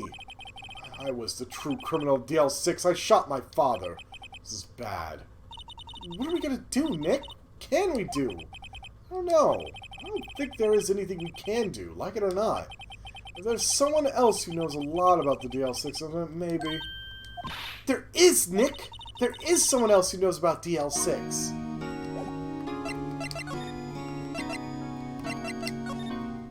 Finally! We can get this fat fucker to sing. 726, Grossberg Law Offices. Mr. Grossberg! Ah, hello there. What's wrong? You look troubled. No kidding, I can't believe you're not!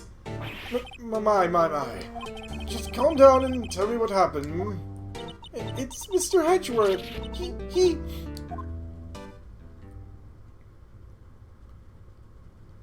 I see.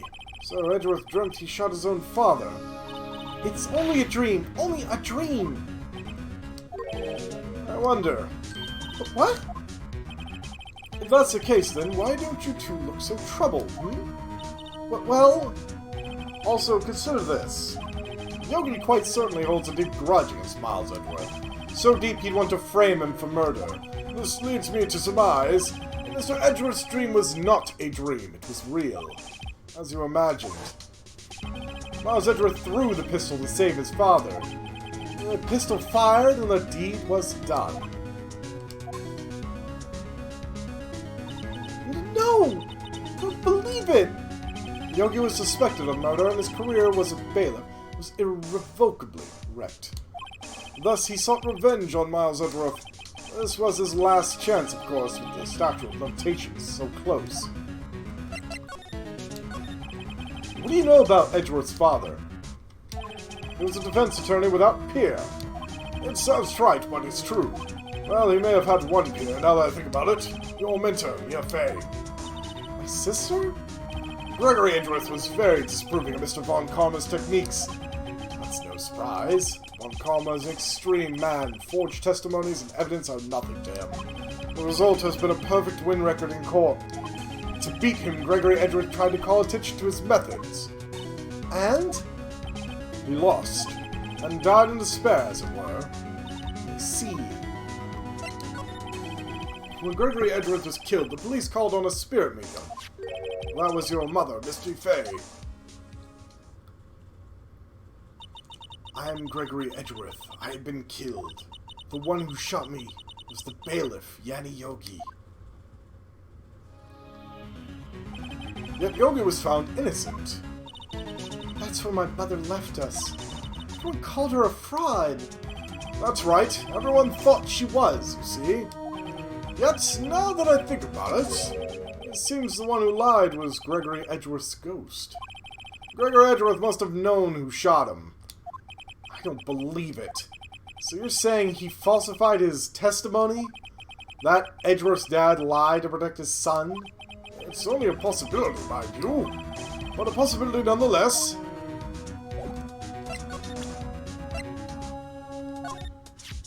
Ho-ho! So this is the letter. It seemed that Yogi was following this letter when he killed Hammond. But why kill Robert Hammond? Hammond was a skilled defense attorney, but he defended clients not for their sake, but for his own sake. Huh? His own sake? He never trusted his clients, that one. The only thing he trusted was his own ability. But he got his client found innocent, so why should it matter? Actually, my dear, it's quite different. He won that innocent verdict for no one but himself. Yogi was a free man, but socially he was ruined. Huh? You'll understand soon enough. Wait! What is it? This letter. I've seen that handwriting somewhere before, a long time ago. Whose handwriting was this? Do you have any idea who wrote this? Could it have been Manfred von Karma? Von Karma? Why would he have something to do with this? Well, I'm not sure. Von Karma. Well, wait! You're right, my boy! This is Von Karma's handwriting, I'm sure of it! I used to see it all the time on court reports. What? But that means that the one who told Mr. Yogi to kill was... Correct. Manfred von Karma himself. What does this mean, then?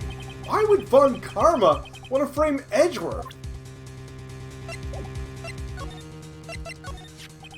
If it truly was Von Karma who wrote this letter, then he would know the truth. He would know that Miles Edgeworth had accidentally killed his own father. He'll say as much tomorrow in court, I should think. He'll press the point until the court find Miles Edgeworth guilty. Oh no. But how could Von Karma know about Mr. Edgeworth's past like that? Even Mr. Edgeworth thought it was just a nightmare. That I do not know. I do know that Von Karma is both persistent and a perfectionist.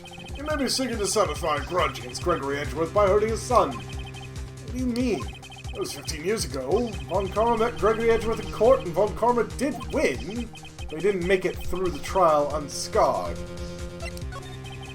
What happened in the trial between Edgeworth's dad and Von Karma?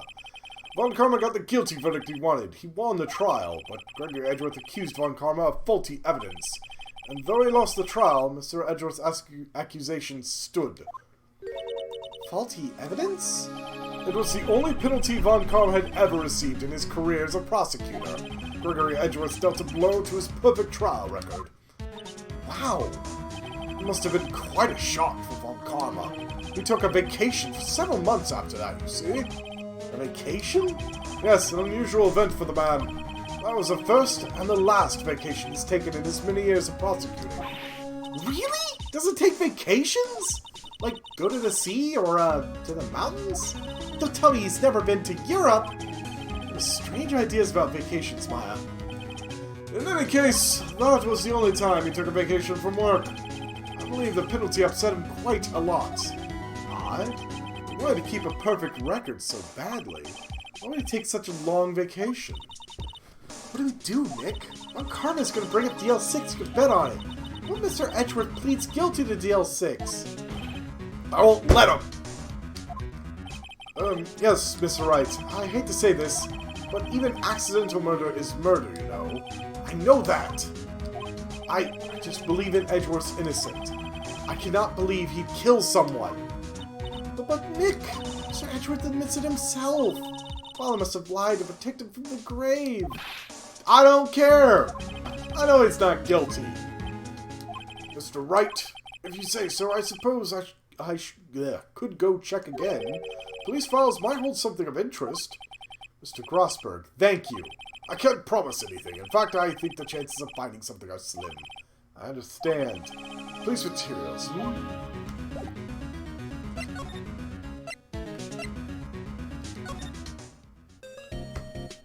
Yeah, I know I'm overrunning my time, so sue me.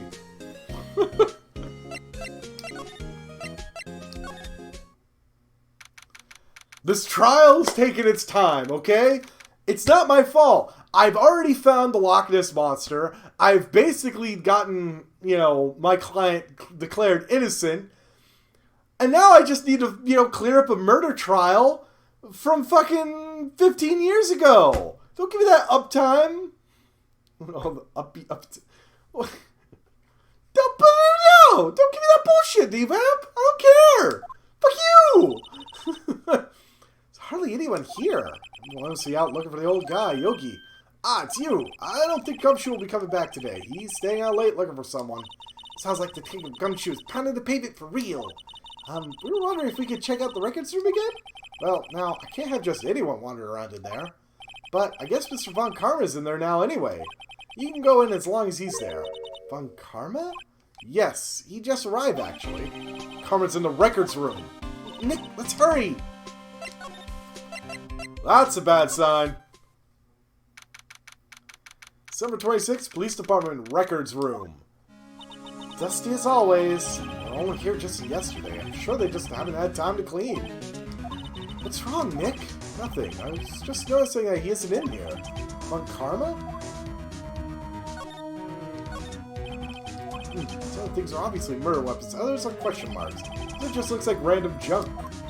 Nick, what do you think this clothespin is for? Don't touch that. It's evidence. There's shelves stuffed with case files in the back of the room, too. Forgotten cases rotting away for eternity. Nick, let's get what we need to get out of here. All this dust is getting to me. Yeah, I know. It's the open file. Huh? One of the drawers here is open. So I must have been looking at it recently. Label says unsolved cases evidence. Unsolved cases? Nick! The file DL6 is completely empty! What? What are you doing in here? Oh, what are you doing in here? Eek! Von Karma! You! God, he's uglier even face to face. How did you know my name? What? Huh? Have we met? What are you saying? We see each other every day, don't we? Or every other day. We're Miles Edgeworth's defense team. Defense team? I beg your pardon. You see, I rarely remember defense attorneys. They are like bugs to me, needless things to be crushed. I can see how this guy was Edgeworth's mentor. Mr. Edgeworth is your student, right? A romanticist who still can't shed that veneer of amateurism. Just like his father, always second-rate. Mr. Von Karma, you had an axe to grind with Mr. Gregory Edgeworth, didn't you? Me? A grudge against a mere defense attorney? Why? Because he dealt a blow to your otherwise perfect trial record?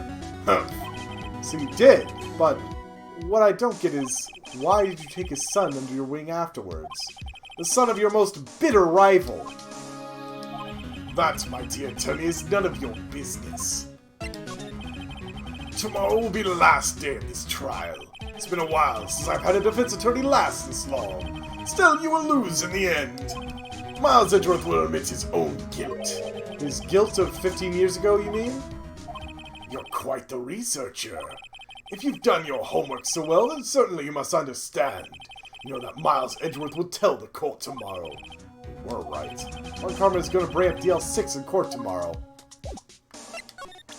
Excuse me, but, is this your handwriting? Mr. Von Karma, have a look at this.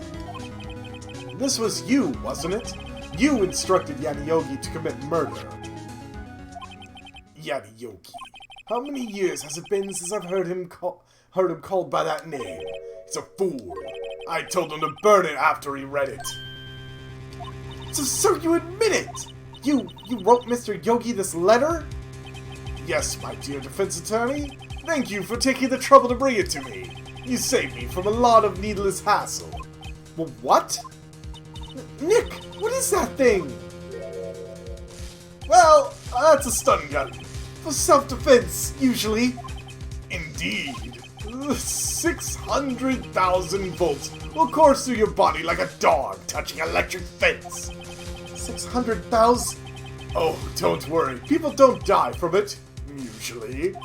Now give me the letter. No! No! Whoa, what are you? Nick, run!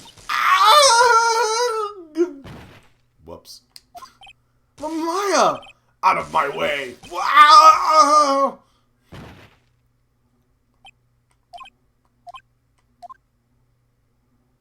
Whoops. Well, he got us. Favorite defense attorney here is dead. No, I'm sorry. Letters gone, of course, and he took the DL6 evidence, all of it. Back to having no clues. Wait, Maya jumped first. Maya, is she okay? Woof, Wright. Maya! Maya, open your eyes! Maya! Well, okay, she's not dead. I need to see both Faye daughters die, but... The litter, did he take it? Huh? Oh, yeah. Are you okay? I couldn't stop him. I jumped as fast as I could, but one shot from that thing knocked me out cold. Useless. No good as a lawyer or a medium. I can't even call my sister. Not even now. We need her the most. Wish I hadn't woken up at all. Now she's just depressed. Maya! There has to be some way I can help her. Better do something about her self-confidence first. Maya? She's holding something. What is this? A bullet? DL6 incident evidence number 7 taken from the heart of Gregory Edgeworth. I remember, but Carmen was holding this when Maya jumped him. Still bears clear ballistic markings. Ooh. I'll prove it to you, Maya. You're most definitely not useless. I'll prove it to you in court tomorrow.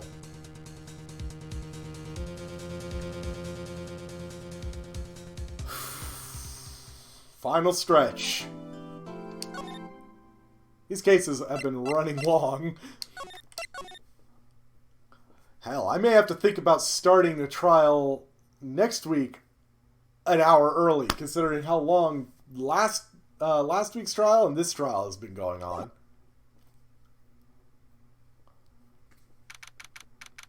December 28th, 9:51 a.m., District Court, Defendant Lobby, number 2. This is it, Judgment Day.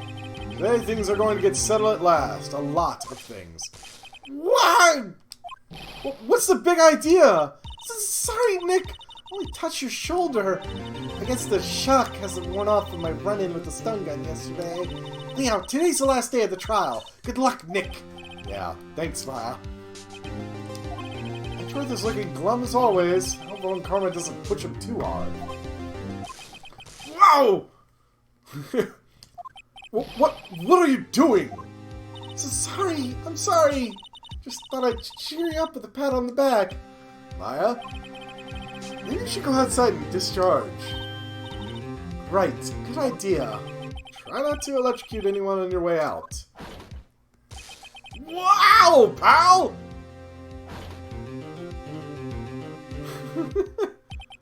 What's gotten into the girl? Detective Gumshoe? Morning, Mr. Edgeworth? Good morning.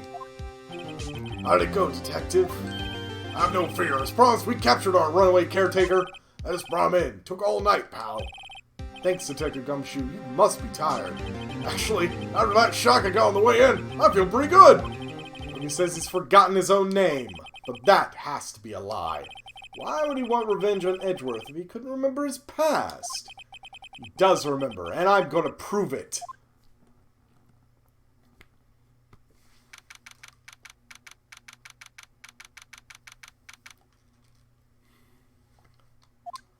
Here we go. Final stretch. Court is now in session. I really should have considered getting a new drink. Court is now in session for the trial of Miles Edgeworth. The defense is ready, Your Honor. The prosecution is ready. Right. Very well. We have reached the final day of our proceedings in this trial. I ask that the prosecution submit decisive evidence. Understood. Come on, don't be odd in the silence for every little thing he says. Very well, Mr. Von Carver, your opening statement. Right. Thanks to Detective Gumshoe's efforts, the boat rental shop caretaker has been arrested. In yesterday's trial, the defense asserted that the caretaker was the murderer. However, the caretaker has yet to confirm this. I would like to ask the defense to cross-examine him as much as necessary. Very well. Please bring the witness into the courtroom. He's being unusually nice. Ladies and gentlemen of the court, I believe you all remember our witness. He lives at the boat rental shop in the lake from where he witnessed the incident. In addition, he has currently lost memory of his name and identity. Witness, why did you run away yesterday? The witness was not running away, as he will now testify. I see. Very well, please begin your testimony.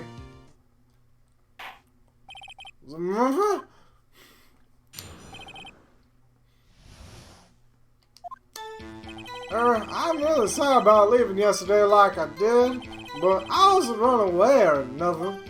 I went and bought some food from Polly, see? I figured it got nothing to do with this incident anyhow.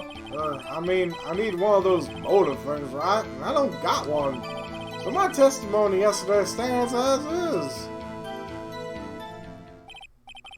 Very well. Let's begin the cross-examination, shall we? Has to know his name. Yanni Yogi. You're Yanni Yogi, and I'm gonna prove it.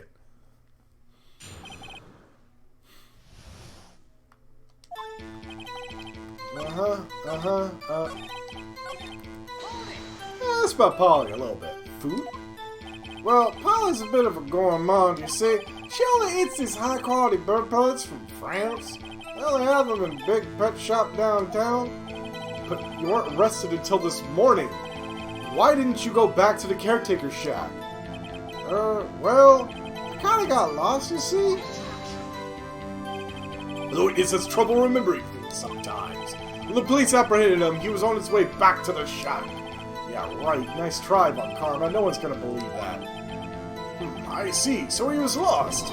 Please, Your Honor, come to your senses.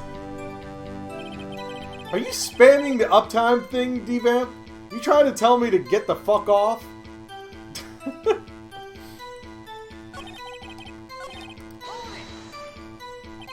You've lost much of your memory, is that correct? Yep, seems like it. Then how could you know that you didn't have anything to do with this incident? Or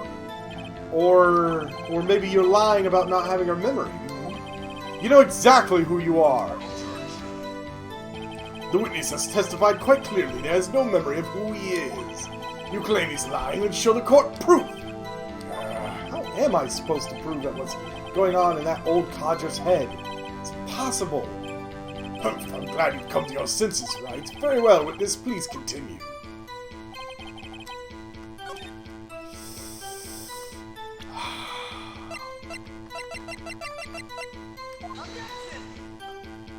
Well, that was not the right one. Your Honor, that statement's well, I mean, no, yeah,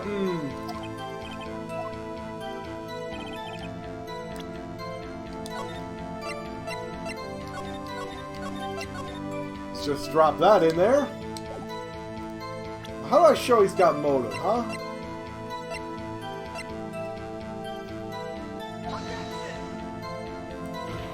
Nope, that's not it.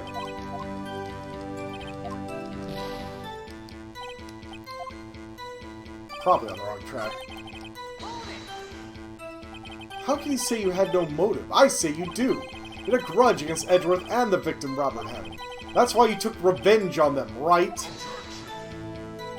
Please don't make me repeat myself, Mr. Wright. This witness has no memory of anything beyond several years ago. Can't hold a grudge, it's impossible. Prove he's lying about his memory. Otherwise it's gonna be the same thing over and over until the trial ends. Oh, okay. Evidently I wasn't supposed to present any evidence. I was just supposed to press until the end. Might I say something, Mr. Wright? Yes, Your Honor? You've been saying the same thing now over and over. You've been calling the witness's memory of the past or lack thereof into question.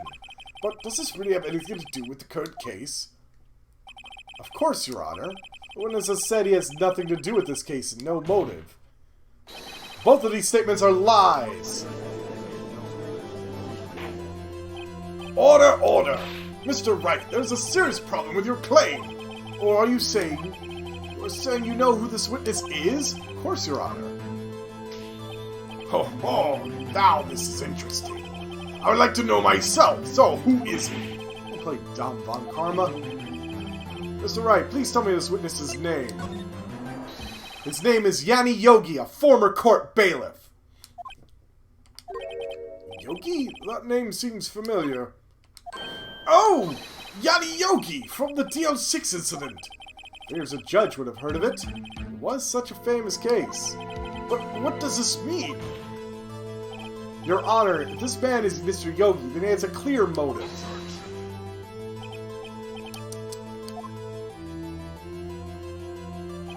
Jumping to conclusions again, Mr. Wright. This man, this witness is Yanni Yogi. Fascinating. However, how do you propose to prove this to the court? This is a court of law, as you may recall. You need proof. And allow me to repeat once more that the witness has lost his memory. This is it. I have to do this now. If I can't prove he's Yogi right here, right now, then nowhere else to go. Nick, how are you going to prove it? How can you prove that he's Yanni Yogi? Okay, it's actually quite simple. Your Honor, please take this man's fingerprints. And we'll compare them to the fingerprints on file for Yanni Yogi 15 years ago. I see, that makes sense. Huh? I'm so very sorry, Mr. Wright. Why? The witness has no fingerprints. What? What? No fingerprints? You see, before I worked as a caretaker, I worked at a chemical plant. Burned my fingers working with the stuff. Yep. What? Yogi, you sneak. You burned your fingerprints off to hide your past. Well, if the witness has no fingerprints, he will not be able to prove his identity. No. Well, what do you do, Mr. Wright?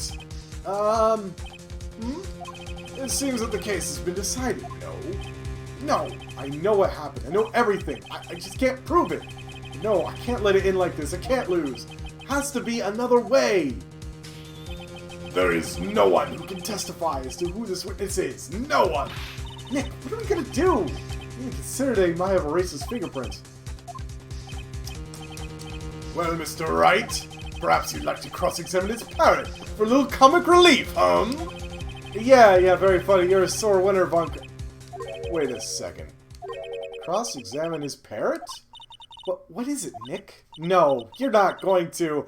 Yes, ladies, gentlemen of the stream, I'm about to cross-examine a motherfucking parrot. Your Honor.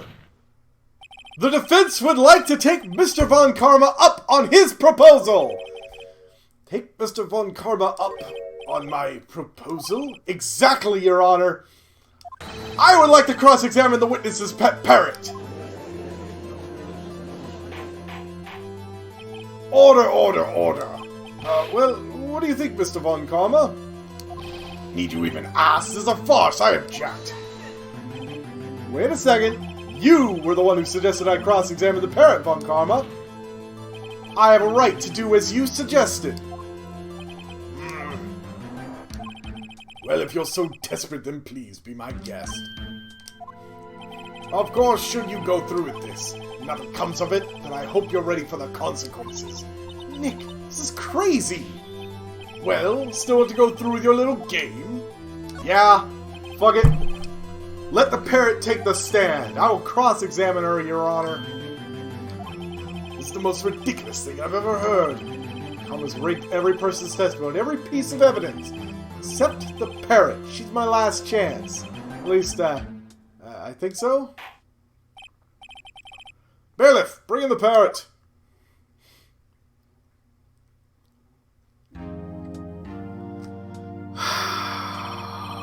That's quite a bird.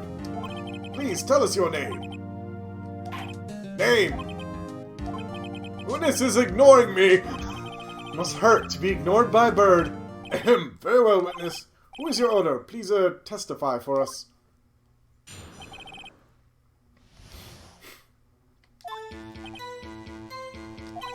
Hello, Squat.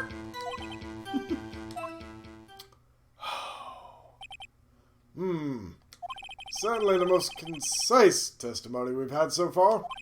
Very well, begin your cross-examination. Right. What are you gonna do, Nick? I don't know. What do we do, Maya?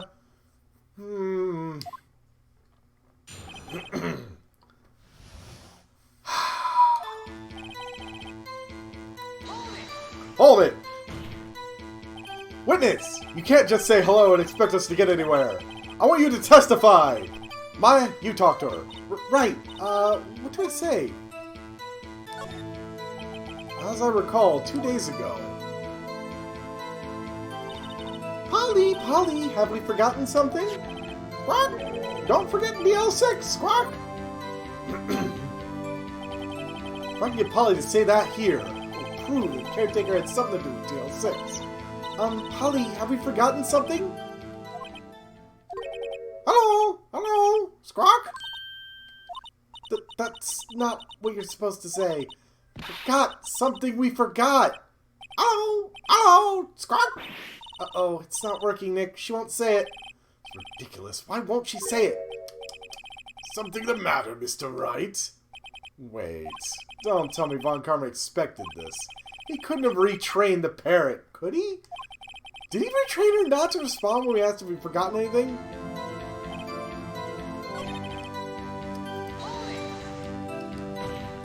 Alright. How about... What's the safe number? Say the number of that safe. Huh? The safe? Why? Just tried to get her to say anything, okay? Polly, what was the number on the safe in the shack? 1228! 1228! My, what a reckless parrot! Well, Mr. Wright, you aren't claiming this number has something to do with the caretaker. It does! That's why I had her say it. Ha! Ridiculous! How can the number on the safe tell us who the caretaker is? Show us your proof! What could possibly link this number to the caretaker's true identity? Yes. The DL6 case file? What is this obsession you have with that case? Mr. Wright, where in this file is something related to that safe number? Well, I guess it'd be case summary? It's on the case summary page. Case summary? Specifically, the date on which the DL6 incident occurred. Date of the incident, December 28th? Why, that's today's date, 15 years ago! And the number of the safe is 1228, December 28th. Ah! He used the date of the DL6s as the number for his safe, Your Honor. That's how important that date was to him. I see. It certainly is an interesting coincidence. People often do set their secret numbers to dates. Bah! This is not tangible proof. Set my ATM's card number to 0001 because I'm number 1. This has nothing to do with a date. Nothing! Indeed. Alone is a little weak for evidence in a murder trial. We need some other corroborating evidence. We'll find that. Nick, we're getting closer. One more. If we could just get one more piece of evidence. Right, but what? Very well, witness. You may continue. Let's see if I can get her to say his name at least. I should get her to just say her name. Polly, what's your name? Polly, Squawk. Mr. Wright, I think we've established in this parrot's name, Polly. Does that have anything to do with her owner's identity? Good question, Your Honor.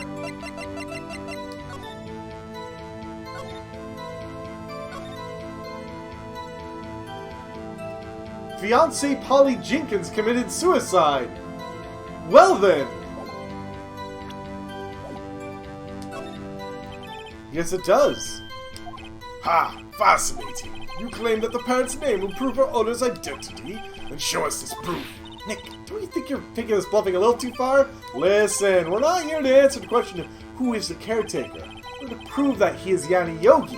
All I have to do is tie the name Polly to Yogi. Your Honor, proof that the parrot's name reveals the caretaker identity is, well... The DL6 case file? That's quite a large file you have there. Which page is proof on, then?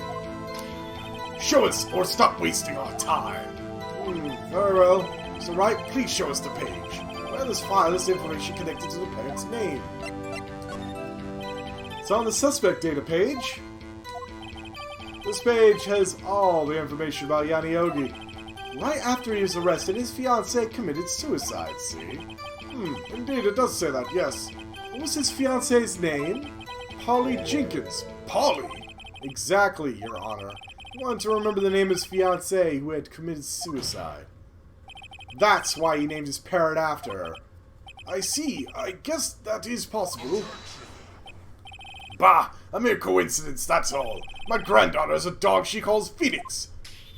Well, Mr. Phoenix Wright, does that make you my granddaughter's fiancé? She's only 7 years old! That's enough. I think we've reached a conclusion here. It's a mere coincidence, that's all. Yes, we've concluded that Phoenix Wright is a cradle robber. No, true, that is a possibility. However, two coincidences at the same time seems more like a pattern to me. What are you saying?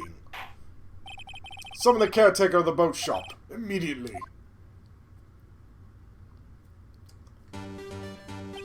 Witness, tell us your name.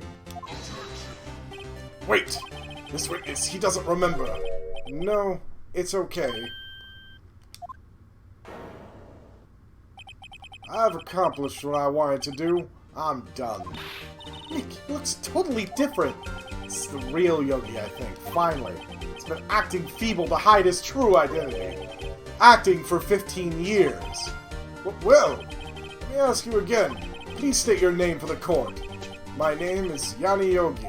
15 years ago, I served as a bailiff in this very court. Order, order! Yogi. So, what was it? So, was it you who killed Robert Hammond and tried to frame Miles Edgeworth for his death? Yes, it was me. I did it. I did it. They put me on the witness stand 15 years ago. Robert Hammond, he said I was mentally unsound. He told me it would make me innocent, get me off the hook. So, I pretended to have brain damage. I was innocent, really. He didn't believe me. We won the trial, but I lost everything. Lost my job, my fiancée, social standing. Then, this year, 15 years later, a package arrived. It was a letter and a pistol. The plan was written out in careful detail. It was a plan for me to take my revenge on the people who ruined my life. I don't care who had sent it. I thought this was my chance after 15 years. This was it. Finally, a chance to have my revenge on Robert Hammond and Miles Edgeworth. I have no regrets. Wait a moment. Revenge against Miles Edgeworth? What do you mean? I'm not at liberty to speak on that matter. Why don't you ask Mr. Edgeworth yourself? Anyway, I admit, I was the one who killed Robert Hammond. My voice is gonna give. This has gone a lot longer than I was hoping. Von Karma, where is Mr. Yogi? Under arrest, Your Honor. Saw no room for error in his confession. Then the defendant Miles Edgeworth is innocent in this case, at least. Very well. Will the defendant please take the stand? There are a few mysteries left unsolved. Still, you are cleared of suspicion for this particular case. So I'd like to pass judgment on the murder of Mr. Robert Hammond. Any objections? I don't believe it. Why isn't Von Karma saying anything? Very well. This court finds the defendant, Mr. Miles Edgeworth, not guilty. Woo!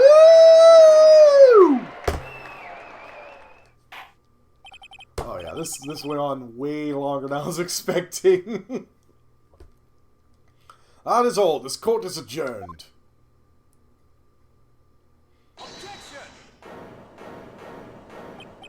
Yeah, I saw that fucking rape-faced grin that Karma had.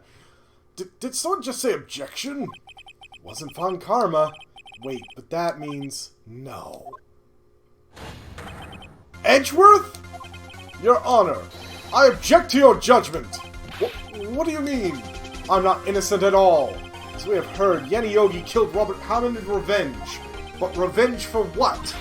Nick, Edgeworth is trying to confess. He's going to say he's guilty. He's going to tell them he was a murderer in the DL6 incident. He's going to tell them he killed his own dad. Oh, what do I do? The judgment has already been passed. I object to Edgeworth's outburst. Didn't something like this happen yesterday, too? I believe a certain witness raised an objection after a guilty verdict was passed. That would be Larry. We must hear this new statement. We must hear Miles Edgeworth. He's right. We have a duty to hear Mr. Edgeworth out. Boy, oh boy. For 15 years, I've had a recurring dream. A nightmare. It's only a nightmare, that's what I told myself. But now I know, it wasn't a dream. Yaniogi wasn't the killer. You mean in the incident where your father died? From the distance of the shot, it wasn't suicide either. Everything was as clear as day. The murderer. The criminal in the DL6 incident. It was me. Your Honor, I confess my guilt. I'm guilty for DL6, the statute of limitations of which ends today. The culprit is me! Order, order! This is certainly unexpected. The defendant declared innocent is confessing to a different crime. Crime for which the statute of limitations runs out today. Not really sure how I would deal with this. Bah! It's obvious. We hold a trial right here, right now. We tried this man for his crime 15 years ago.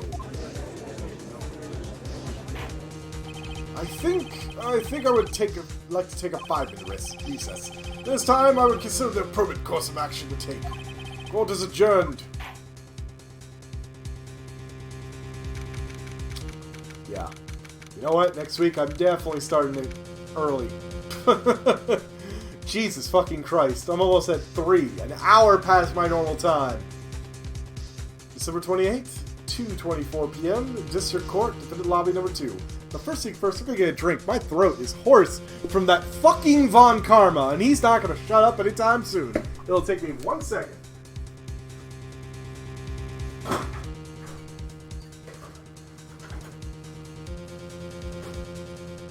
And the back. Ooh.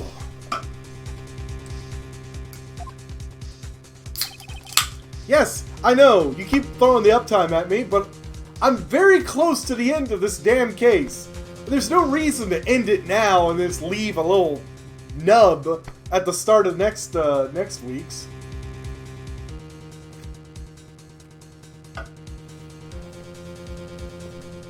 D-Vamp trolling me with all the uptimes.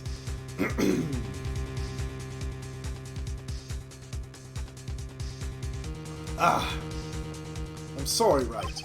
I just wasted all of your effort. Mr. Edgeworth, I just don't believe it, sir. I mean, you kill your dad? I don't want to believe it myself, Detective. But it's the truth. I deserve to be punished. Murder is murder, no matter what the circumstances. This is crazy, just crazy! Nick, what are you doing? Huh? Oh, I was just reading through the court record once more. Wait, I was? I'm getting my case ready. Your case for what? Huh? Is it obvious? I'm gonna prove that Miles Edgeworth is innocent. But what are you talking about, pal? He just admitted to it. He confessed that he did it in court. I'm sorry, Edgeworth, but I don't believe your nightmare. What? It's just a dream. It's not real. The truth is right here in this court record. In any case, tighten your belts. The real fight is just beginning. I'll prove you're innocent. Trust me. Right. December 28th, 2:30 p.m. District Court, courtroom number 3. Now then, I would like to resume our trial. Judge, Miles Edgeworth has admitted his own guilt. He has confessed his crime. Let us begin by hearing his testimony. Then, though pointless, let the defense do their cross-examining. The statute of limitations on DL6 incident runs out today. It was unconventional for me. I'd like to run this one by the book. Really? I see. Does the defense have any objections? No, Your Honor. Von Karma. You knew this was going to happen from the very beginning, didn't you? Very well.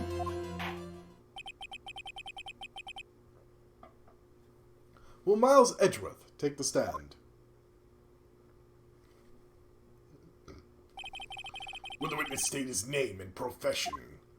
Miles Edgeworth, I'm a prosecuting attorney. Mr. Edgeworth, 15 years ago, you mistakenly killed your father, Gregory Edgeworth. Is this correct? It is correct. Then testify about this matter to the court. When Edgeworth was telling me about this dream yesterday, I noticed something. One detail didn't quite fit. That will be the key, but only if I can get it to work. Please, please.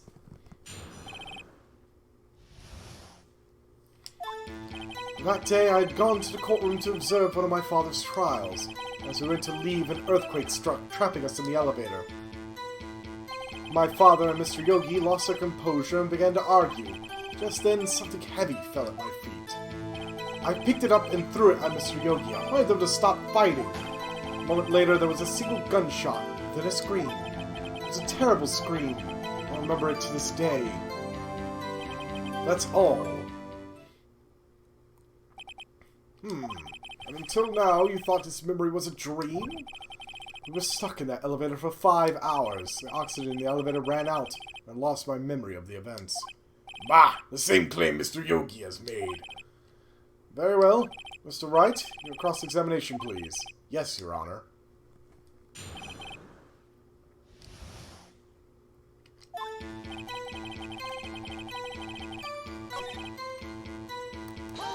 I'll start there. For brevity. So there were 3 people, including yourself, trapped in that elevator. Yes, myself, my father, and Yanni Yogi. We were fine at first. Then as time passed and no one came to help, my father and Mr. Yogi lost their composure and began to argue. What did you do then? I was a 9-year-old boy at the time. What could I do? I was scared, trembling in the corner. But then, just then, something heavy fell at my feet. What was it? A pistol. I assume it was the bailiff Yaniogi's. The safety must have come off when it fell from his holster. And you picked it up. What happened next? I picked it up and threw it at Mr. Yogi. I wanted them to stop fighting. Did you know it was a pistol when you threw it? I think I knew. I knew it was dangerous. But the air was getting so thick, I panicked. So you're saying that you threw the pistol at Mr. Yogi? I was in a daze. A moment later, there was a single gunshot, then a scream. The gun fired once? Yes, I think after I threw it, I lost consciousness. Since then, it echoed in my head every day. That gunshot and the horrible scream. Scream? Terrible scream. I remember it to this day. To this day? Yes, I can practically hear it now. I doubt I will ever forget that scream as long as I live. There it is. One part of that testimony clearly contradicts the evidence. Trapdoor, 1 bullet found in heart. No weapon was fired twice.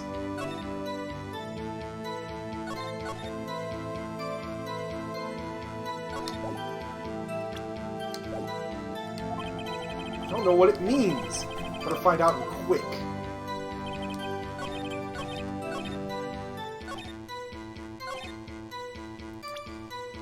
I'm gonna save because, you know, I've already screwed up a little bit. Are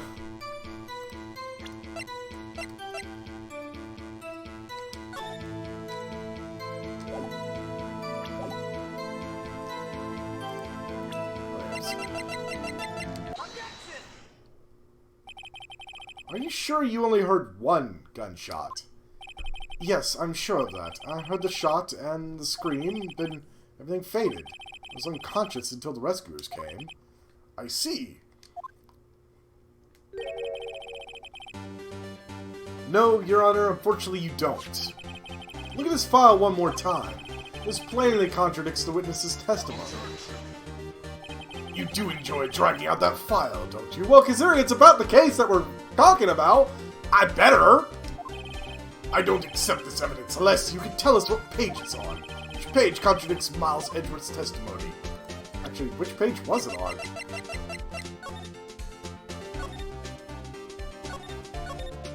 Victim data. Got it. Look at the victim data in this file. It says it quite plainly. The murder weapon was fired twice. Miles Edgeworth only heard one gunshot, yet the murder weapon was fired twice. The first shot was the accidental firing when the pistol was thrown. So who fired the remaining shot?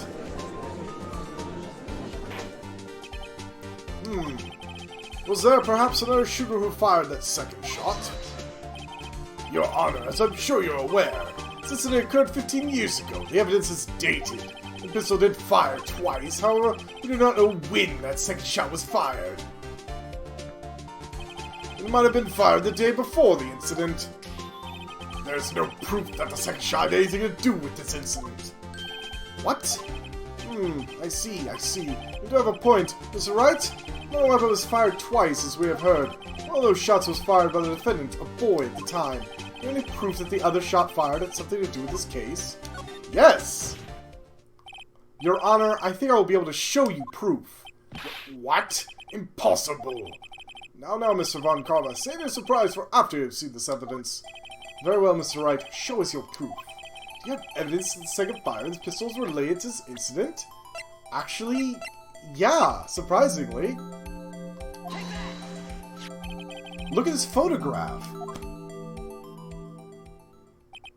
This is a photograph of the scene of the crime 15 years ago. I can see the victim lying there as Gregory Edgeworth. This proves the murder weapon was fired twice at the time of the incident. This photo proves it. So, let me get this straight. This photo proves 2 shots were fired? Where? Your Honor, please get a clue. Show the judge the contradiction in the photo. Right here. You see, one bullet landed in his heart, and that was recovered. But this is where the second shot ended up being. In the glass. Or should I say, the first shot. Should be obvious. The contradiction is here. I see a bullet hole in the door. Your Honor, Gregory Edgeworth was killed by a shot from the pistol, yet there's also a bullet hole in the elevator door. We also know that the murder weapon was fired twice. Thus, someone other than Edgeworth fired the second shot. Order! Mr. Wright, what are you driving at? It's simple, Your Honor. At the time of the incident, 2 shots were fired. One went into Gregory Edgeworth's heart, the other hit the elevator door. Remember that the defendant lost consciousness after the shot he fired rang out. In conclusion, we must agree that the second shot was fired by someone else. Mr. Wright, but who could that someone else be? The murderer, of course. I knew I should have stepped in before your wild fantasies got out of hand. Mr. Wright, look once more at the DL6 incident case file. Look closely. Try the case summary page. The case summary? That's on page 1. Look what is written there. Not a single clue was found on the scene. The pistol had indeed been fired 2 times, then the other bullet would have been discovered on the scene. It does have a point. That second bullet has never been found. Why? Because the second bullet does not exist. The bullet that claimed Gregory Edgeworth's life was the one fired by his own son. That is the truth of this matter. The whole truth. It was undoubtedly something else that made that bullet hole in the door. I don't believe it. Order! I will have order! Mr. Wright has proven one thing to us quite clearly. The murder weapon was fired twice at the time of the incident. However, as Mr. Von Carver says, the second bullet fired was not found. It is highly unlikely that the police merely overlooked the second bullet. So all we have is a single bullet fired. I'm afraid I have to discount the defense's claim. I praise the judge for his wisdom in this matter. God, how did this happen? I don't believe that the second bullet didn't exist.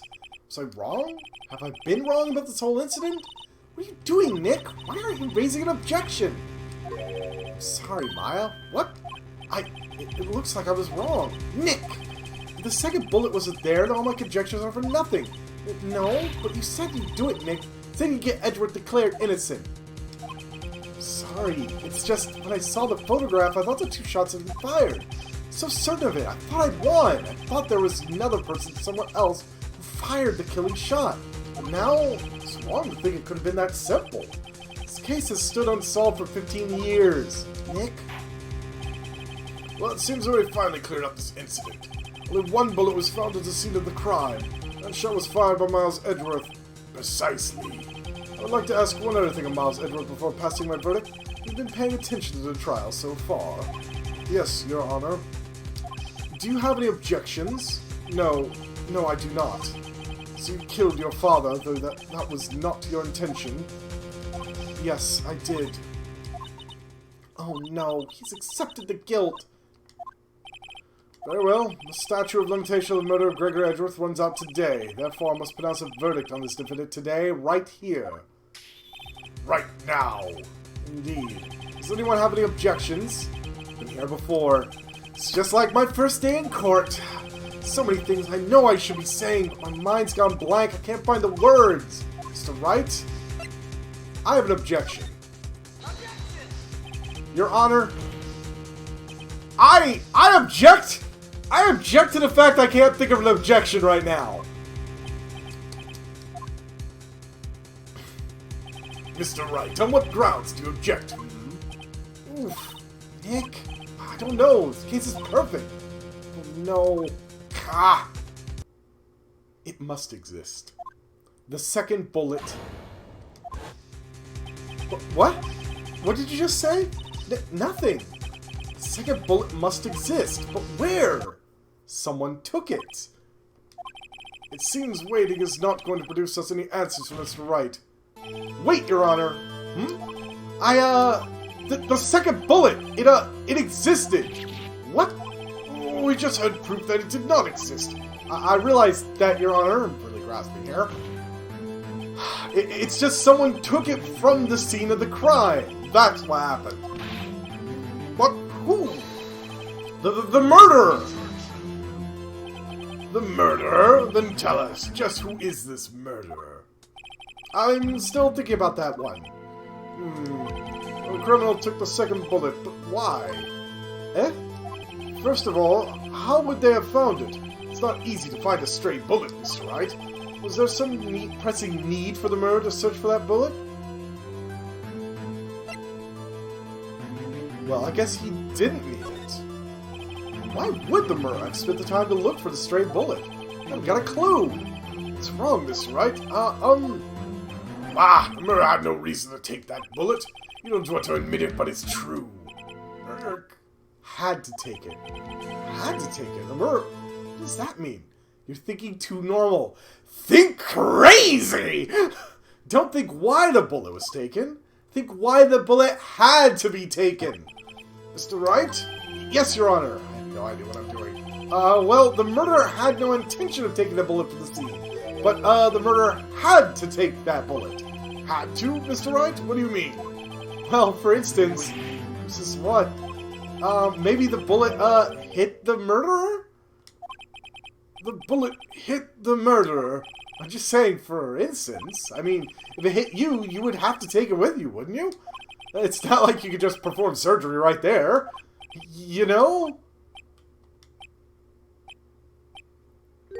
Wait a second.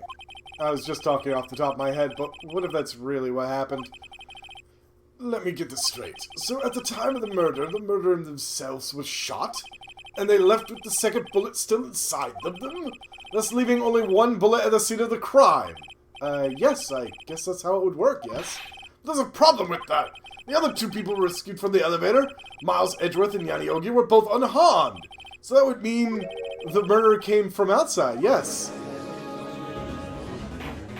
Hell yeah! The 2 men fight inside the elevator. trying to stop them, the boy picks up the pistol at his feet and throws it. The pistol discharges, and the bullets... Well, the bullet goes through the elevator door and hits the mirror outside. The boy loses consciousness. Then the murderer opens up the elevator door and sees the men inside.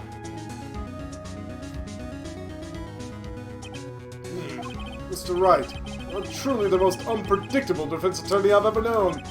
I can't tell you're grasping, yet I cannot deny the possibility of what you say. What are you saying? Deny it! Deny it! No one involved with the incident was wounded. There was no murderer. No one was wounded at the time of the incident. That's right, I can't think of anyone... Hey, Nick? Huh? I just thought of something really crazy. I like crazy. Just don't stick your dick in it. Remember what Mr. Grossberg said yesterday? Gregory Edgeworth dealt a blow to his perfect trial record. Wow! It must have been quite a shock for Von Karma. He took a vacation for several months after that, you see. Yes, an unusual event for the man. That was the first and the last vacation he's taken in his many years of prosecuting. What if Von Karma didn't take that vacation because of shock, but took it because he was injured? Which would mean it could only mean one thing. He was the murderer in the DL6 incident. He was the man who shot Gregory Edgeworth. It was Von Karma! Oh, man. Something wrong, Mr. Wright. You seem dazed. No, Your Honor. Well, you have indicated the possibility the murder came from outside. Can you give us the name of your suspect? Uh-oh. Should I come out and say it now? Fuck it. Why not? Hey, never do. Welcome, everyone. Welcome from the new school, huh? Your Honor, there's a suspect. One lone suspect. Well, this is certainly interesting news. Very well, Mr. Wright. Who is your suspect? My hands are shaking. What? Von Karma! Von Karma? That's right. I just accused the prosecutor of a murder from 15 years ago. You mean the Von Karma, the prosecutor? The one standing right over there? Bah! You don't object? I see no need. Why honor this ridiculous outburst with my objection? Because you took a vacation for several months starting the day after the incident. Yet you pride yourself on a perfect record. Why would you take such a long vacation without any reason? So, you're claiming that I took a vacation to heal my injury from the incident? Fascinating. Prove it. I would have to need surgery, though. Where did I go under the knife at, Mr. Wright? Bring the doctor to operate on me. Have him testify. Nick, let's find out who his doctor is. It's no use. Edgeworth? I know Von Karma, perhaps too well. He's perfect. He wouldn't have left clues. Probably didn't undergo surgery. I would leave a doctor as a witness. Wait, nobody's that perfect. So what, Nick? Did Von Karma pull the bullet out by himself? That's insane. No, he couldn't have. You can't just pull bullets out yourself. Wait, what does that mean? The bullet has to be somewhere, but where? Well, Mr. Wright, can you produce evidence that proved I was shot? Why, yes! I think I can. Alright, Von Karma, I'll prove it. I'll even use evidence. I know how you like it so much. What? The evidence that proves Von Karma was shot is, quite frankly, something simple. A metal detector. If he didn't pull out the bullet, he didn't get surgery, well, it's still inside him.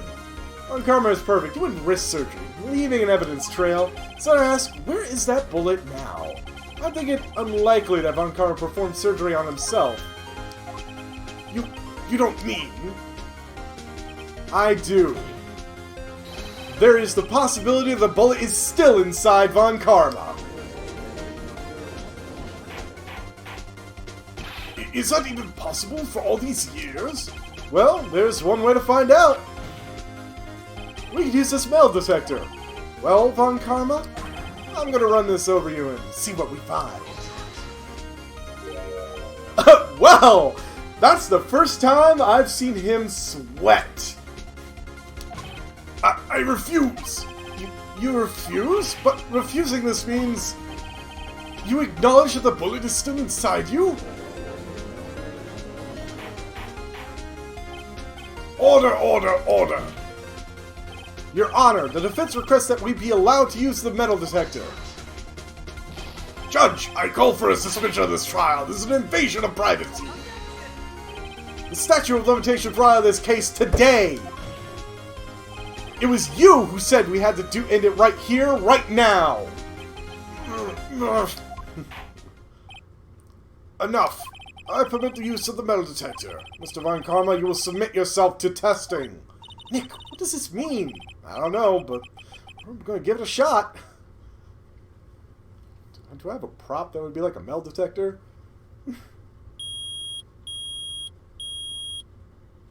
Oh, my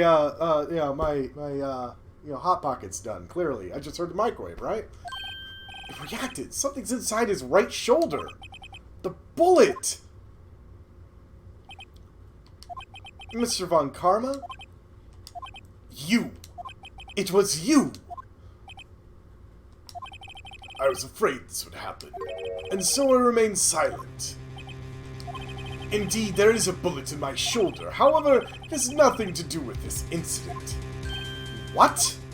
I was shot in the shoulder long before the DL6 incident. I claim that the bullet in my shoulder has no relation to DL6. But Mr. Von Karma, can you prove that? Prove? No. I have no obligation to prove anything. It is Mr. Wright who must prove something here, not I. Mr. Wright, well, can you prove it? Can you prove that the bullet in Von Karma's shoulder is from DL6? Of course he can't. You don't have any of the DL6 evidence. That's because you took it out of the records room yesterday. That was when he tased me, the bastard. With no proof, you cannot convict me of any crime. So sorry, Mr. Wright. No, I'm the one who's sorry, Mr. Von Karma. What? You were close, one day away from freedom. But you see, I have proof. What? Who would have thought you would dig your own grave trying to convict Edgeworth? I can link that bullet in your shoulder to the DL6 incident. And here's my final proof. Because I happen to have one piece of evidence for that old case. Just one lone piece.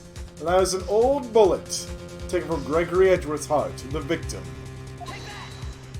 That's a bullet? Where did you get that? And this is the bullet used in the DL6 incident. This was taken from the heart of the victim, Mr. Gregory Edgeworth. The bullet is preserved quite nicely with all the ballistic markings intact. Ballistic markings? You may recall the term came up at the first trial 2 days ago. Ballistic markings are the fingerprints of the weapon. All bullets fired from a gun are marked with that weapon's unique pattern. By examining the markings, you can tell which weapon fired the bullet. It's quite accurate. Mostly. I mean, there are some misses. But if you have an exact match, there's no question. We have 2 bullets in our possession. One, the bullet removed from Gregory Edgeworth's heart. The other, Mr. Von Karma, is the bullet buried in your shoulder. We could analyze both bullets, then if the markings matched, we would know that both bullets had been fired from the same gun. The very same pistol. In other words, the murder weapon that killed Gregory Edgeworth. Mr. Von Karma, you will let us remove the bullet from your shoulder. Then we'll compare the ballistic markings to those on this bullet.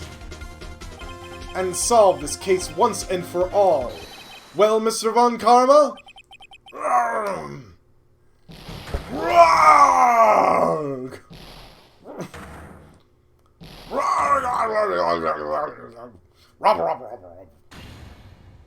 That scream. I've heard that scream before. Wait, I know.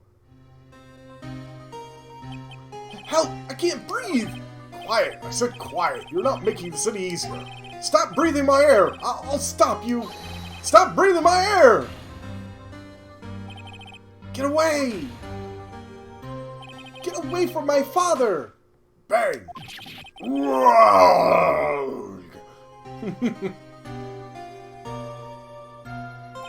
It's that scream I heard in the elevator 15 years ago.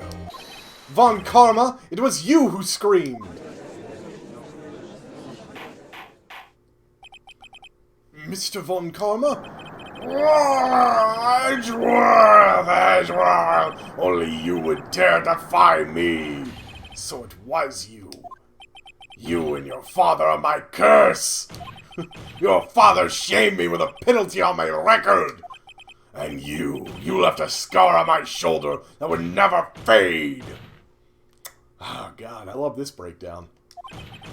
I'll bury you! I'll bury you with my bare hands! Death! Death! Yeah, well, I mean, you know. 15 years earlier. Chief Prosecutor, I am sorry. Von Karma, it's not like you to make this kind of error. I never would have thought that Edgeworth would be the one to catch you. Man, doing his voice is hard. I was careless.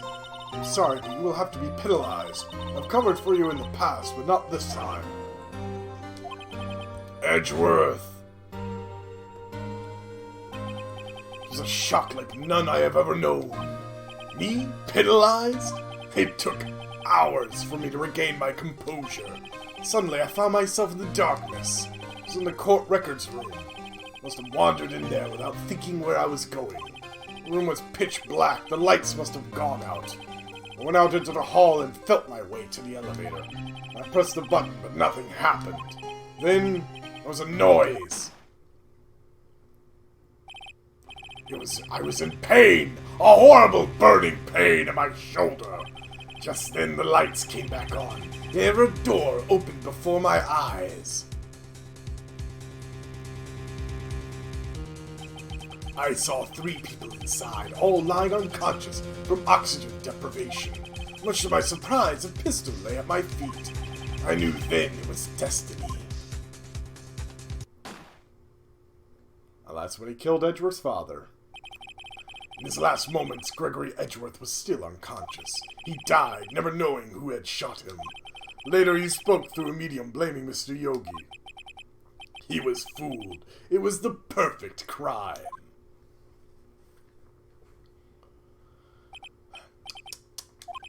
Who would have thought another man would have come to open that elevator door? Judge! What? What are you doing? Do your job. Bring an end to this miserable charade. Now, end it. Very well.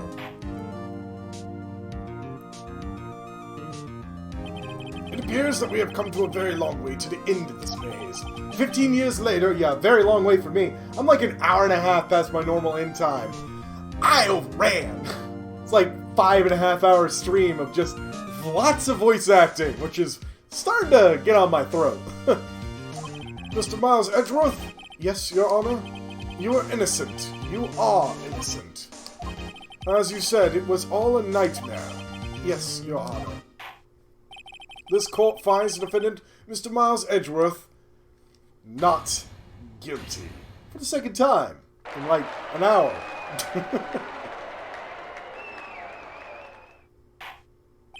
That is all. This court is adjourned.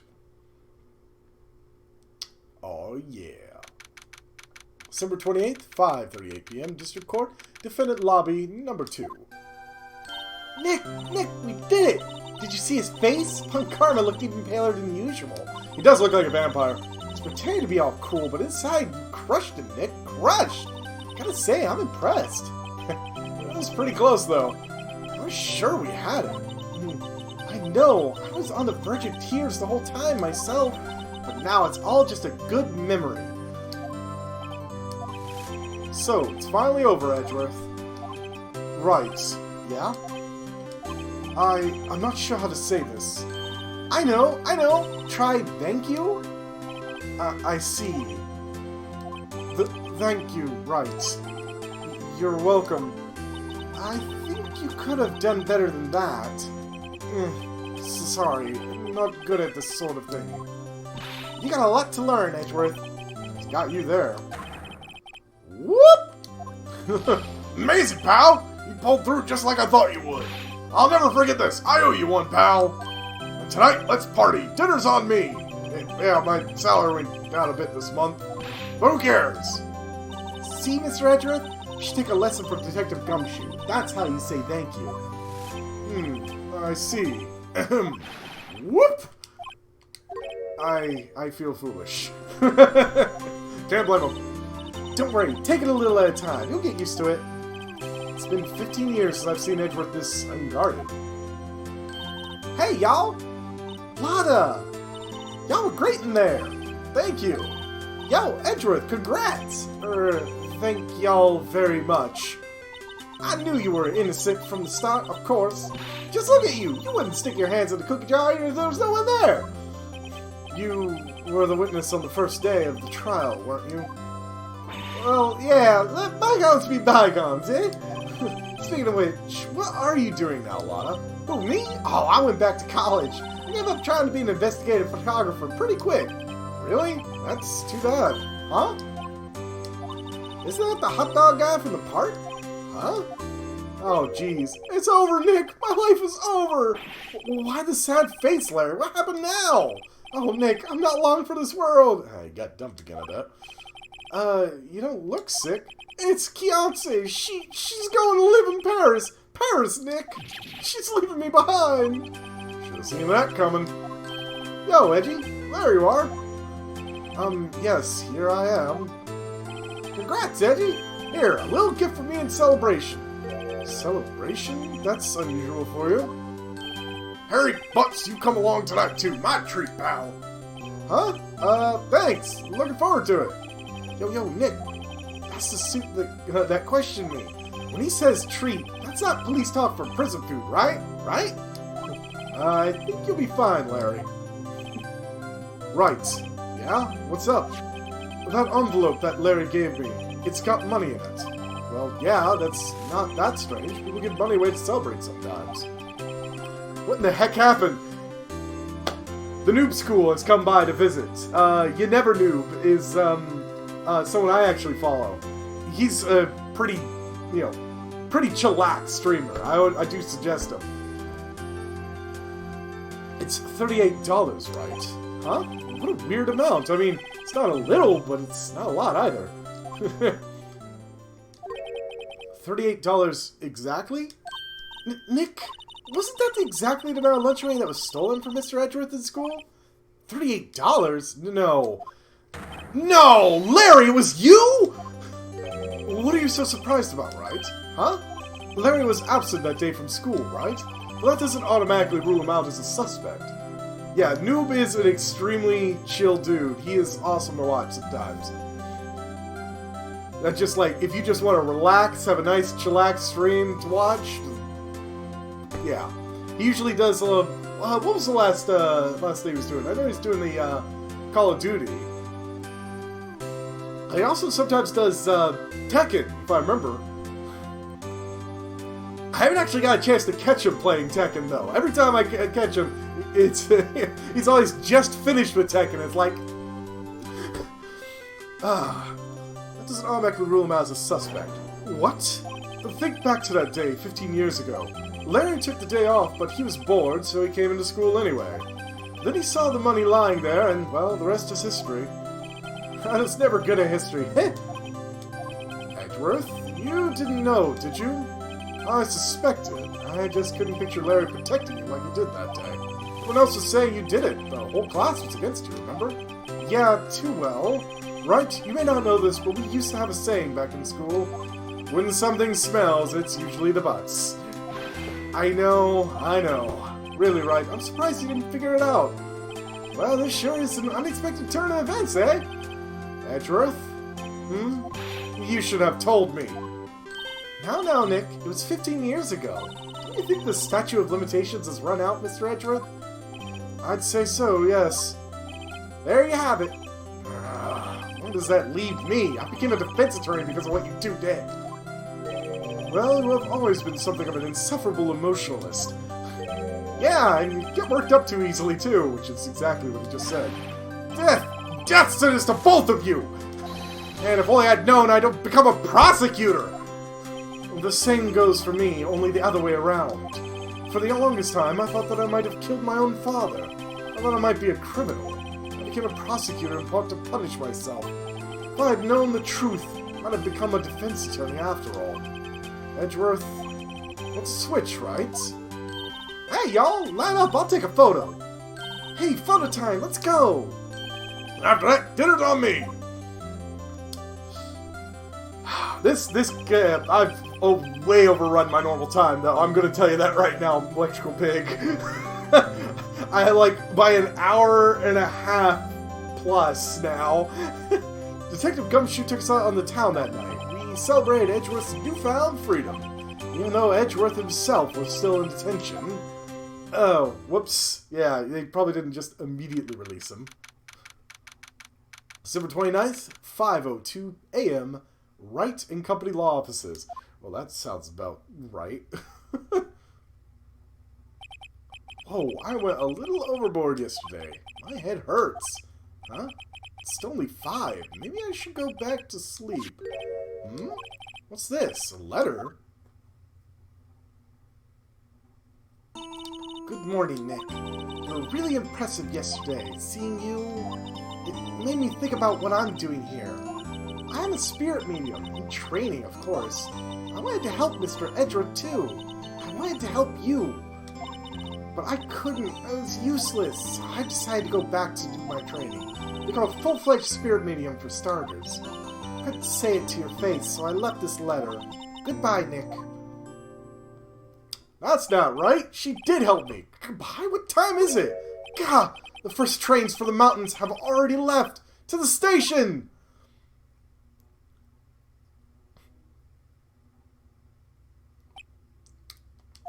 I guess I'm too late. Hey! Nick? Maya! So, you're leaving? Yeah, it's hard being a spirit medium who can't talk to spirits, and I think you'll do fine without me, Nick. Be good, okay? Objection! Oh, okay, hold it. Close enough. Wait! What? I never could have saved Edgeworth without your help. Huh? On the last day of the trial, I heard her. I heard Mia's voice. You heard my sister? Yes, only her voice, but still. It was at the very end when I thought we'd lost everything. Well, that's my sister for you. Detective Gumshoe helped, Mr. Grossberg, and even Larry. I'm the only one who couldn't help. I was useless, Nick. But you were the one who stopped Von Karma, Maya. Huh? I didn't do anything! All I did was wander around in a daze. Sorry, but I have evidence that you helped. Evidence? Show Maya some evidence to cheer her up. By the way, you can fuck this up. But I do know that she was the one that nabbed the bullet.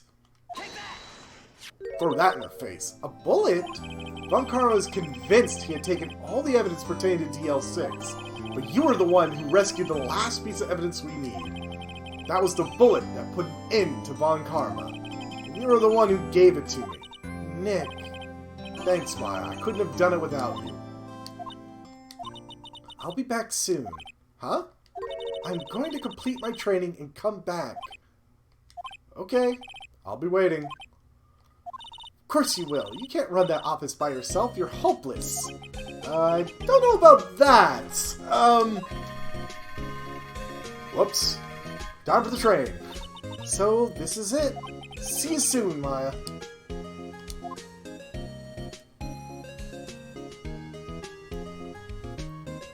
Well, that case took way too goddamn long. I'm definitely gonna have to start next week. The next case, I'm gonna have to start it early.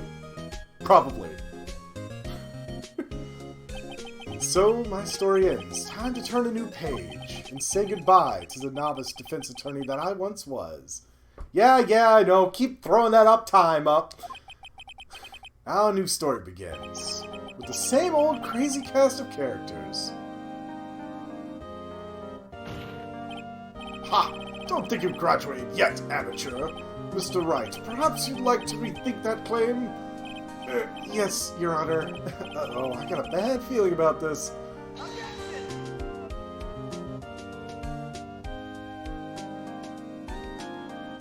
This is not the entirety of the first game.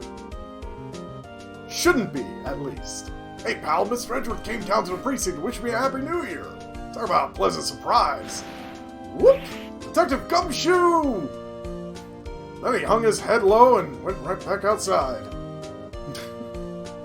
Kind of like he was embarrassed or something. Strange, huh? Well, we kind of gave him that weird idea.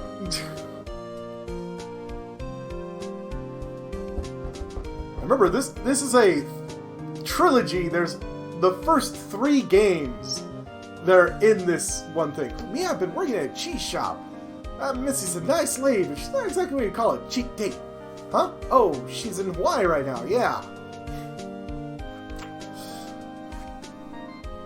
And I'm wondering if they have the bonus case from the first game, because originally this game was... oh god. Who? Right? Yeah, I remember him. I hear he's been busy lately. You know, not to ring my own bell, but I sort of tell him everything he knows. I'm sure he's grateful. Is that it was originally a Game Boy Advance game, and it was kind of limited, but when they ported it from Game Boy Advance to DS, they had the space, so they added a brand new case that was phenomenal. Phoenix Wright? Ah, the defense attorney for whom I wrote that affidavit for, yes. Oh, you should know, I've taken over management of the Gatewater Hotel recently. Should you be in the area, please stop by.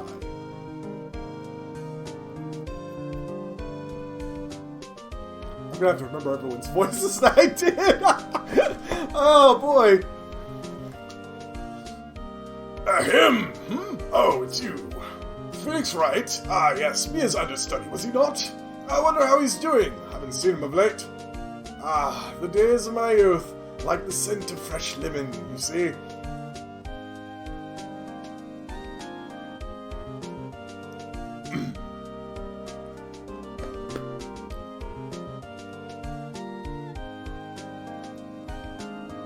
Phoenix Wright? Is he an actor? Well, I'm not buying it. You can't be a star with a name like Phoenix. Did you know that they're finally putting somebody on the DVD or everything he's in? I was supposed to keep up with now. Her voice is hard to do already, but she goes on rants, and I'm not done with her. I'm pleased to announce The Pink Princess is a hit. I sure owe that Mr. Wright a great deal. Oh, and I'm keeping my face out of the public eye until the show's over. I wouldn't want to ruin any kid's dreams, you know?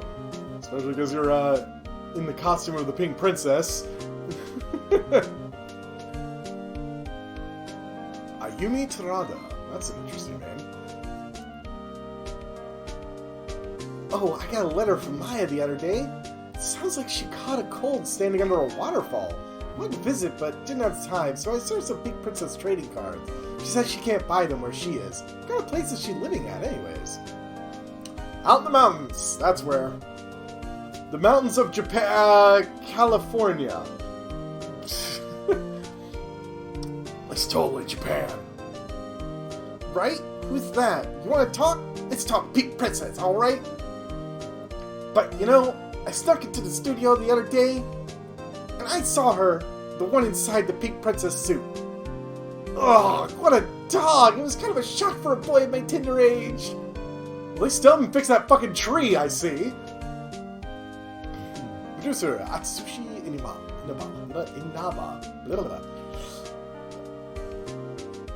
Yeah, I remember, right? That lawyer guy. Wow, I screwed up. Me? I'm in training to become a paranormal photographer. You know that picture I took of everyone? Well, just behind them, there's a ghost. For real. Now that's talent. I'm gonna be famous. I can guess who that ghost was. Can we see a picture, please?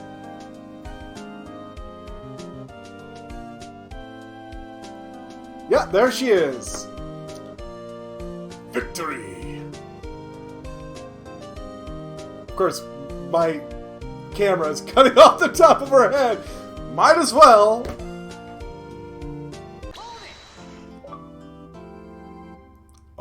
Oh no. Oh yes! You see, I was right. They put the bonus case in there. Oh yes. This case, this motherfucking case, is the hardest fucking case in the entire series. And I have the experience and all the games to say that. That case. Rise from the ashes.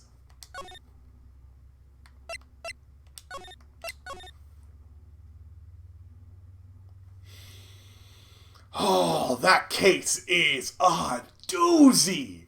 They had lots of space to work on the DS. So they leveraged it for all its fucking worth. You can now manipulate objects and look inside something, use fingerprinting, luminol. Oh, they went the works. And goddamn, does that case take so many twists and fucking turns. I'm going to have to start my stream next week for it early. Either that or I might have to split it up into 2 streams. I don't know. That case takes a while. It's long. But I can't wait. But until then, I'm off tomorrow for streaming. I'm going to have to recover my old vocal cords from almost 6-hour session of voice acting. Shitty voice acting at that, mind you. 6-hour stream.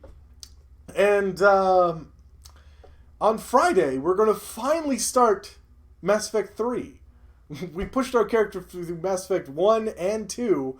Now we're going to finally bring him through 3. A lot of people don't like 3, but a lot of people didn't touch it after they their first time hitting the ending. And I played it many times. Trust me, it'll be fun. Especially once we get to that blessed, Citadel DLC. But in any case, I do want to thank anyone who came out and watched this marathon session. I want to thank you all. Have a nice night. And for the love of God, don't trust Larry Butts to save your case tonight. Anything but that. Have a nice night.